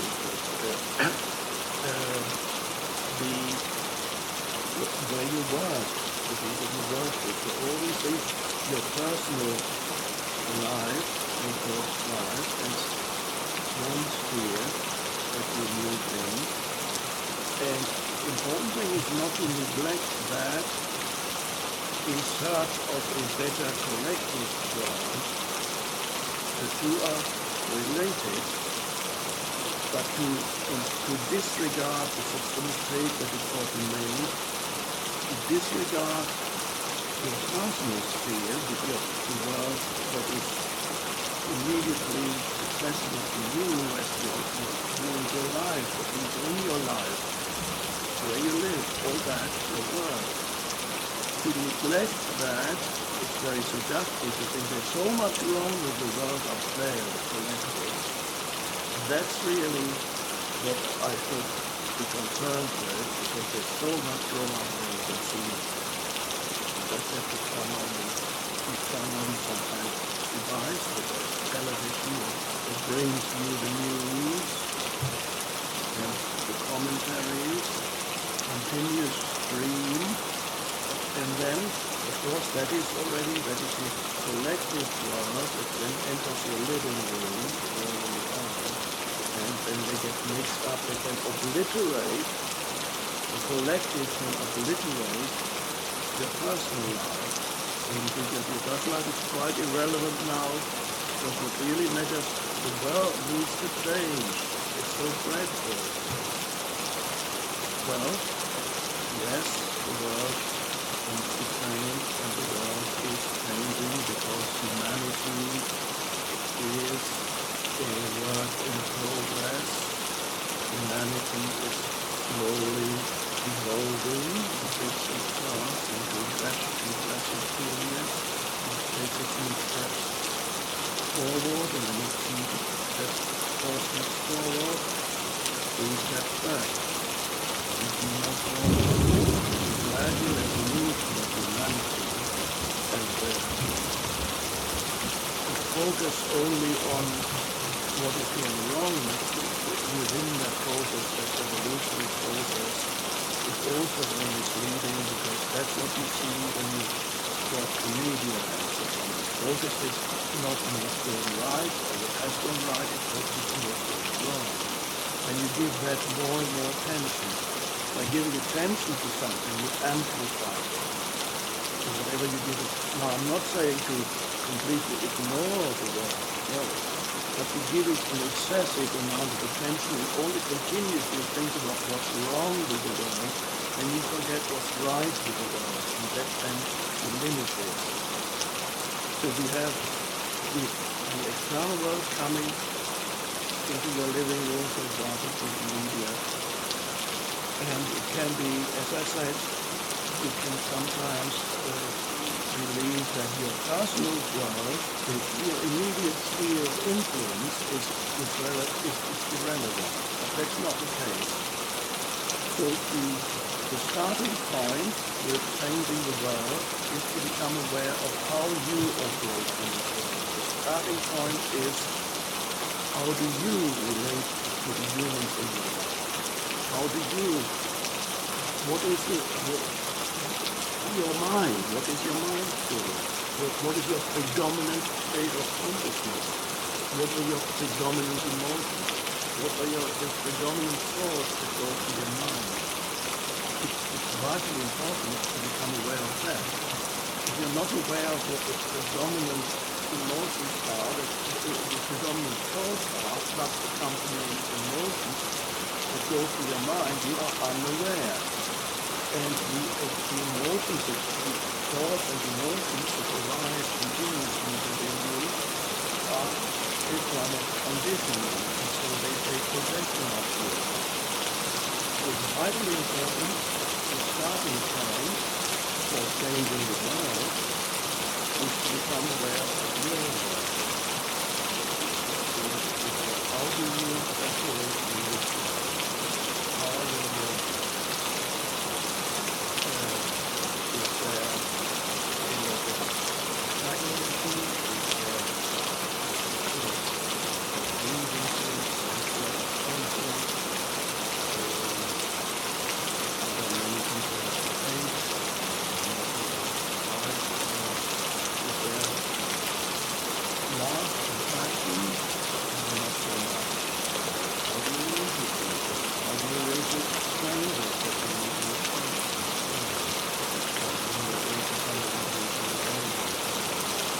All these things are part of what you manifest as your world. So how do you manage, what is the predominant energy that you manifest in your life that affects other humans? This is a very important starting point. He's expressed in the famous saying, be the change that you want to see. Not in also actually said that, I think very blindly said that. He could have said it, but he probably said something similar. I don't think he said it literally, but it doesn't matter. It's a very important pointer, a very important point. Be the change that you want to see in the world. The change starts with you. And that means your consciousness. What is becoming aware of your mind? That is, how much complaining do you do? Needless complaining. Not a sort of complaining that you actually bring about change, but useless complaining with other people, groups of people, pronouncing half of humanity to be evil. Whatever it is, be aware of your mind. Vitally important, what kinds of thoughts are there? And once you have the ability to become aware of your mind, what kinds of thoughts your mind is producing, once that grows, it will take much more awareness of it, in the present, another dimension of consciousness. So be conscious of it. What do you bring into this world on a daily basis? Do you bring more loving kindness, compassion to other humans, empathy, a sense to kind word, even to strangers? Do you acknowledge every other human being that you meet, even if you meet them only casually? Do you acknowledge the being of that human in one thing, in fact, beyond what the role this human plays within their brief interaction? If it tells you something, if it can give you information, whatever it might be. So, do you acknowledge the being of the other? Acknowledge you said it, you make a statement. See, there is beyond the personality, there's something deeper. Do you sense the being? Ultimately, it means the sacredness of every human, no matter what their personality displays. The next question is, observe, are you at the mercy of how other people behave around you? Do you react? Or are you at the mercy also of situations or circumstances? Now, what do I mean when I say at the mercy of? It means, somebody is angry at you, somebody's, well, the world is full of people who are very angry and frustrated. They may perhaps be justified to be angry because life is difficult. So one can always justify anger and frustration and reason say, oh, on a conventional level, often these things are justified.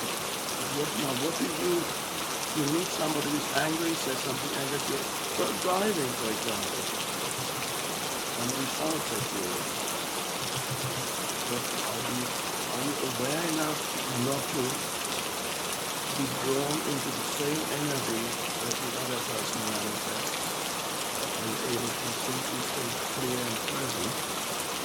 Not easy.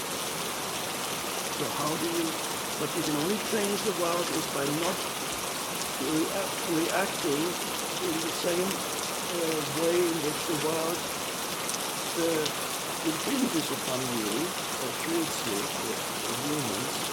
So you have to be more aware than that. And so that's the world changes when your state of consciousness is no longer determined by other people's state of consciousness that you may meet. Or, that really is a big change. If your state of your mental emotional state is no longer determined by somebody else's mental emotional state.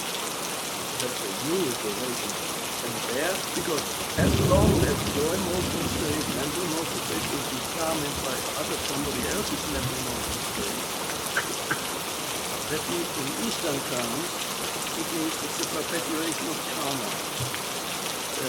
So there's no freedom in that. So you can, if somebody's nice to you, you're nice to him or her. Okay. But if somebody's not nice to you, what happens? People are talking about something similar. It's easy to be nice to someone. People say, this is a big paraphrase, talking in the literal passages from the Bible. He said, it's easy to be nice to others who are nice to you, but what about those who are not nice to you? That's what really matters. It doesn't mean also to become a doormat or you don't do nothing to do with that. In fact, there's a great inner power and strength that arises when you're no longer continuously being active. That is really weakness. So if you become angry when somebody's angry at you, the ego regards this as power. You have compensated for a feeling of having been diminished by somebody's attack, verbal attack, or criticism. Ego is diminished. To me, sometimes it happens when I drive because I'm relatively slow most of the time, and sometimes people shout at me and say, "You idiot!" Hey, and when I look at them, they're expecting me to shout back, but I don't do that anymore. It happens too often, so it's too unpleasant, so it's needed. I don't feel diminished by somebody saying, "You idiot." That's his or her state of consciousness manifesting the world. That is manifested, right? And then they just look at them. And sometimes they become even more disconcerting because there's a lack of reaction. Or they might be absolutely deaf to the just a little example. If the Navy, for example, on traffic, it's a simple thing can make people unconscious. The moment they get behind the wheel, they become reactive and unconscious and take everything personally. So it can be funny, it's good, sometimes you can laugh at the ego, but if you want to change the world, you have to start with yourself. What is it that you emanate? Not only what you emanate in words and actions, even what you emanate energetically. Every human being, if you're a little bit sensitive, then you can sense that every human being has a certain energy emanation that started manifesting the world that you experience. It because you see it through the lens or the veil of all the conditions within you. The mental, emotional, and even energetic conditions within you. So you can you can sense that they are in a state of unhappiness. It's a generic term that has been mentioned. They are in a state of ultimately suffering. Because even the person who is angry is really suffering. They don't know they're suffering.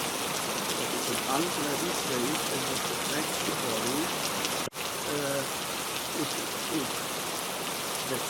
That kind of stress that anger represents affects the harmonious function of the body, the immune system, the heart, blood circulation, everything. It's not really not ultimately not pleasant. It's harmful. First it's harmful to your body, harmful to other human beings, unless they are immune. And so if they are immune to a negative emanation from another human being, now you can't do that through a vaccine. That's the kind of immunity there. And also, that immunity is awareness, presence. So you're not at the mercy of other humans. You are free. You may not succeed every time, because humans can be very difficult. Not you, but other people. But humans can be really difficult. And you might have noticed when you are interacting with humans and you have discussions, another interesting fact you might notice that you are always right and the others are always wrong. It's a very strange fact. And if that's the case in your life, you have to wonder for a moment, this is strange. I'm always wrong. Now I must be Superman. Or you're very unconscious, one or the other. So self-knowledge is the most difficult knowledge. Jesus was already talking about that it's easy to see the sprinkler that is in somebody else's eye and say, look at the sprinkler in your eye, let me review this sprinkler. But you can't see the beam that is in your own eye, that's a good thing to do, but you see what's wrong with the other, that's easy. And wrong means unconscious. To see your own patterns, that's your challenge. But if you don't, you cannot manifest, because that is the starting point for manifesting a better world, and then it spreads out from there. So the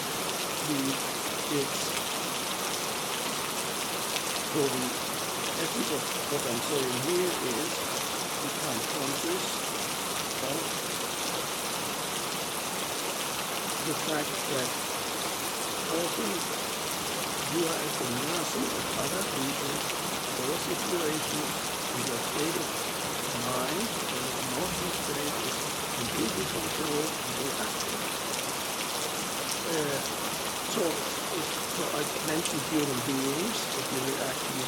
When you know also situations, you find yourself in a situation that is suddenly regarded as undesirable.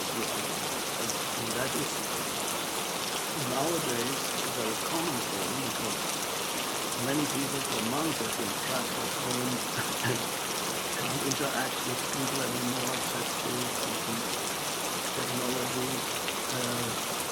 Many limitations have arisen, and that's why collective mind, millions of people experience the same limitations. It's not common, practically. But yes, to also not just reacting to humans, but reacting to situations that we don't understand. So everything can rise above situations also. Become free of that reactivity. For example, the continuous complaining in the mind. That's what's wrong with the world. Some people continuously claim what's wrong with the world, others complain more what's wrong with their life.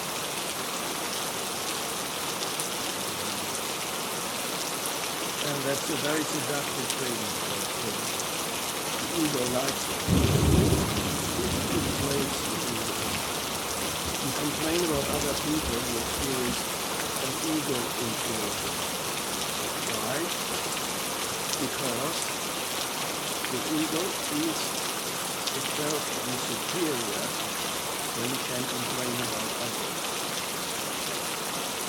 It's implied. You are a judge of the other, and you pronounce the other as delinquent, insufficient, not good enough, bad, wanting in the old sense of the word. Very seductive to experience ego and pleasure. And all that, as you very instead, you become more free of this reactivity. Then the words you speak, the actions you take in your immediate surroundings make the world a better place. You break the karmic chain, which is action, reaction, action, reaction.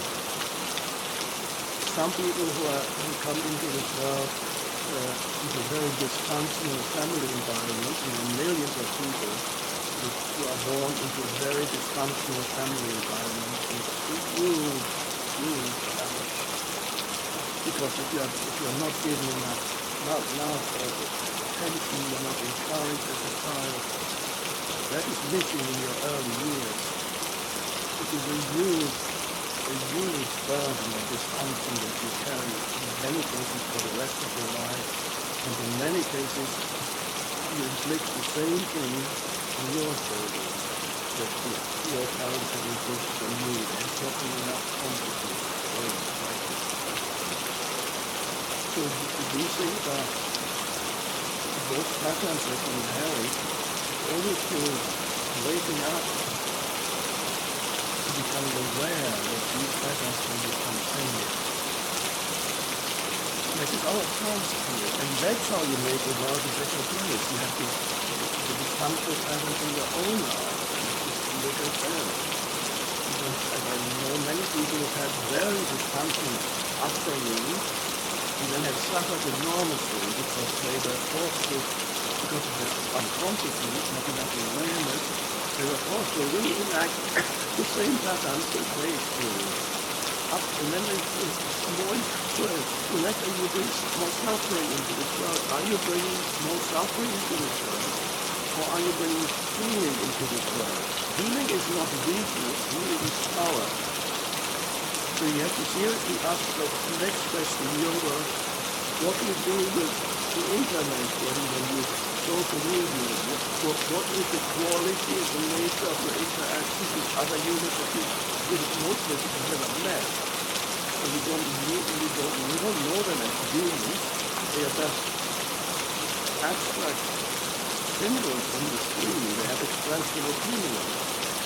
And they've expressed an opinion that seems to conflict with your opinion. And suddenly, this unconscious reactivity, this human whom you don't know, has never met, you only know him or her through a certain statement on Twitter, and suddenly this treatment these other human beings as some kind of demon. It happens millions of times. Is that creating a better world? The Twitter world is increasing signs of insanity. It's an externalization of the human mind. You see, oh, there it is. It's good to you. Wonderful, you can see it before it was already here. Now you can actually see it on your screen. There's the craziness of the human mind. Well, that's helpful. It's good to see it. It's an externalization of the collective mind. Before we invented this technology, all humans could do is that we can shout at somebody in the street, but we can only reach one or two or three people. Or you could stand on the sofa and hide that corner and rumble in the street, but even then you only have few people. listening to you, but now, even the most unconscious person will have an audience. He will in fact, similarly unconscious people on podcasts and other platforms. And so, as you know, one wrong tweet can destroy your entire career. So this is the certain every age, in every age, time period, human unconsciousness manifests in somewhat different ways. And it's easier when we look back on the past age, we can see, oh, well, they're crazy for their it's more difficult to become aware of the craziness in your own time period, because you're in the middle of it. Retrospectively, it's easier to see. So to make sure to create a better world, they do not participate in the craziness of this world. Don't be at the mercy of others, and strive to create a consciousness. And you can only do that by being present, and always connecting with alertness. Very key word. Feel alert so that you know what's going on in your mind, in your emotions. Don't repress anything, just know. That will gradually be born to something happen. You feel drawn back in, that's fine. So this is the beginning of thinking work on your personal sphere, and then if you can then interact through the media or various internet platforms, you can put out something that is more beneficial, and you already begin to affect the larger sphere. Everybody has a sphere of influence through these platforms here. And what is it? What you put out through your sphere of influence? So there's a great opportunity for something that in many cases is quite insane, but it is also a great opportunity for actually help to elevate human consciousness. So that is your great opportunity, no matter how you do it. And then we come to the larger sphere, political, social institutions, and so on. How do you change that? How you can mimic the suffering of human unity on the planet? So you continue to you can no longer contribute to the suffering of others. So to some extent you have to allow humans to evolve. Humanity is evolving. The consciousness of humanity is evolving. And it's quite important to bring the healing and compassion and so on with all your interactions. Over online or wherever you go. And if you want to participate in political discourse, if you want to stand to run for office somewhere, you need to be really confident how to do that. And the nation is also come to do that. And then it becomes, you're already in your own personal life, you're already practicing not being reactive, not being at the mercy of other people's state of consciousness, and then you can bring that into that wider, greater sphere of political structures and so on, if that's what you choose to do. But you also need to realize that humanity is, as I said before, is a work in progress. So humans are slowly evolving towards more consciousness. The entire universe is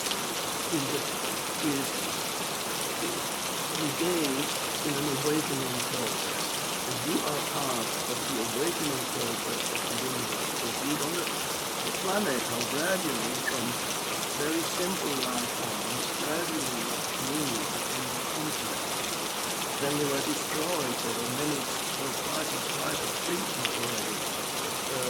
when we were destroyed, when new life forms arose from, where did they arise from? From an underlying field of trance intelligence that then manifests in physical form, gradually manifests more fully, gradually manifests in more complex life forms that have to move more greater sense of consciousness.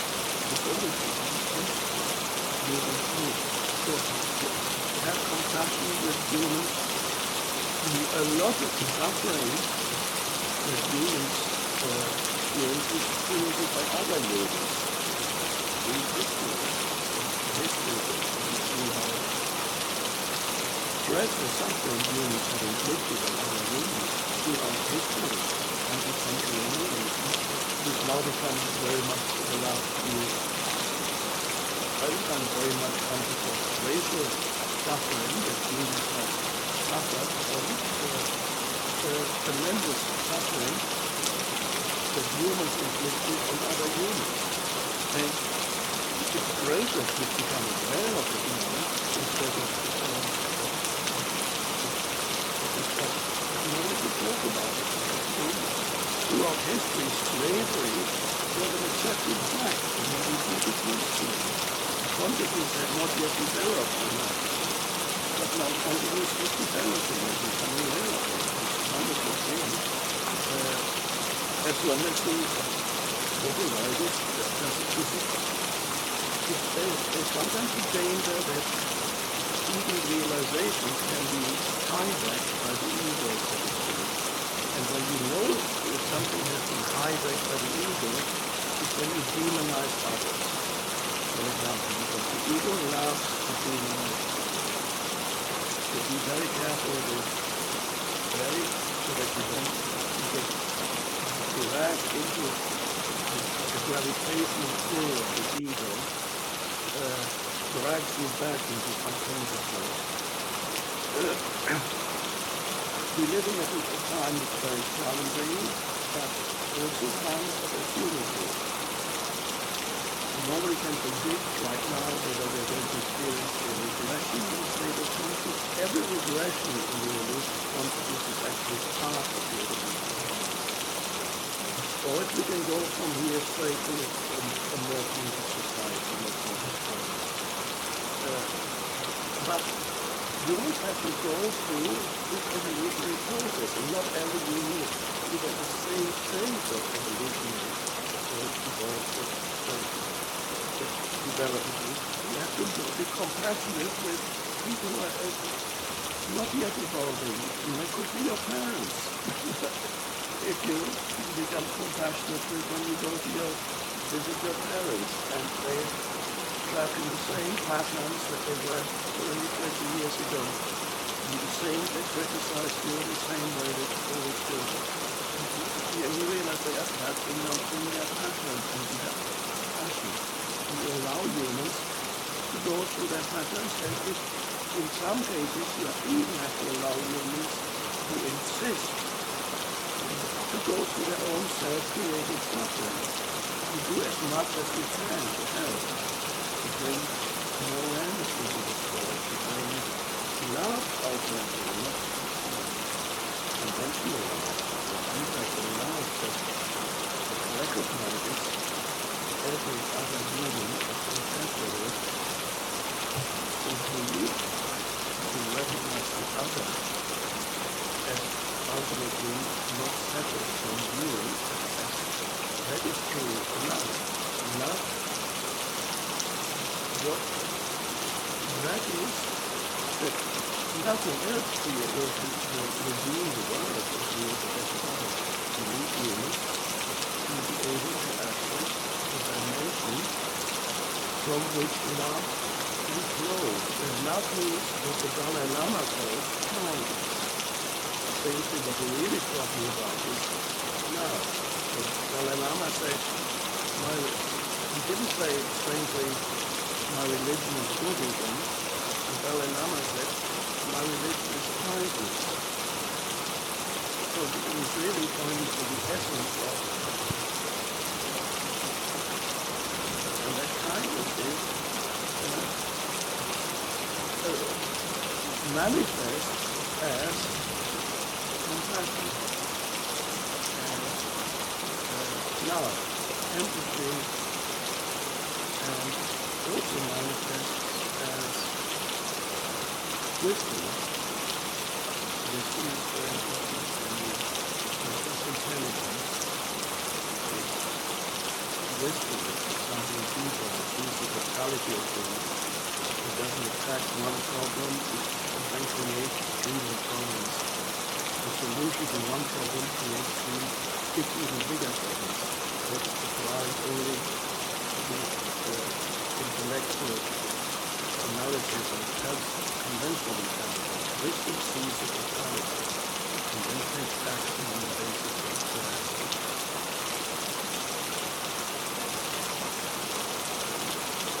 Let's see another question. Is there some type of discipline that is needed to be successful with consciousness of data? If so, can you describe what the discipline is that is needed? Well, basically, I have already described the discipline that's needed in your daily life. To be aware of yourself and of your own state of consciousness. Also, an important factor, perhaps, that is implied in what we've been saying, but it's worth pointing it out explicitly, is the importance of what is conventionally called gratitude. But it is the other way. Gratitude is a very powerful transformational tool and also one of the most powerful tools for manifesting better things in your life. Now, what does that mean? Gratitude is to acknowledge the good in your life now. And it's surprising how many people don't do that. You can only see the bad in their life, they only complain, but it's extremely powerful to acknowledge the good that's in your life now. Now let's talk about this for a moment. This does not mean that you have a conceptual idea of what your life is, and then you compare it to somebody else's life, and you say, oh really, I should be happy because I have it so much better than you look at these people.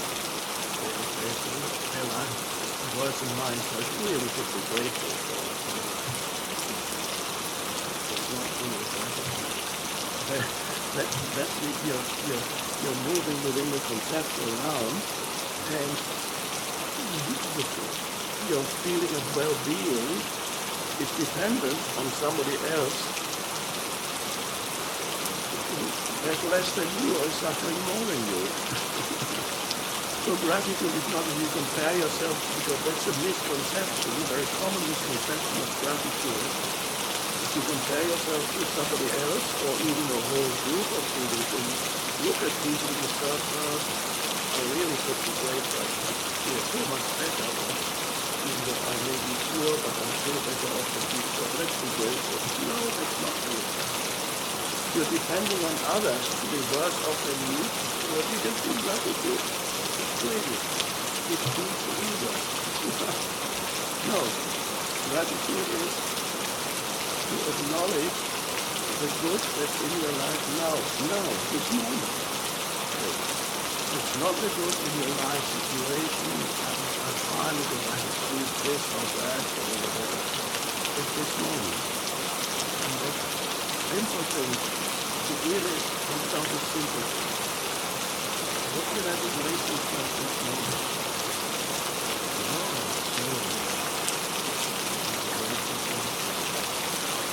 Now, be grateful to acknowledge and to give it attention and to appreciate.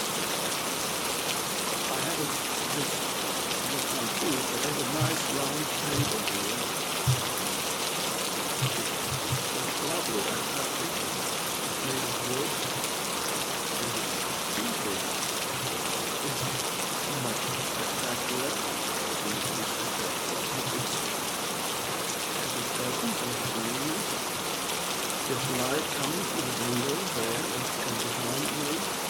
often sit here. I'm lucky to have had these trees here, and I often sit here. There's a little screen to, otherwise there's too much glare.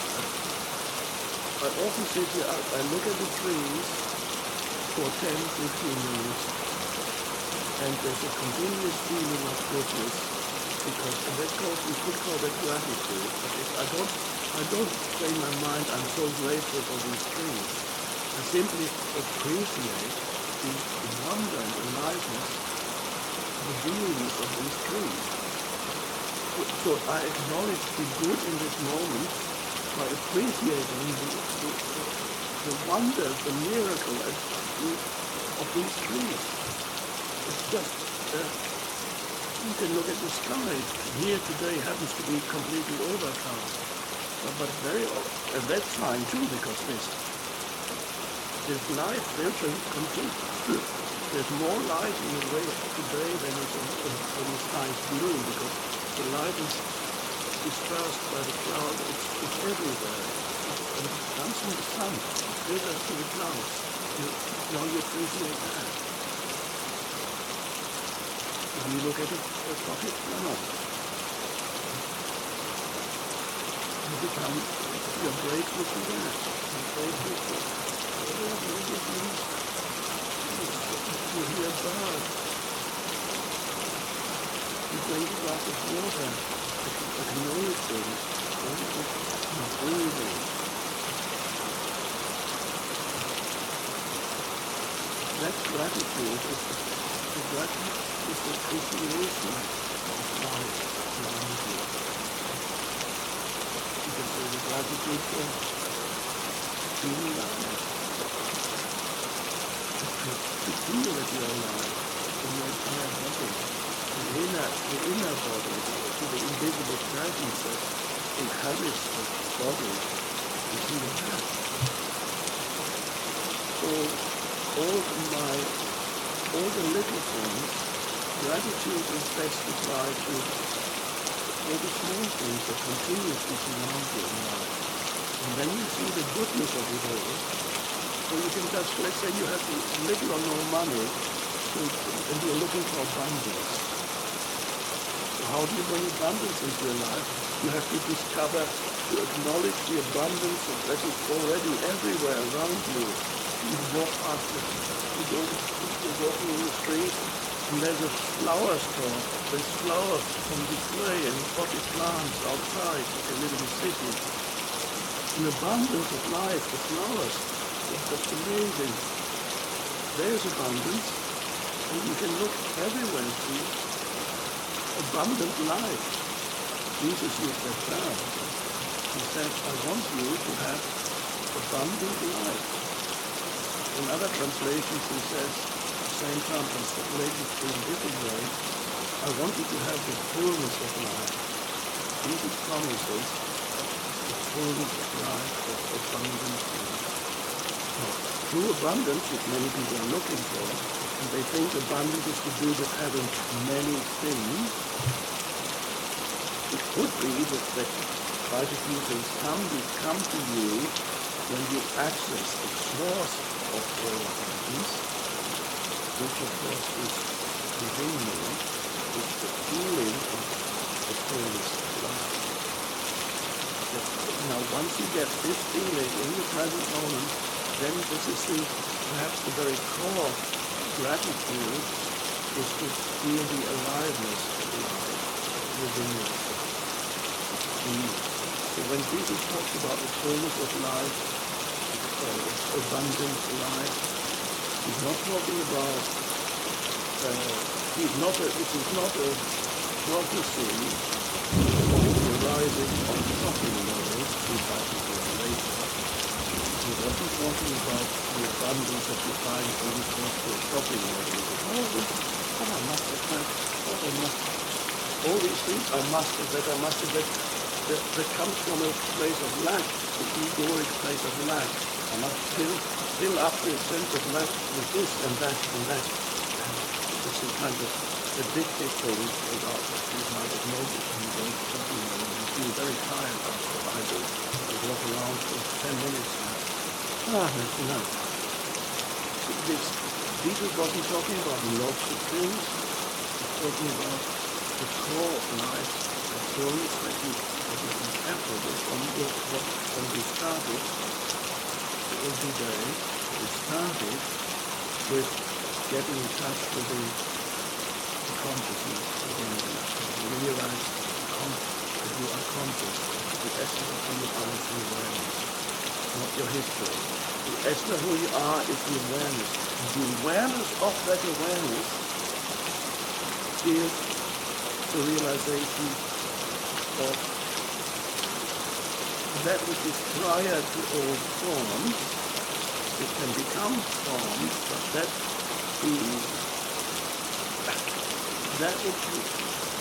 which is prior to all manifestation is the unmanifested life, the one in consciousness, the one life that underlies the entire universe.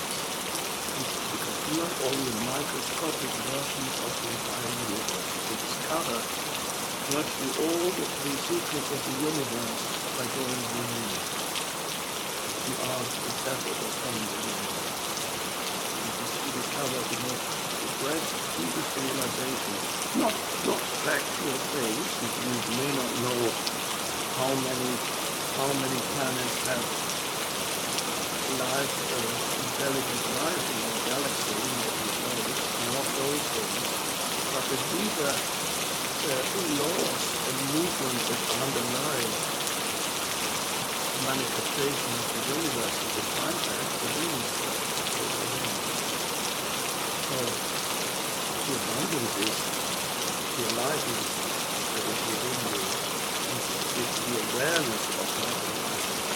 But the awareness of that aliveness is delighted by single things. Duality arises in the consciousness. Then you can say, oh, I'm aware of consciousness. But you can't be aware of consciousness. The awareness is the consciousness. The consciousness is the awareness. So consciousness is becoming self-aware. And what is the consciousness? It's not yours. The consciousness of the universe manifesting through this is consciousness. So you're part of the awakening process of the universe. So all manifestation that you do in your life must be aligned with the awakening universe. And the universe is moving towards greater consciousness. But where does it come from? It comes from the unmanifested source of all life that is traditionally has been called God. The source of all life emanates into this universe. It has no location in space or time. To realize that the essence of who you are is inseparable from that. That is the ripple on the surface of the ocean. Suddenly realizing that it is the ocean. Yes, it's also a ripple, not for long. For a little while it's also a ripple, but in essence, the ripple is the ocean. And when the ripple becomes aware of its true nature, then that means the ocean just becomes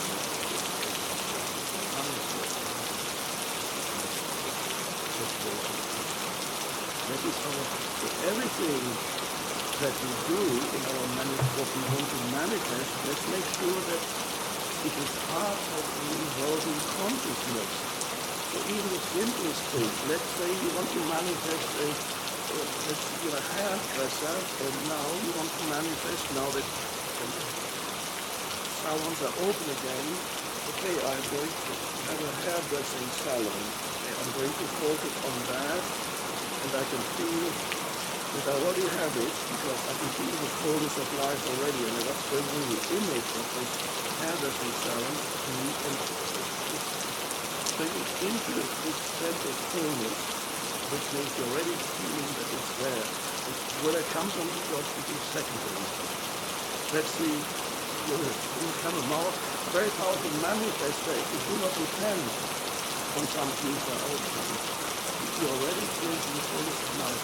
But you also know that this hairdressing salon is a place where people go when they go there, they not only get a good haircut or hairdo, they also get your presence, they also get your attention, they also get the energy that you emanate, and they will feel better, or you're cutting their hair. Just giving one example, it's totally fine. They feel, in that moment, they feel, you listen to them, you acknowledge that they're not just a client, you acknowledge their beings. I always say, a human being has the two dimensions. The human is the condition, with a history, the being is the unconscious. So that's the consciousness that you have. That is the transcendent dimension. If you don't know that, in life, it's the most frustrating experience. You might have noticed that without that realization of the deeper dimension of who you are, you only experience one damn thing after another. Oh my God. So the hairdresser, now everybody comes into that, yes, they're getting a good haircut, let's presume you have a good haircut, and that's the level. But also there's something else that we call and that is the love you say, with knowledge everywhere around you, the being is already being, and perhaps some hairdressers after a few years become very good counselors because they've listened to so many stories, and suddenly they can actually give good advice. It doesn't matter what the form is that your manifestation takes, but make sure that it is aligned in some way with the evolving consciousness. So you bring something good into this world. You make a contribution, you bring more goodness into this world in one way or another. Even if you, whatever it is, you make, if you're very good at something, you're good at sports or something, and then people like to watch you. Why do people, I think, why do people watch the tennis match? It's always the same thing. They're just not just a ball, and it goes on for hours. But very, why are they so excited by this? Well, on the one hand, yes, they have a favorite. I have to favor one or the other, and that is the whole thing. But I believe they also find it fascinating because the people they are masters in tennis playing. They are in a state of absolute presence. But somehow it's lovely to watch people like they feel of the zone of mastery, because something overconflicts itself. It doesn't mean that these tennis players are necessarily more conscious than others in the rest of their lives. You don't know. But while they're engaged in the activities that they have mastered absolutely, you can somehow absorb a little bit of that presence. It's great to watch, but I occasionally watch and I can sense why people, there's the two reasons why people watch it. One, they want their favorite to win, but there's a deeper reason that there's something over conflicts. This presence can be contagious. And again, here we come to an important point when we are present, that also affects many others. If you come into contact with it, it's contagious in a positive sense. There's a transmission of presence, and there could even be a transmission of presence in some miraculous way through the screen right now. How is that possible? Well, it's possible because the screen is in your consciousness. Who knows where there's actually a screen out there? But the screen is something that arises in your consciousness. So even there, it can work. So whatever it is you want to manifest in this life, go ahead, but realize the foundation for manifestation is, I call it the vertical dimension, it's the cross. Life has the two dimensions. The vertical is present moment, is the depth of who you are, is the essence of your being, who you are in the essence of your being is already complete. You don't need to become a better person in the essence of your being. You just need to manifest into this horizontal level more. So on the deepest level, you cannot improve on anything. But on the horizontal level, you don't trust. You don't need on the horizontal, there's even what you can do. But it is not ultimately beneficial in the absence of the vertical. But if the vertical is there, then that more and more from there, the consciousness can flow into the vertical. And that's how you create the better life. That's a miracle, and that's the secret. And that is your task. And what else? That's the purpose of your life. And the next doesn't matter what form it takes. It's the simplest thing. Maybe you just acknowledge the good that's already there. And if you're not there's much more that you could do on the body of your present is. In the meantime, when you deliver, we had a meal delivered yesterday, we saw that. So there was a brief interaction, I opened the door, and before they just left the devotion, I was sick. But I opened the door and 5 seconds of interaction with the Dasha, they call them, even about to bring food to message we interacted. There was a moment of interaction, and I could sense the connectedness. He loved interacting with me for these few seconds. If I loved, he wasn't a god, that's why he wasn't. There was a being behind it, and I acknowledged his being. And through that, he felt very good. Nothing to do with me as a person. And it was a lovely encounter for a few seconds. So, and if you're so that's not so why not practice that now? Many people that you deliver food to will not acknowledge your being, but it doesn't mean you cannot acknowledge their being. So as long as you do that, but even there you can bring more consciousness into this life. No matter where you are, but you act instead of complaining that you really should be doing something more interesting. Yes, perhaps you will be doing something more interesting, but the starting point is acknowledge the good that's here now, then you're much more likely to evolve. The situation is much more likely to evolve from there. But if you are in a continuous state of resistance to what is now, you're much more likely to be stuck for a long time, not forever. As you know, the famous saying, what you resist, that's it. That's very true. So, alignment with universal purpose. Universal purpose is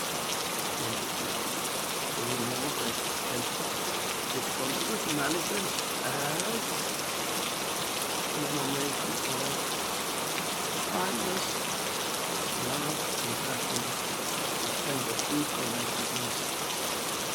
And it also manifests as wisdom when you use your mind, so that it's not just the conditioned mind that's operating, there's actually an awareness behind it, and the conditioned mind is then inspired by the deeper consciousness behind it.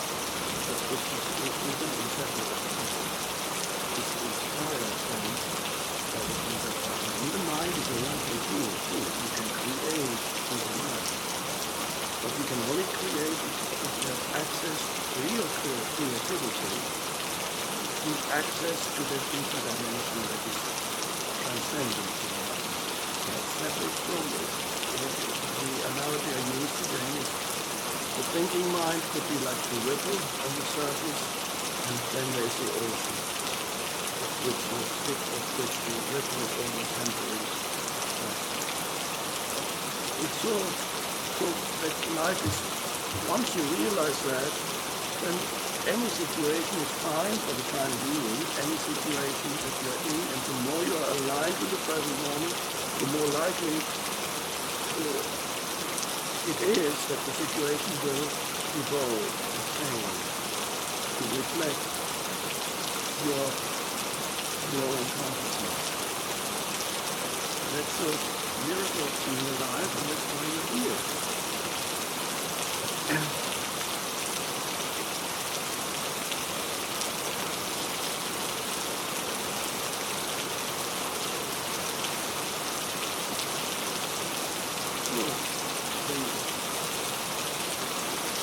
If it does not stop, I just stop talking.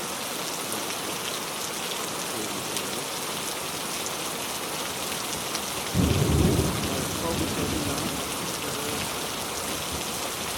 The rest is up to you. Many of these things I said you already knew. And if you didn't know them, your conscious mind, so the kind of recognition, suddenly makes, that makes sense. Somehow you knew that already. But the truth is always recognized. It's not something new that you learn. Perhaps you hadn't realized that the truth is realized, recognized.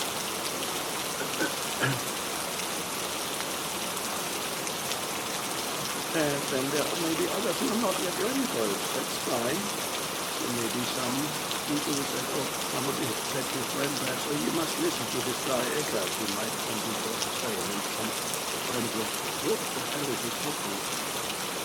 It's fine. Not everybody is yet ready for the next step in evolution. Usually it means they need to suffer a little bit more.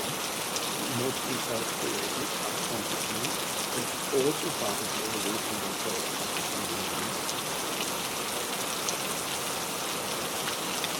So the rest is up to you. It is a wonderful adventure.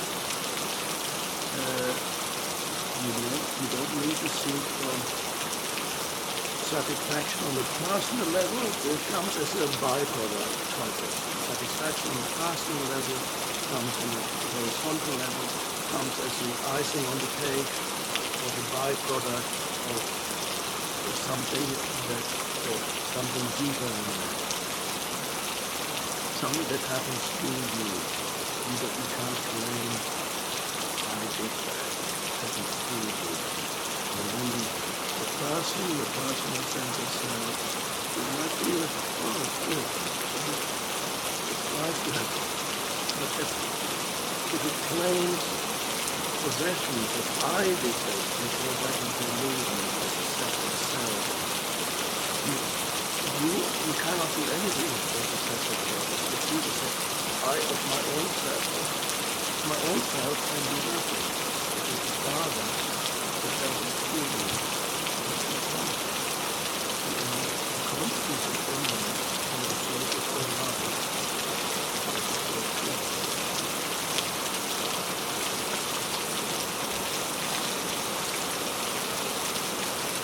Thank you.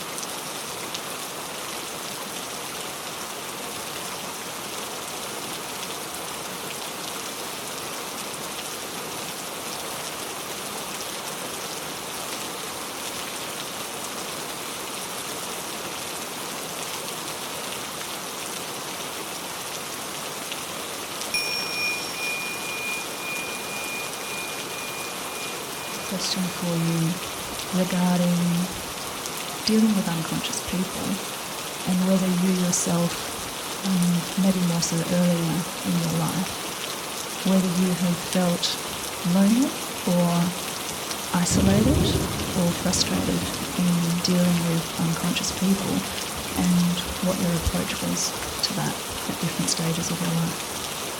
Right. Yes. Thank you.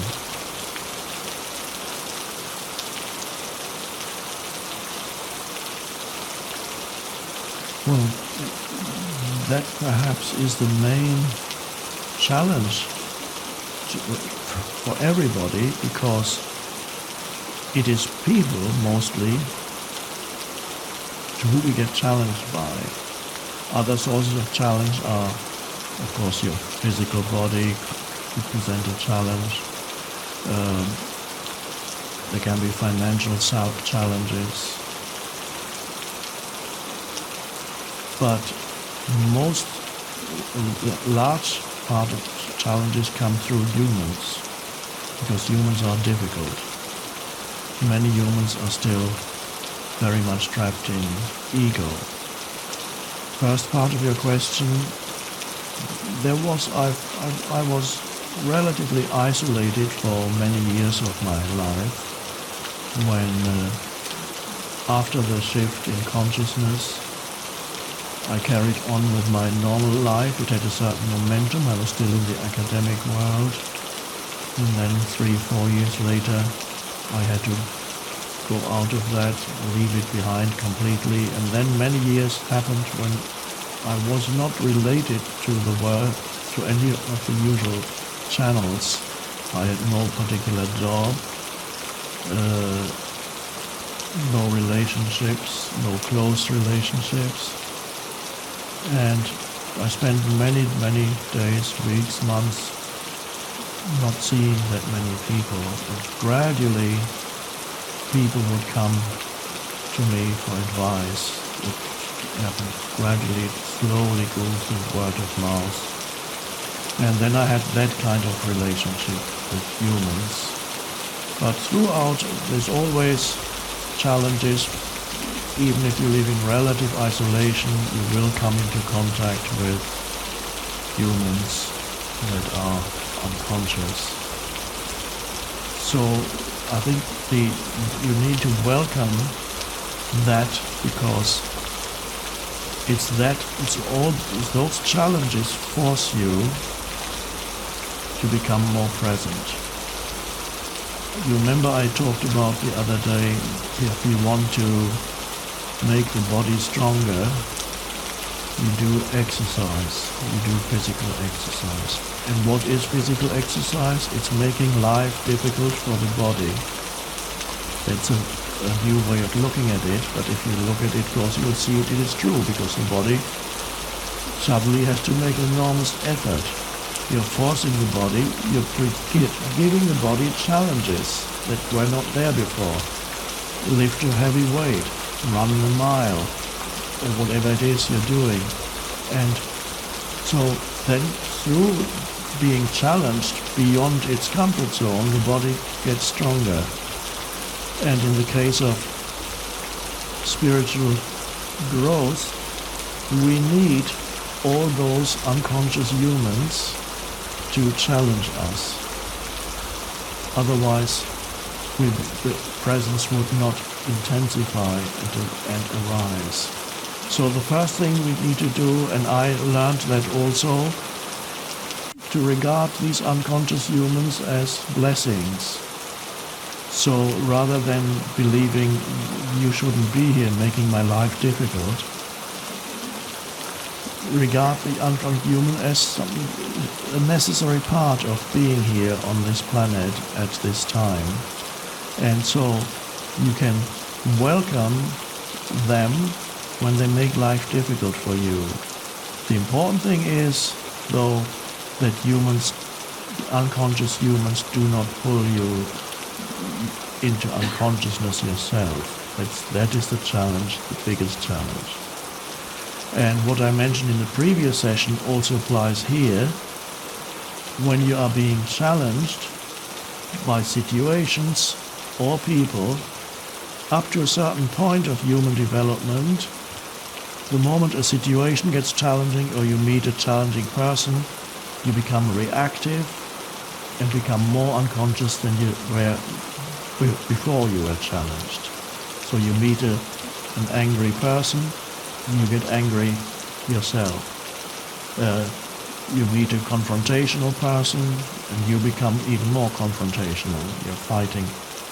Then a certain thing happens, you reach that level where beyond which the challenges make you more conscious. I think most of the people here will have reached a level where you may occasionally be pulled back, yes, but they have reached the level where from now on, when challenges come into your life through situations or people, you become more present rather than be pulled into unconscious reaction. And that's your spiritual practice. That can be your main spiritual practice.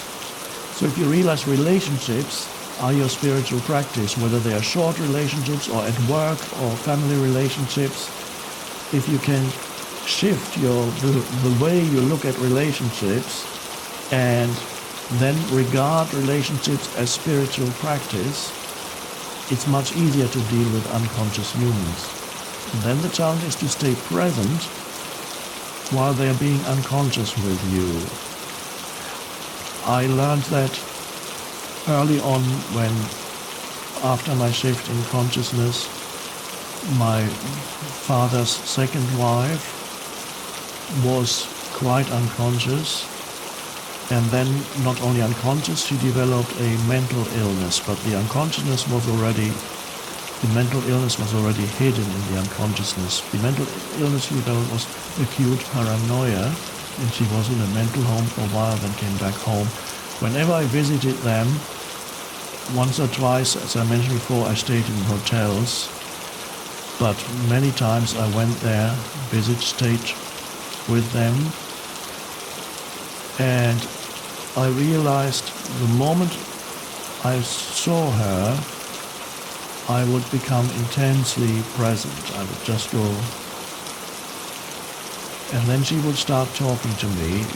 Usually the stories would start with talking about her enemies, the people who were waiting down in the street and who would follow her, people she would see in shops. And according to those stories, there must be at least 100 or 200 people whose main occupation is to follow her and make her life difficult. But that was the story, so I had to listen. The moment I arrived, she would tell me the latest events of what happened to all these people who were following her and doing things to sabotage her life, all fictitious. And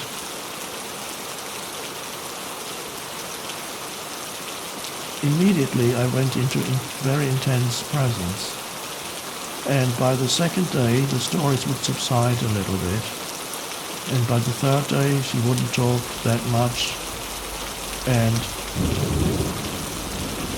once or twice, it happened that I was not acutely present when she was talking, and immediately the old stories would come back up. She would even look at me suspiciously and say, why are you really here? What do you want from me? So I noticed my consciousness had an effect on her state of consciousness. So that was particularly noticeable in that case. And she became more sane while I was there. And the moment I left, she went back into complete unconsciousness. If any question comes into your mind right now, please realize that it is irrelevant. And please realize that it is an attempt of your mind to obstruct your practice of presence.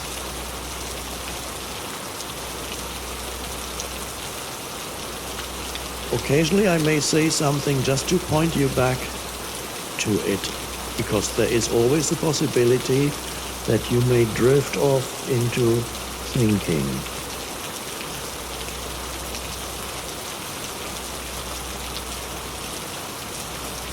It's also quite helpful, as you are aware of being conscious,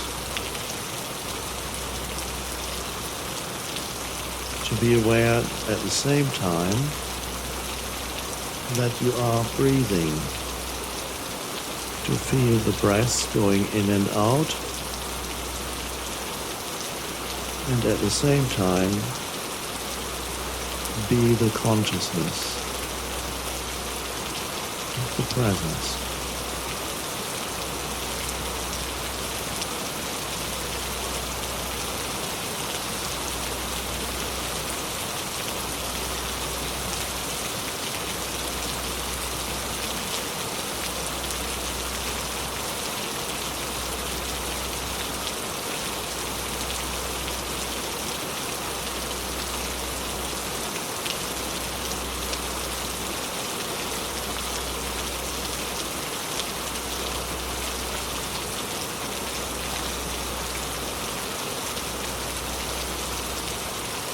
Thoughts are not important right now.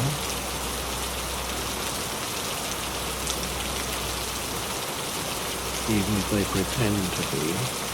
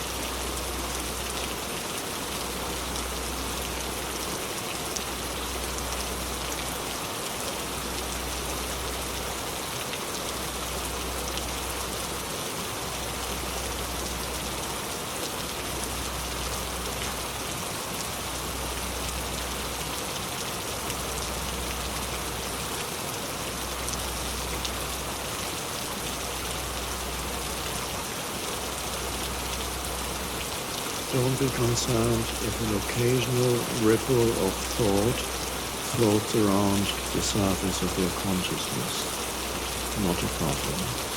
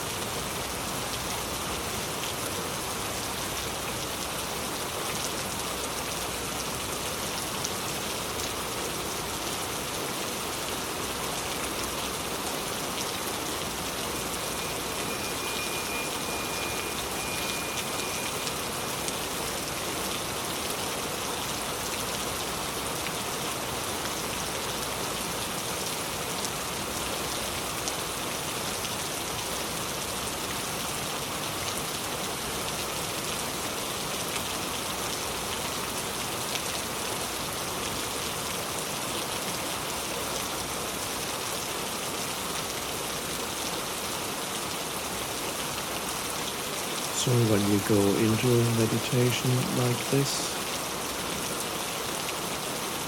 it can become very deep so that there's consciousness left, pure consciousness.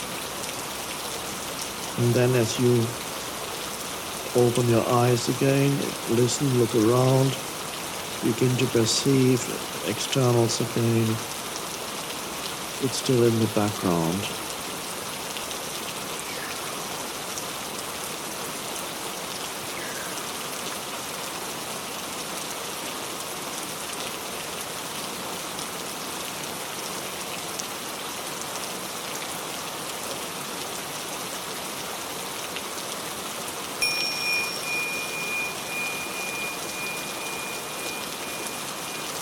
This person asks, after many years of meditation and all the twists and turns of life, I'm now in the grip of intense fear and anxiety. It seems it was always there, only more intense now. Sitting with it, letting it be there, seems to make it grow.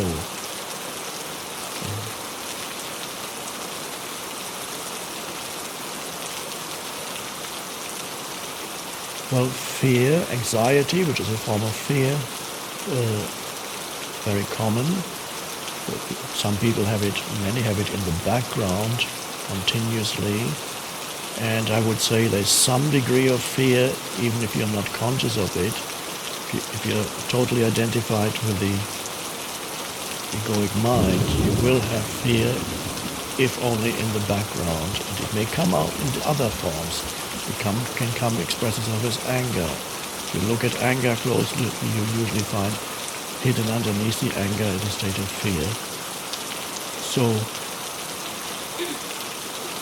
if there's fear, one important thing is to, of course, you need to direct your attention to it. You acknowledge that there's fear. The first important question that arises is, are there any thought processes connected with the fear? In other words, what are the thoughts that your mind is producing while you're feeling the fear?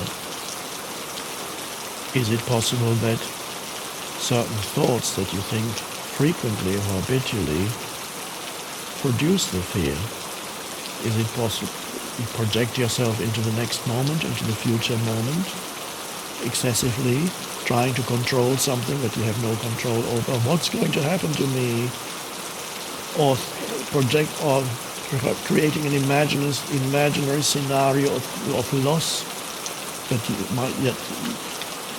you might suffer. It's not happening now, but it might happen. And many things that the thought activity, excessive thought activity, often creates scenarios of things going wrong that are not happening now, may never happen, often probably will never happen. And even if they did happen, the actual situation would actually be easier to face than the imaginary situation in your mind, because there's nothing you can do, there's no action you can take to remedy an imaginary situation except to stop thinking it. But if an actual situation arises, you face it, and you give it your attention, and then you take the action that you need to take. But an imaginary situation, you're totally at the mercy of it, so it only exists in your mind. So you need to see whether your mind is creating the fear by thinking fearful thoughts, by projecting itself into the future. And if that is the case, then you can see, oh, so I'm creating those because my body cannot tell the difference between an actual event that's happening outside and what my mind is producing. So when I'm thinking thought, my life situation is critical, if this is basically what your thoughts are telling you, then your body believes that this is the actual truth, that you are being threatened at this very moment. The body doesn't know the difference, that the tiger isn't in the room. The threatening presence is your thoughts. The body reacts in the same way, whether there's a threat, an actual threat in the room, all your thoughts can create the same, even palpitations, you can shortness of breath because you're thinking fearful thoughts. You go, at night. I had that for years. Awful state. It's insane. It's a disease. Nothing is happening. Absolutely nothing. There's a quiet room. Nothing. It's all happening in the mind. So if that's the case, then you need to tackle the thoughts because they will cause the fear. And how do you tackle thoughts? Is by realizing the futility and the destructive nature of these thoughts and choosing to step out. And what do you do to step out? First, you don't believe your mind that tells you, no, you can't step out, you have to continue thinking. No, you step out and take a conscious breath. Or put your attention into the inner energy field of the body. A conscious choice to remove attention from thinking. And you may have to be really alert to do it. If you are immersed in a mind stream, it could even be that it's so powerful that you just cannot get out. It has such gravitational pull, it pulls you. But at least you know that this is what's happening. So there's a state where you cannot help yourself yet, but at least there is the beginning of a disidentification from it when you know that this is what is happening. So there's a part of you that knows this is not totally real. This is the fears being produced by my mind. Although in those early stages, you may not yet be able to step out of it. It may be so strong that you're still totally in the grip of it, but at least you know that you're in the grip of it. The worst thing is to be in the grip of it and not even knowing it because you're so identified with it. It is absolutely real to you. So even to know that this is happening is already a step forward. And then perhaps after a while the energy exhausts itself a little bit of this, and then you can begin to say, okay, you will step out of those fearful thoughts because they are creating suffering, and you take a conscious breath, and another, and another. And then begin to feel the inner energy field of the body. Wow. It's like this huge burden suddenly dropped away. And then you look around. This is a form of awakening out of complete identification with thinking. Really is an awakening. And you can observe it in yourself. And you go, so nice. It's like a nightmare. Maybe everybody has experienced awakening from a nightmare and feeling such relief that you are in bed and it's safe. And the same thing when you step out of fearful thought and become present. And then thought will then try to pull your attention back in. Come this way. And then you might, one little thought comes, do you follow it or don't you follow it? If you follow it, it's just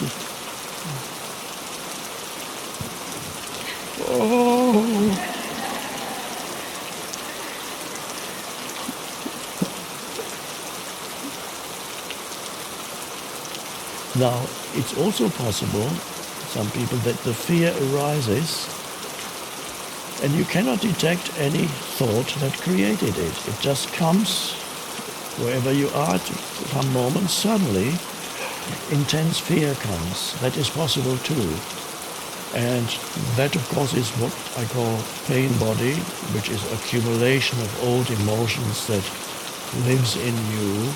And there are many people for whom the pain body manifests predominantly as anxiety or fear. And it can come up suddenly, but usually then it flows into your mind also and produces fearful thoughts. So fear can be, in some cases, if you still suffer from that affliction. Some of you may be able to see how your thoughts are generating the fear habitually, or you may find that in you the fear arises spontaneously and then usually produces further fearful thought. And that is the pain body wanting to feed on further experience of the same. What makes up its life is the energetic frequency of fear, which is a particular, you can feel what fear feels like. It has a, when you call that a frequency, it feels, sometimes the body actually expresses it through shaking. This is, I'm doing this because I want to give you, I don't want frequency to be just a concept in your mind. I want to give you a taste of what frequency means. So,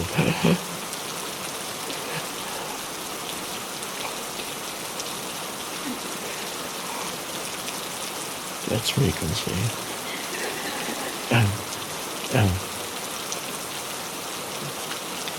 And then you have a different frequency of its presence.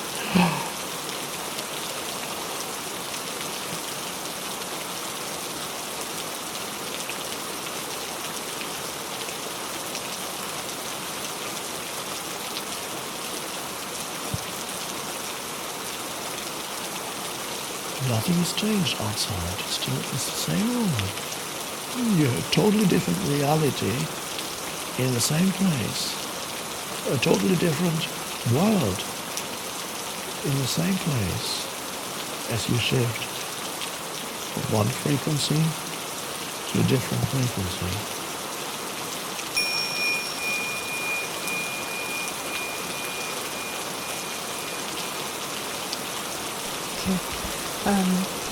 Actually, my question is already been answered. That often happens. And I think one day we're all going to come here, and once we're all in presence, we won't have any questions for you. That's true. That would be wonderful. And you're going to be out of business. Yes. Yes, that would be wonderful. So, actually, my question was, could you elaborate on ego versus healthy self-esteem? Ah, yes. Okay.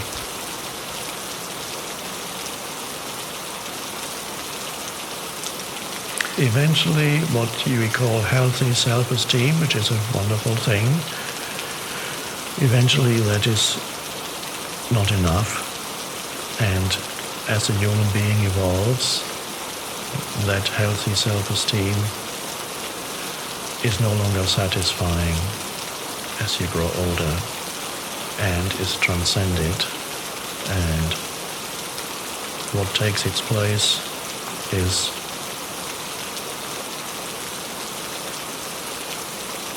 healthy, no hyphen self-esteem. The self-esteem, of course, means that you are reasonably satisfied with who you are as a person and the achievements of the person, what the person can do, or what the person knows, or what the person possesses, and you compare what the person can do, abilities, what the person knows, knowledge, or what the person has in terms of possessions. You compare that with others, and you come out favorably. So either you can do more than somebody else or others, just feel better about yourself. I can do this, but they can't. I can, but you can't. Or you have more knowledge. Did you know that this and such is such and such a case? You didn't know that? Well, let me tell you. That feels good. You know more. These ignorant people, they don't know anything. Or you have more. How many bedrooms does your house have? 4? Well, we have 11.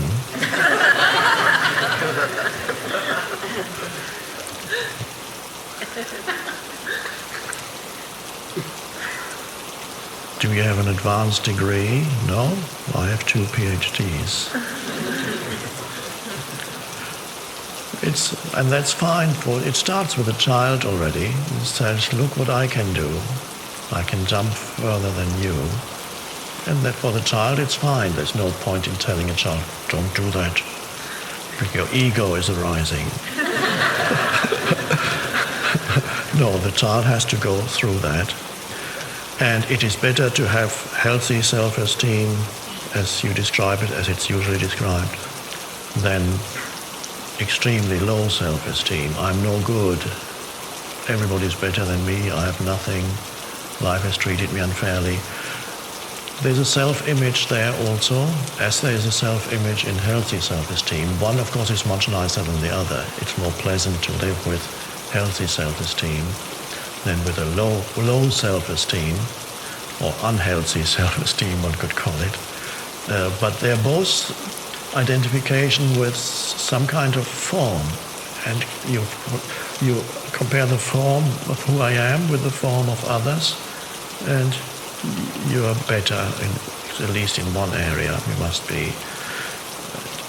And that's satisfying, but you're trapped in form, and you're depending on, for your sense of value or worthiness, you're depending on, ultimately, to put it bluntly, others who have less or know less or can do less than you.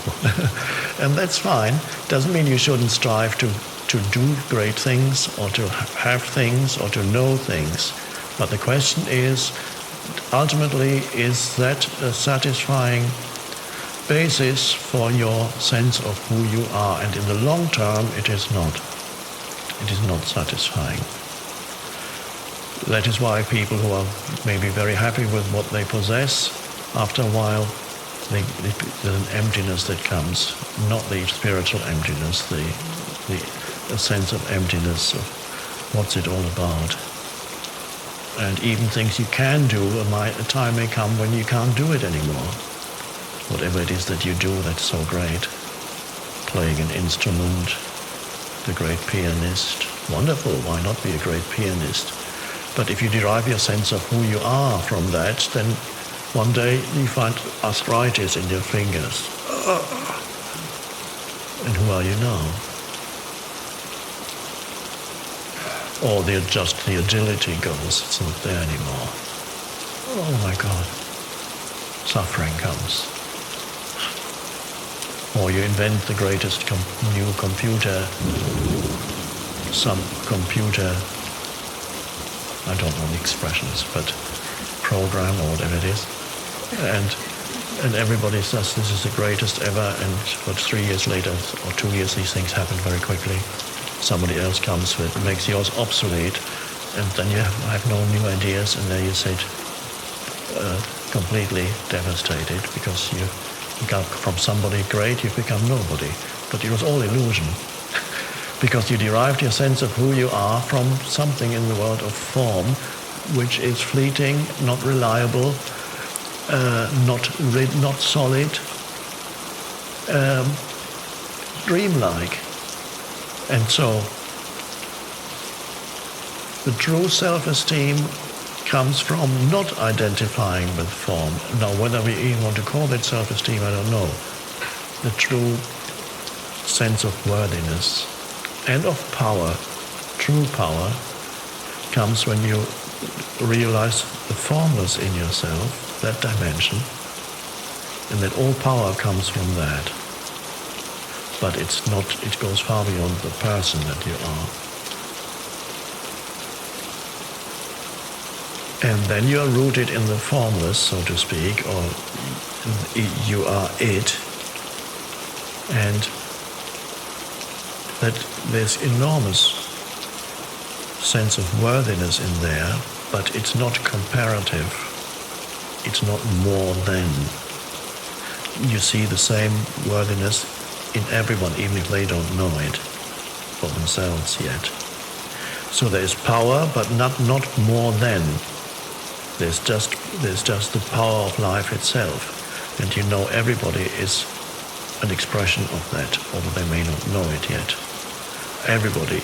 So this is, you transcend conventional self-esteem. And it doesn't mean you lose your sense of worth. It shifts into something much deeper. So every human really is.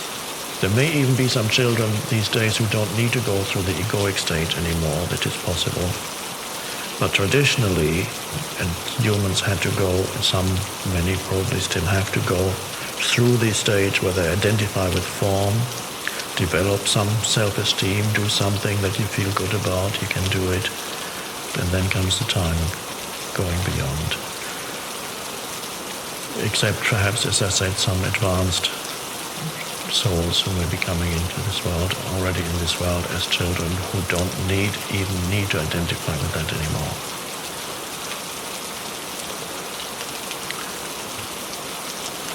A question that comes from there also is, if a person has low self-esteem, in other words, a mental image of not good enough, then does that person have to go through the stage of healthy self-esteem before they can transcend it altogether?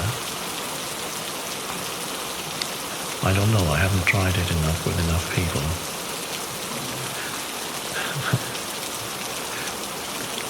It may well be that the unhealthy self-esteem, if it leads to a state of suffering, great suffering, you may be able to, with the help of a teacher, go from there to no self. Because the way from unhappiness or suffering to transcendence is easier than the way from superficial happiness to transcendence. Superficial happiness keeps you in the dream world for quite a while. It's not that bad. My life, I can't complain. It's not that bad. It's going okay. I'm quite happy. Just got a promotion. I'm so happy I just got my annual bonus from my Wall Street bank. Great, I'm doing great. Yeah.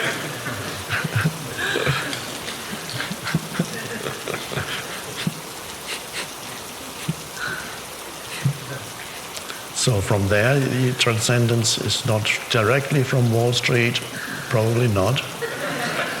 But if you go from Wall Street to prison, then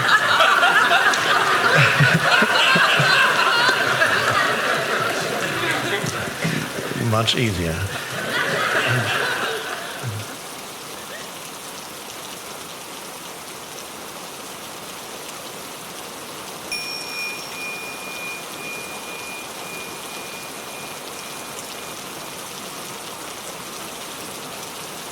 Is the ego the source of our thoughts, or are our thoughts generated elsewhere and pass through the ego?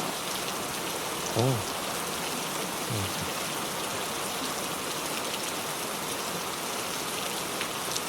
There is no ego apart from the thoughts. The thoughts, identification with thoughts, is ego. But the thoughts that go through your mind, of course, are linked to the collective mind of the culture you live in, humanity, the whole. So they are not your thoughts as such, but you pick them up from the collective, most of them.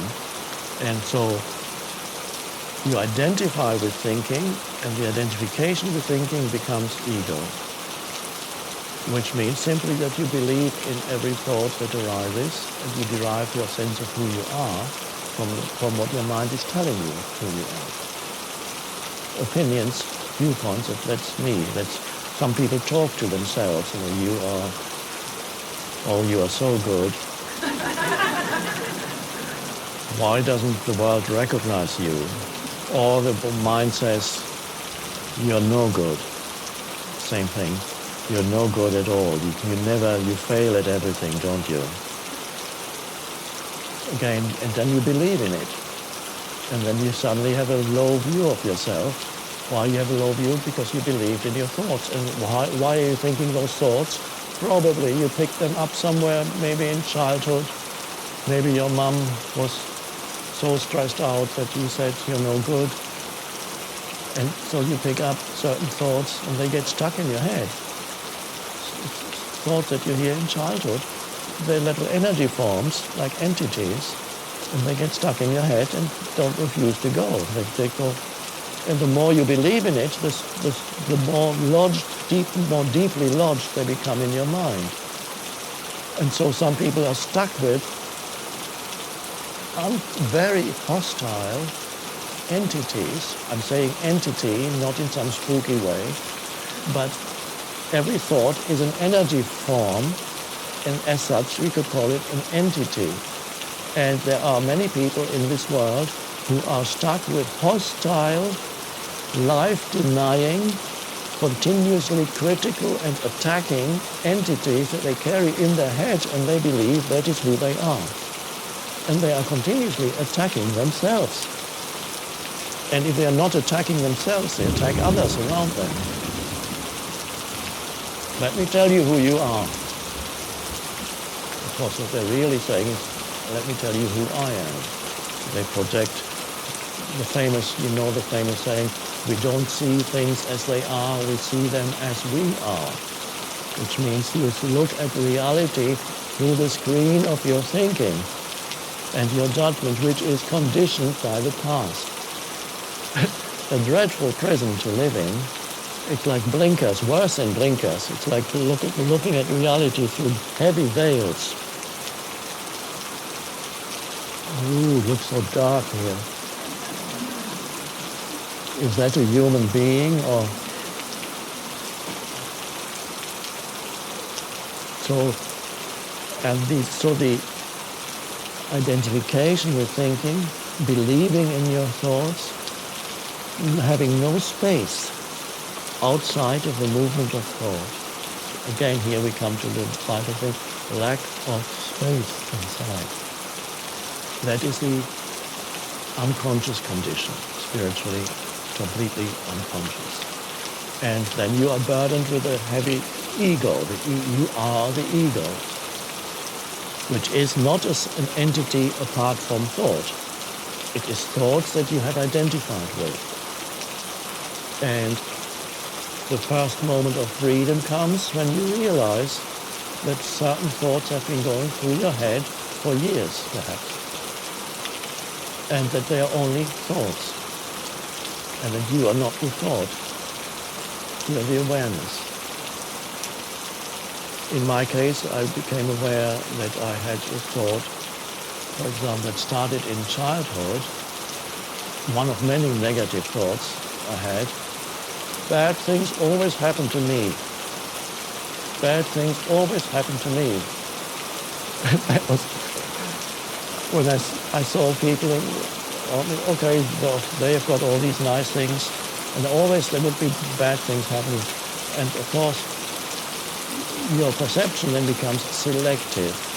When you have a thought like that, you notice much more, because in everybody's life, things, in daily life, things go wrong. You miss a bus, you get stuck in a traffic jam, or you lose some money.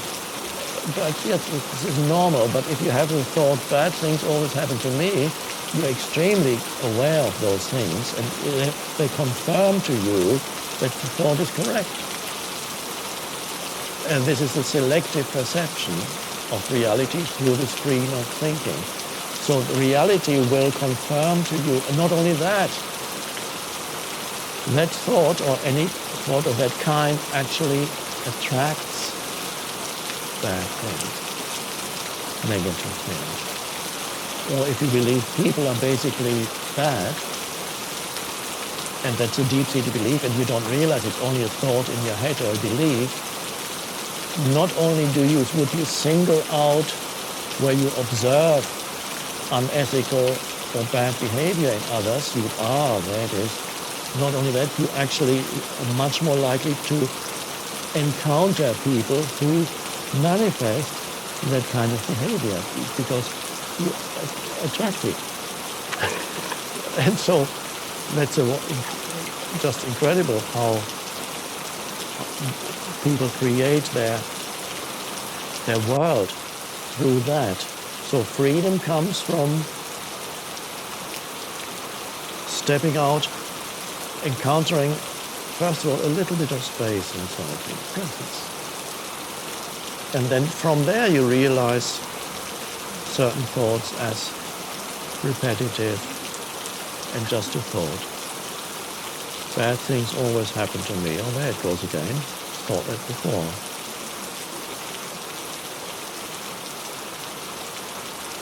So that's to become free of ego means becoming free of thought, identification with thought. That's the end of the ego. It may reassert itself from time to time, but at least that's the awakening. What about your thoughts? Habitual thoughts, do you? Probably that I have to get everything right. Those intense, figure it out and get it right. It rules me. And if it's not right? I escape. I just won't do it. I pretty much predict ahead of time, so I won't try a lot of times. Yes.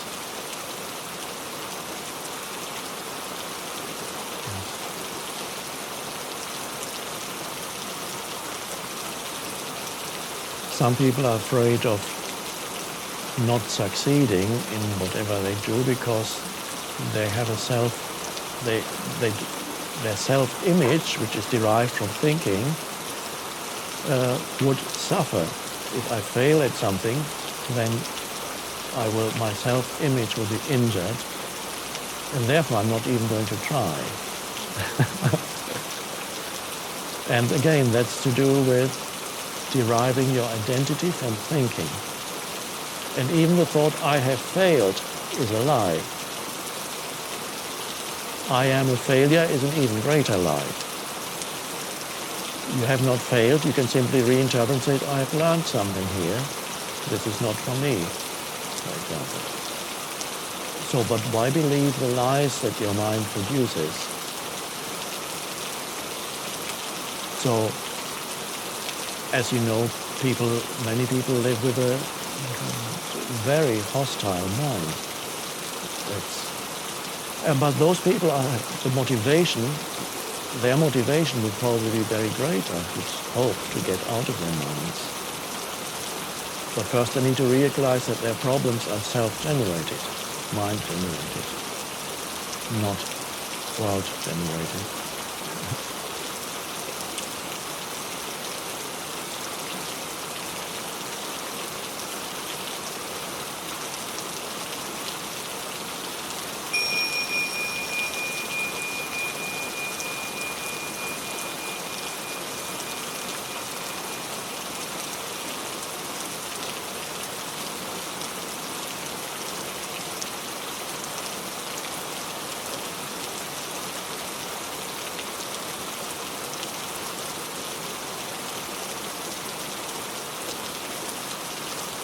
And then, even more challenging, meeting humans with whom you share a lot of past.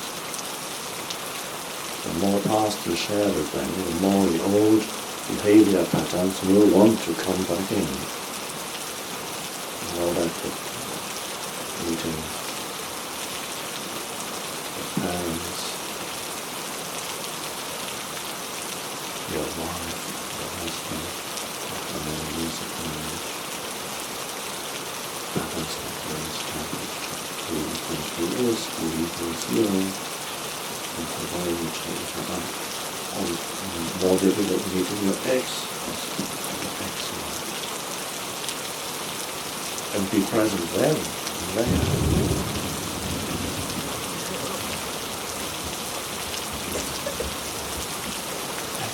the body. So you're meeting human beings without past. Not that you cannot remember certain things they did, but not to bring the past as an active operating principle into the interaction. Meeting everyone without past. Just in this moment, through the power of this moment, which is the power of presence, which is who you are. And not meeting the other person as a walking personal history.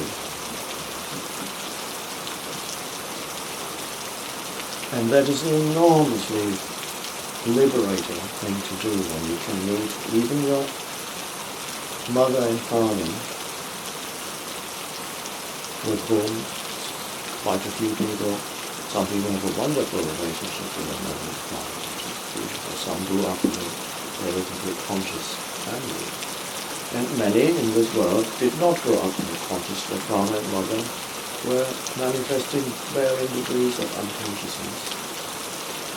And resentment built up over the years that many between adult children and parents often with grievances, resentments, complaints.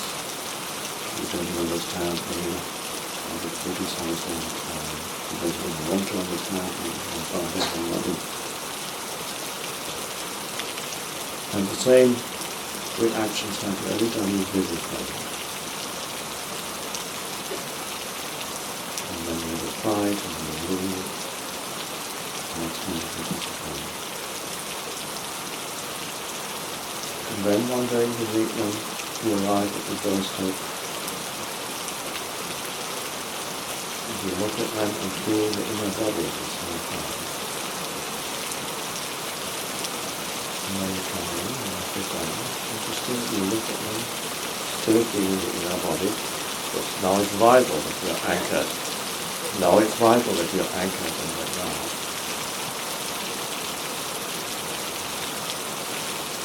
And then you get the old thing, the father says, are you still involved in that spiritual airy-fairy nonsense?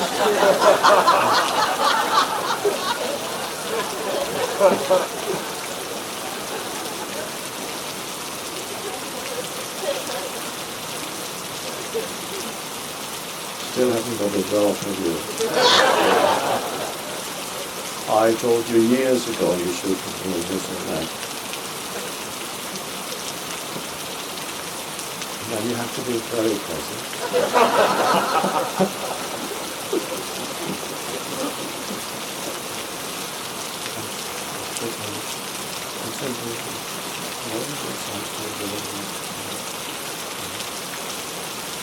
But maybe if it's your father or she, if it's your mother, after a while you feel a slight disorientation because you are not feeling the old patterns anymore. You're not reacting. And his or her ego will feel there's something missing here.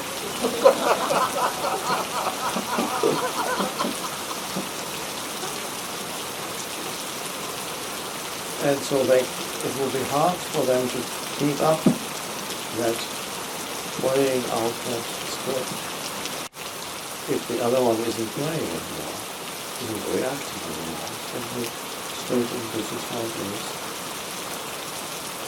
And you don't even expect anything anymore because expectations that he or she should behave in a particular way to make you happy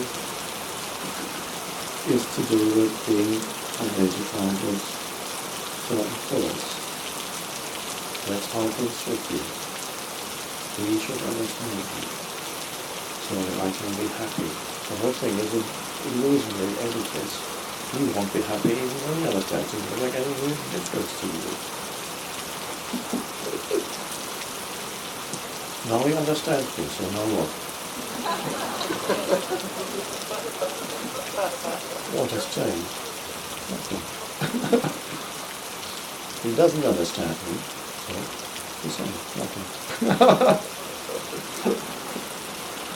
You become free of that which you thought you needed when you were identified with both. In presence, you don't really need anything psychologically speaking. You don't think it's like a little it's all right. And there you are, and then you can see the patterns in your mother or father crumbling. And for the first time, perhaps, he or she will ask you a genuine question. What are you really doing? What is that? This has happened. He just told you these miracles happen. And if they don't, that's fine too. So there comes in, with presence, comes an acceptance, a compassionate acceptance of what is, which very often means what is just the way of being.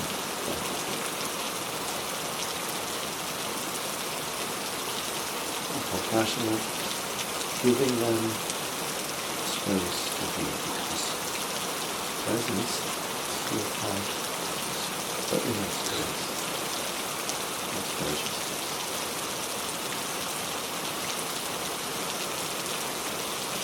All this consciousness is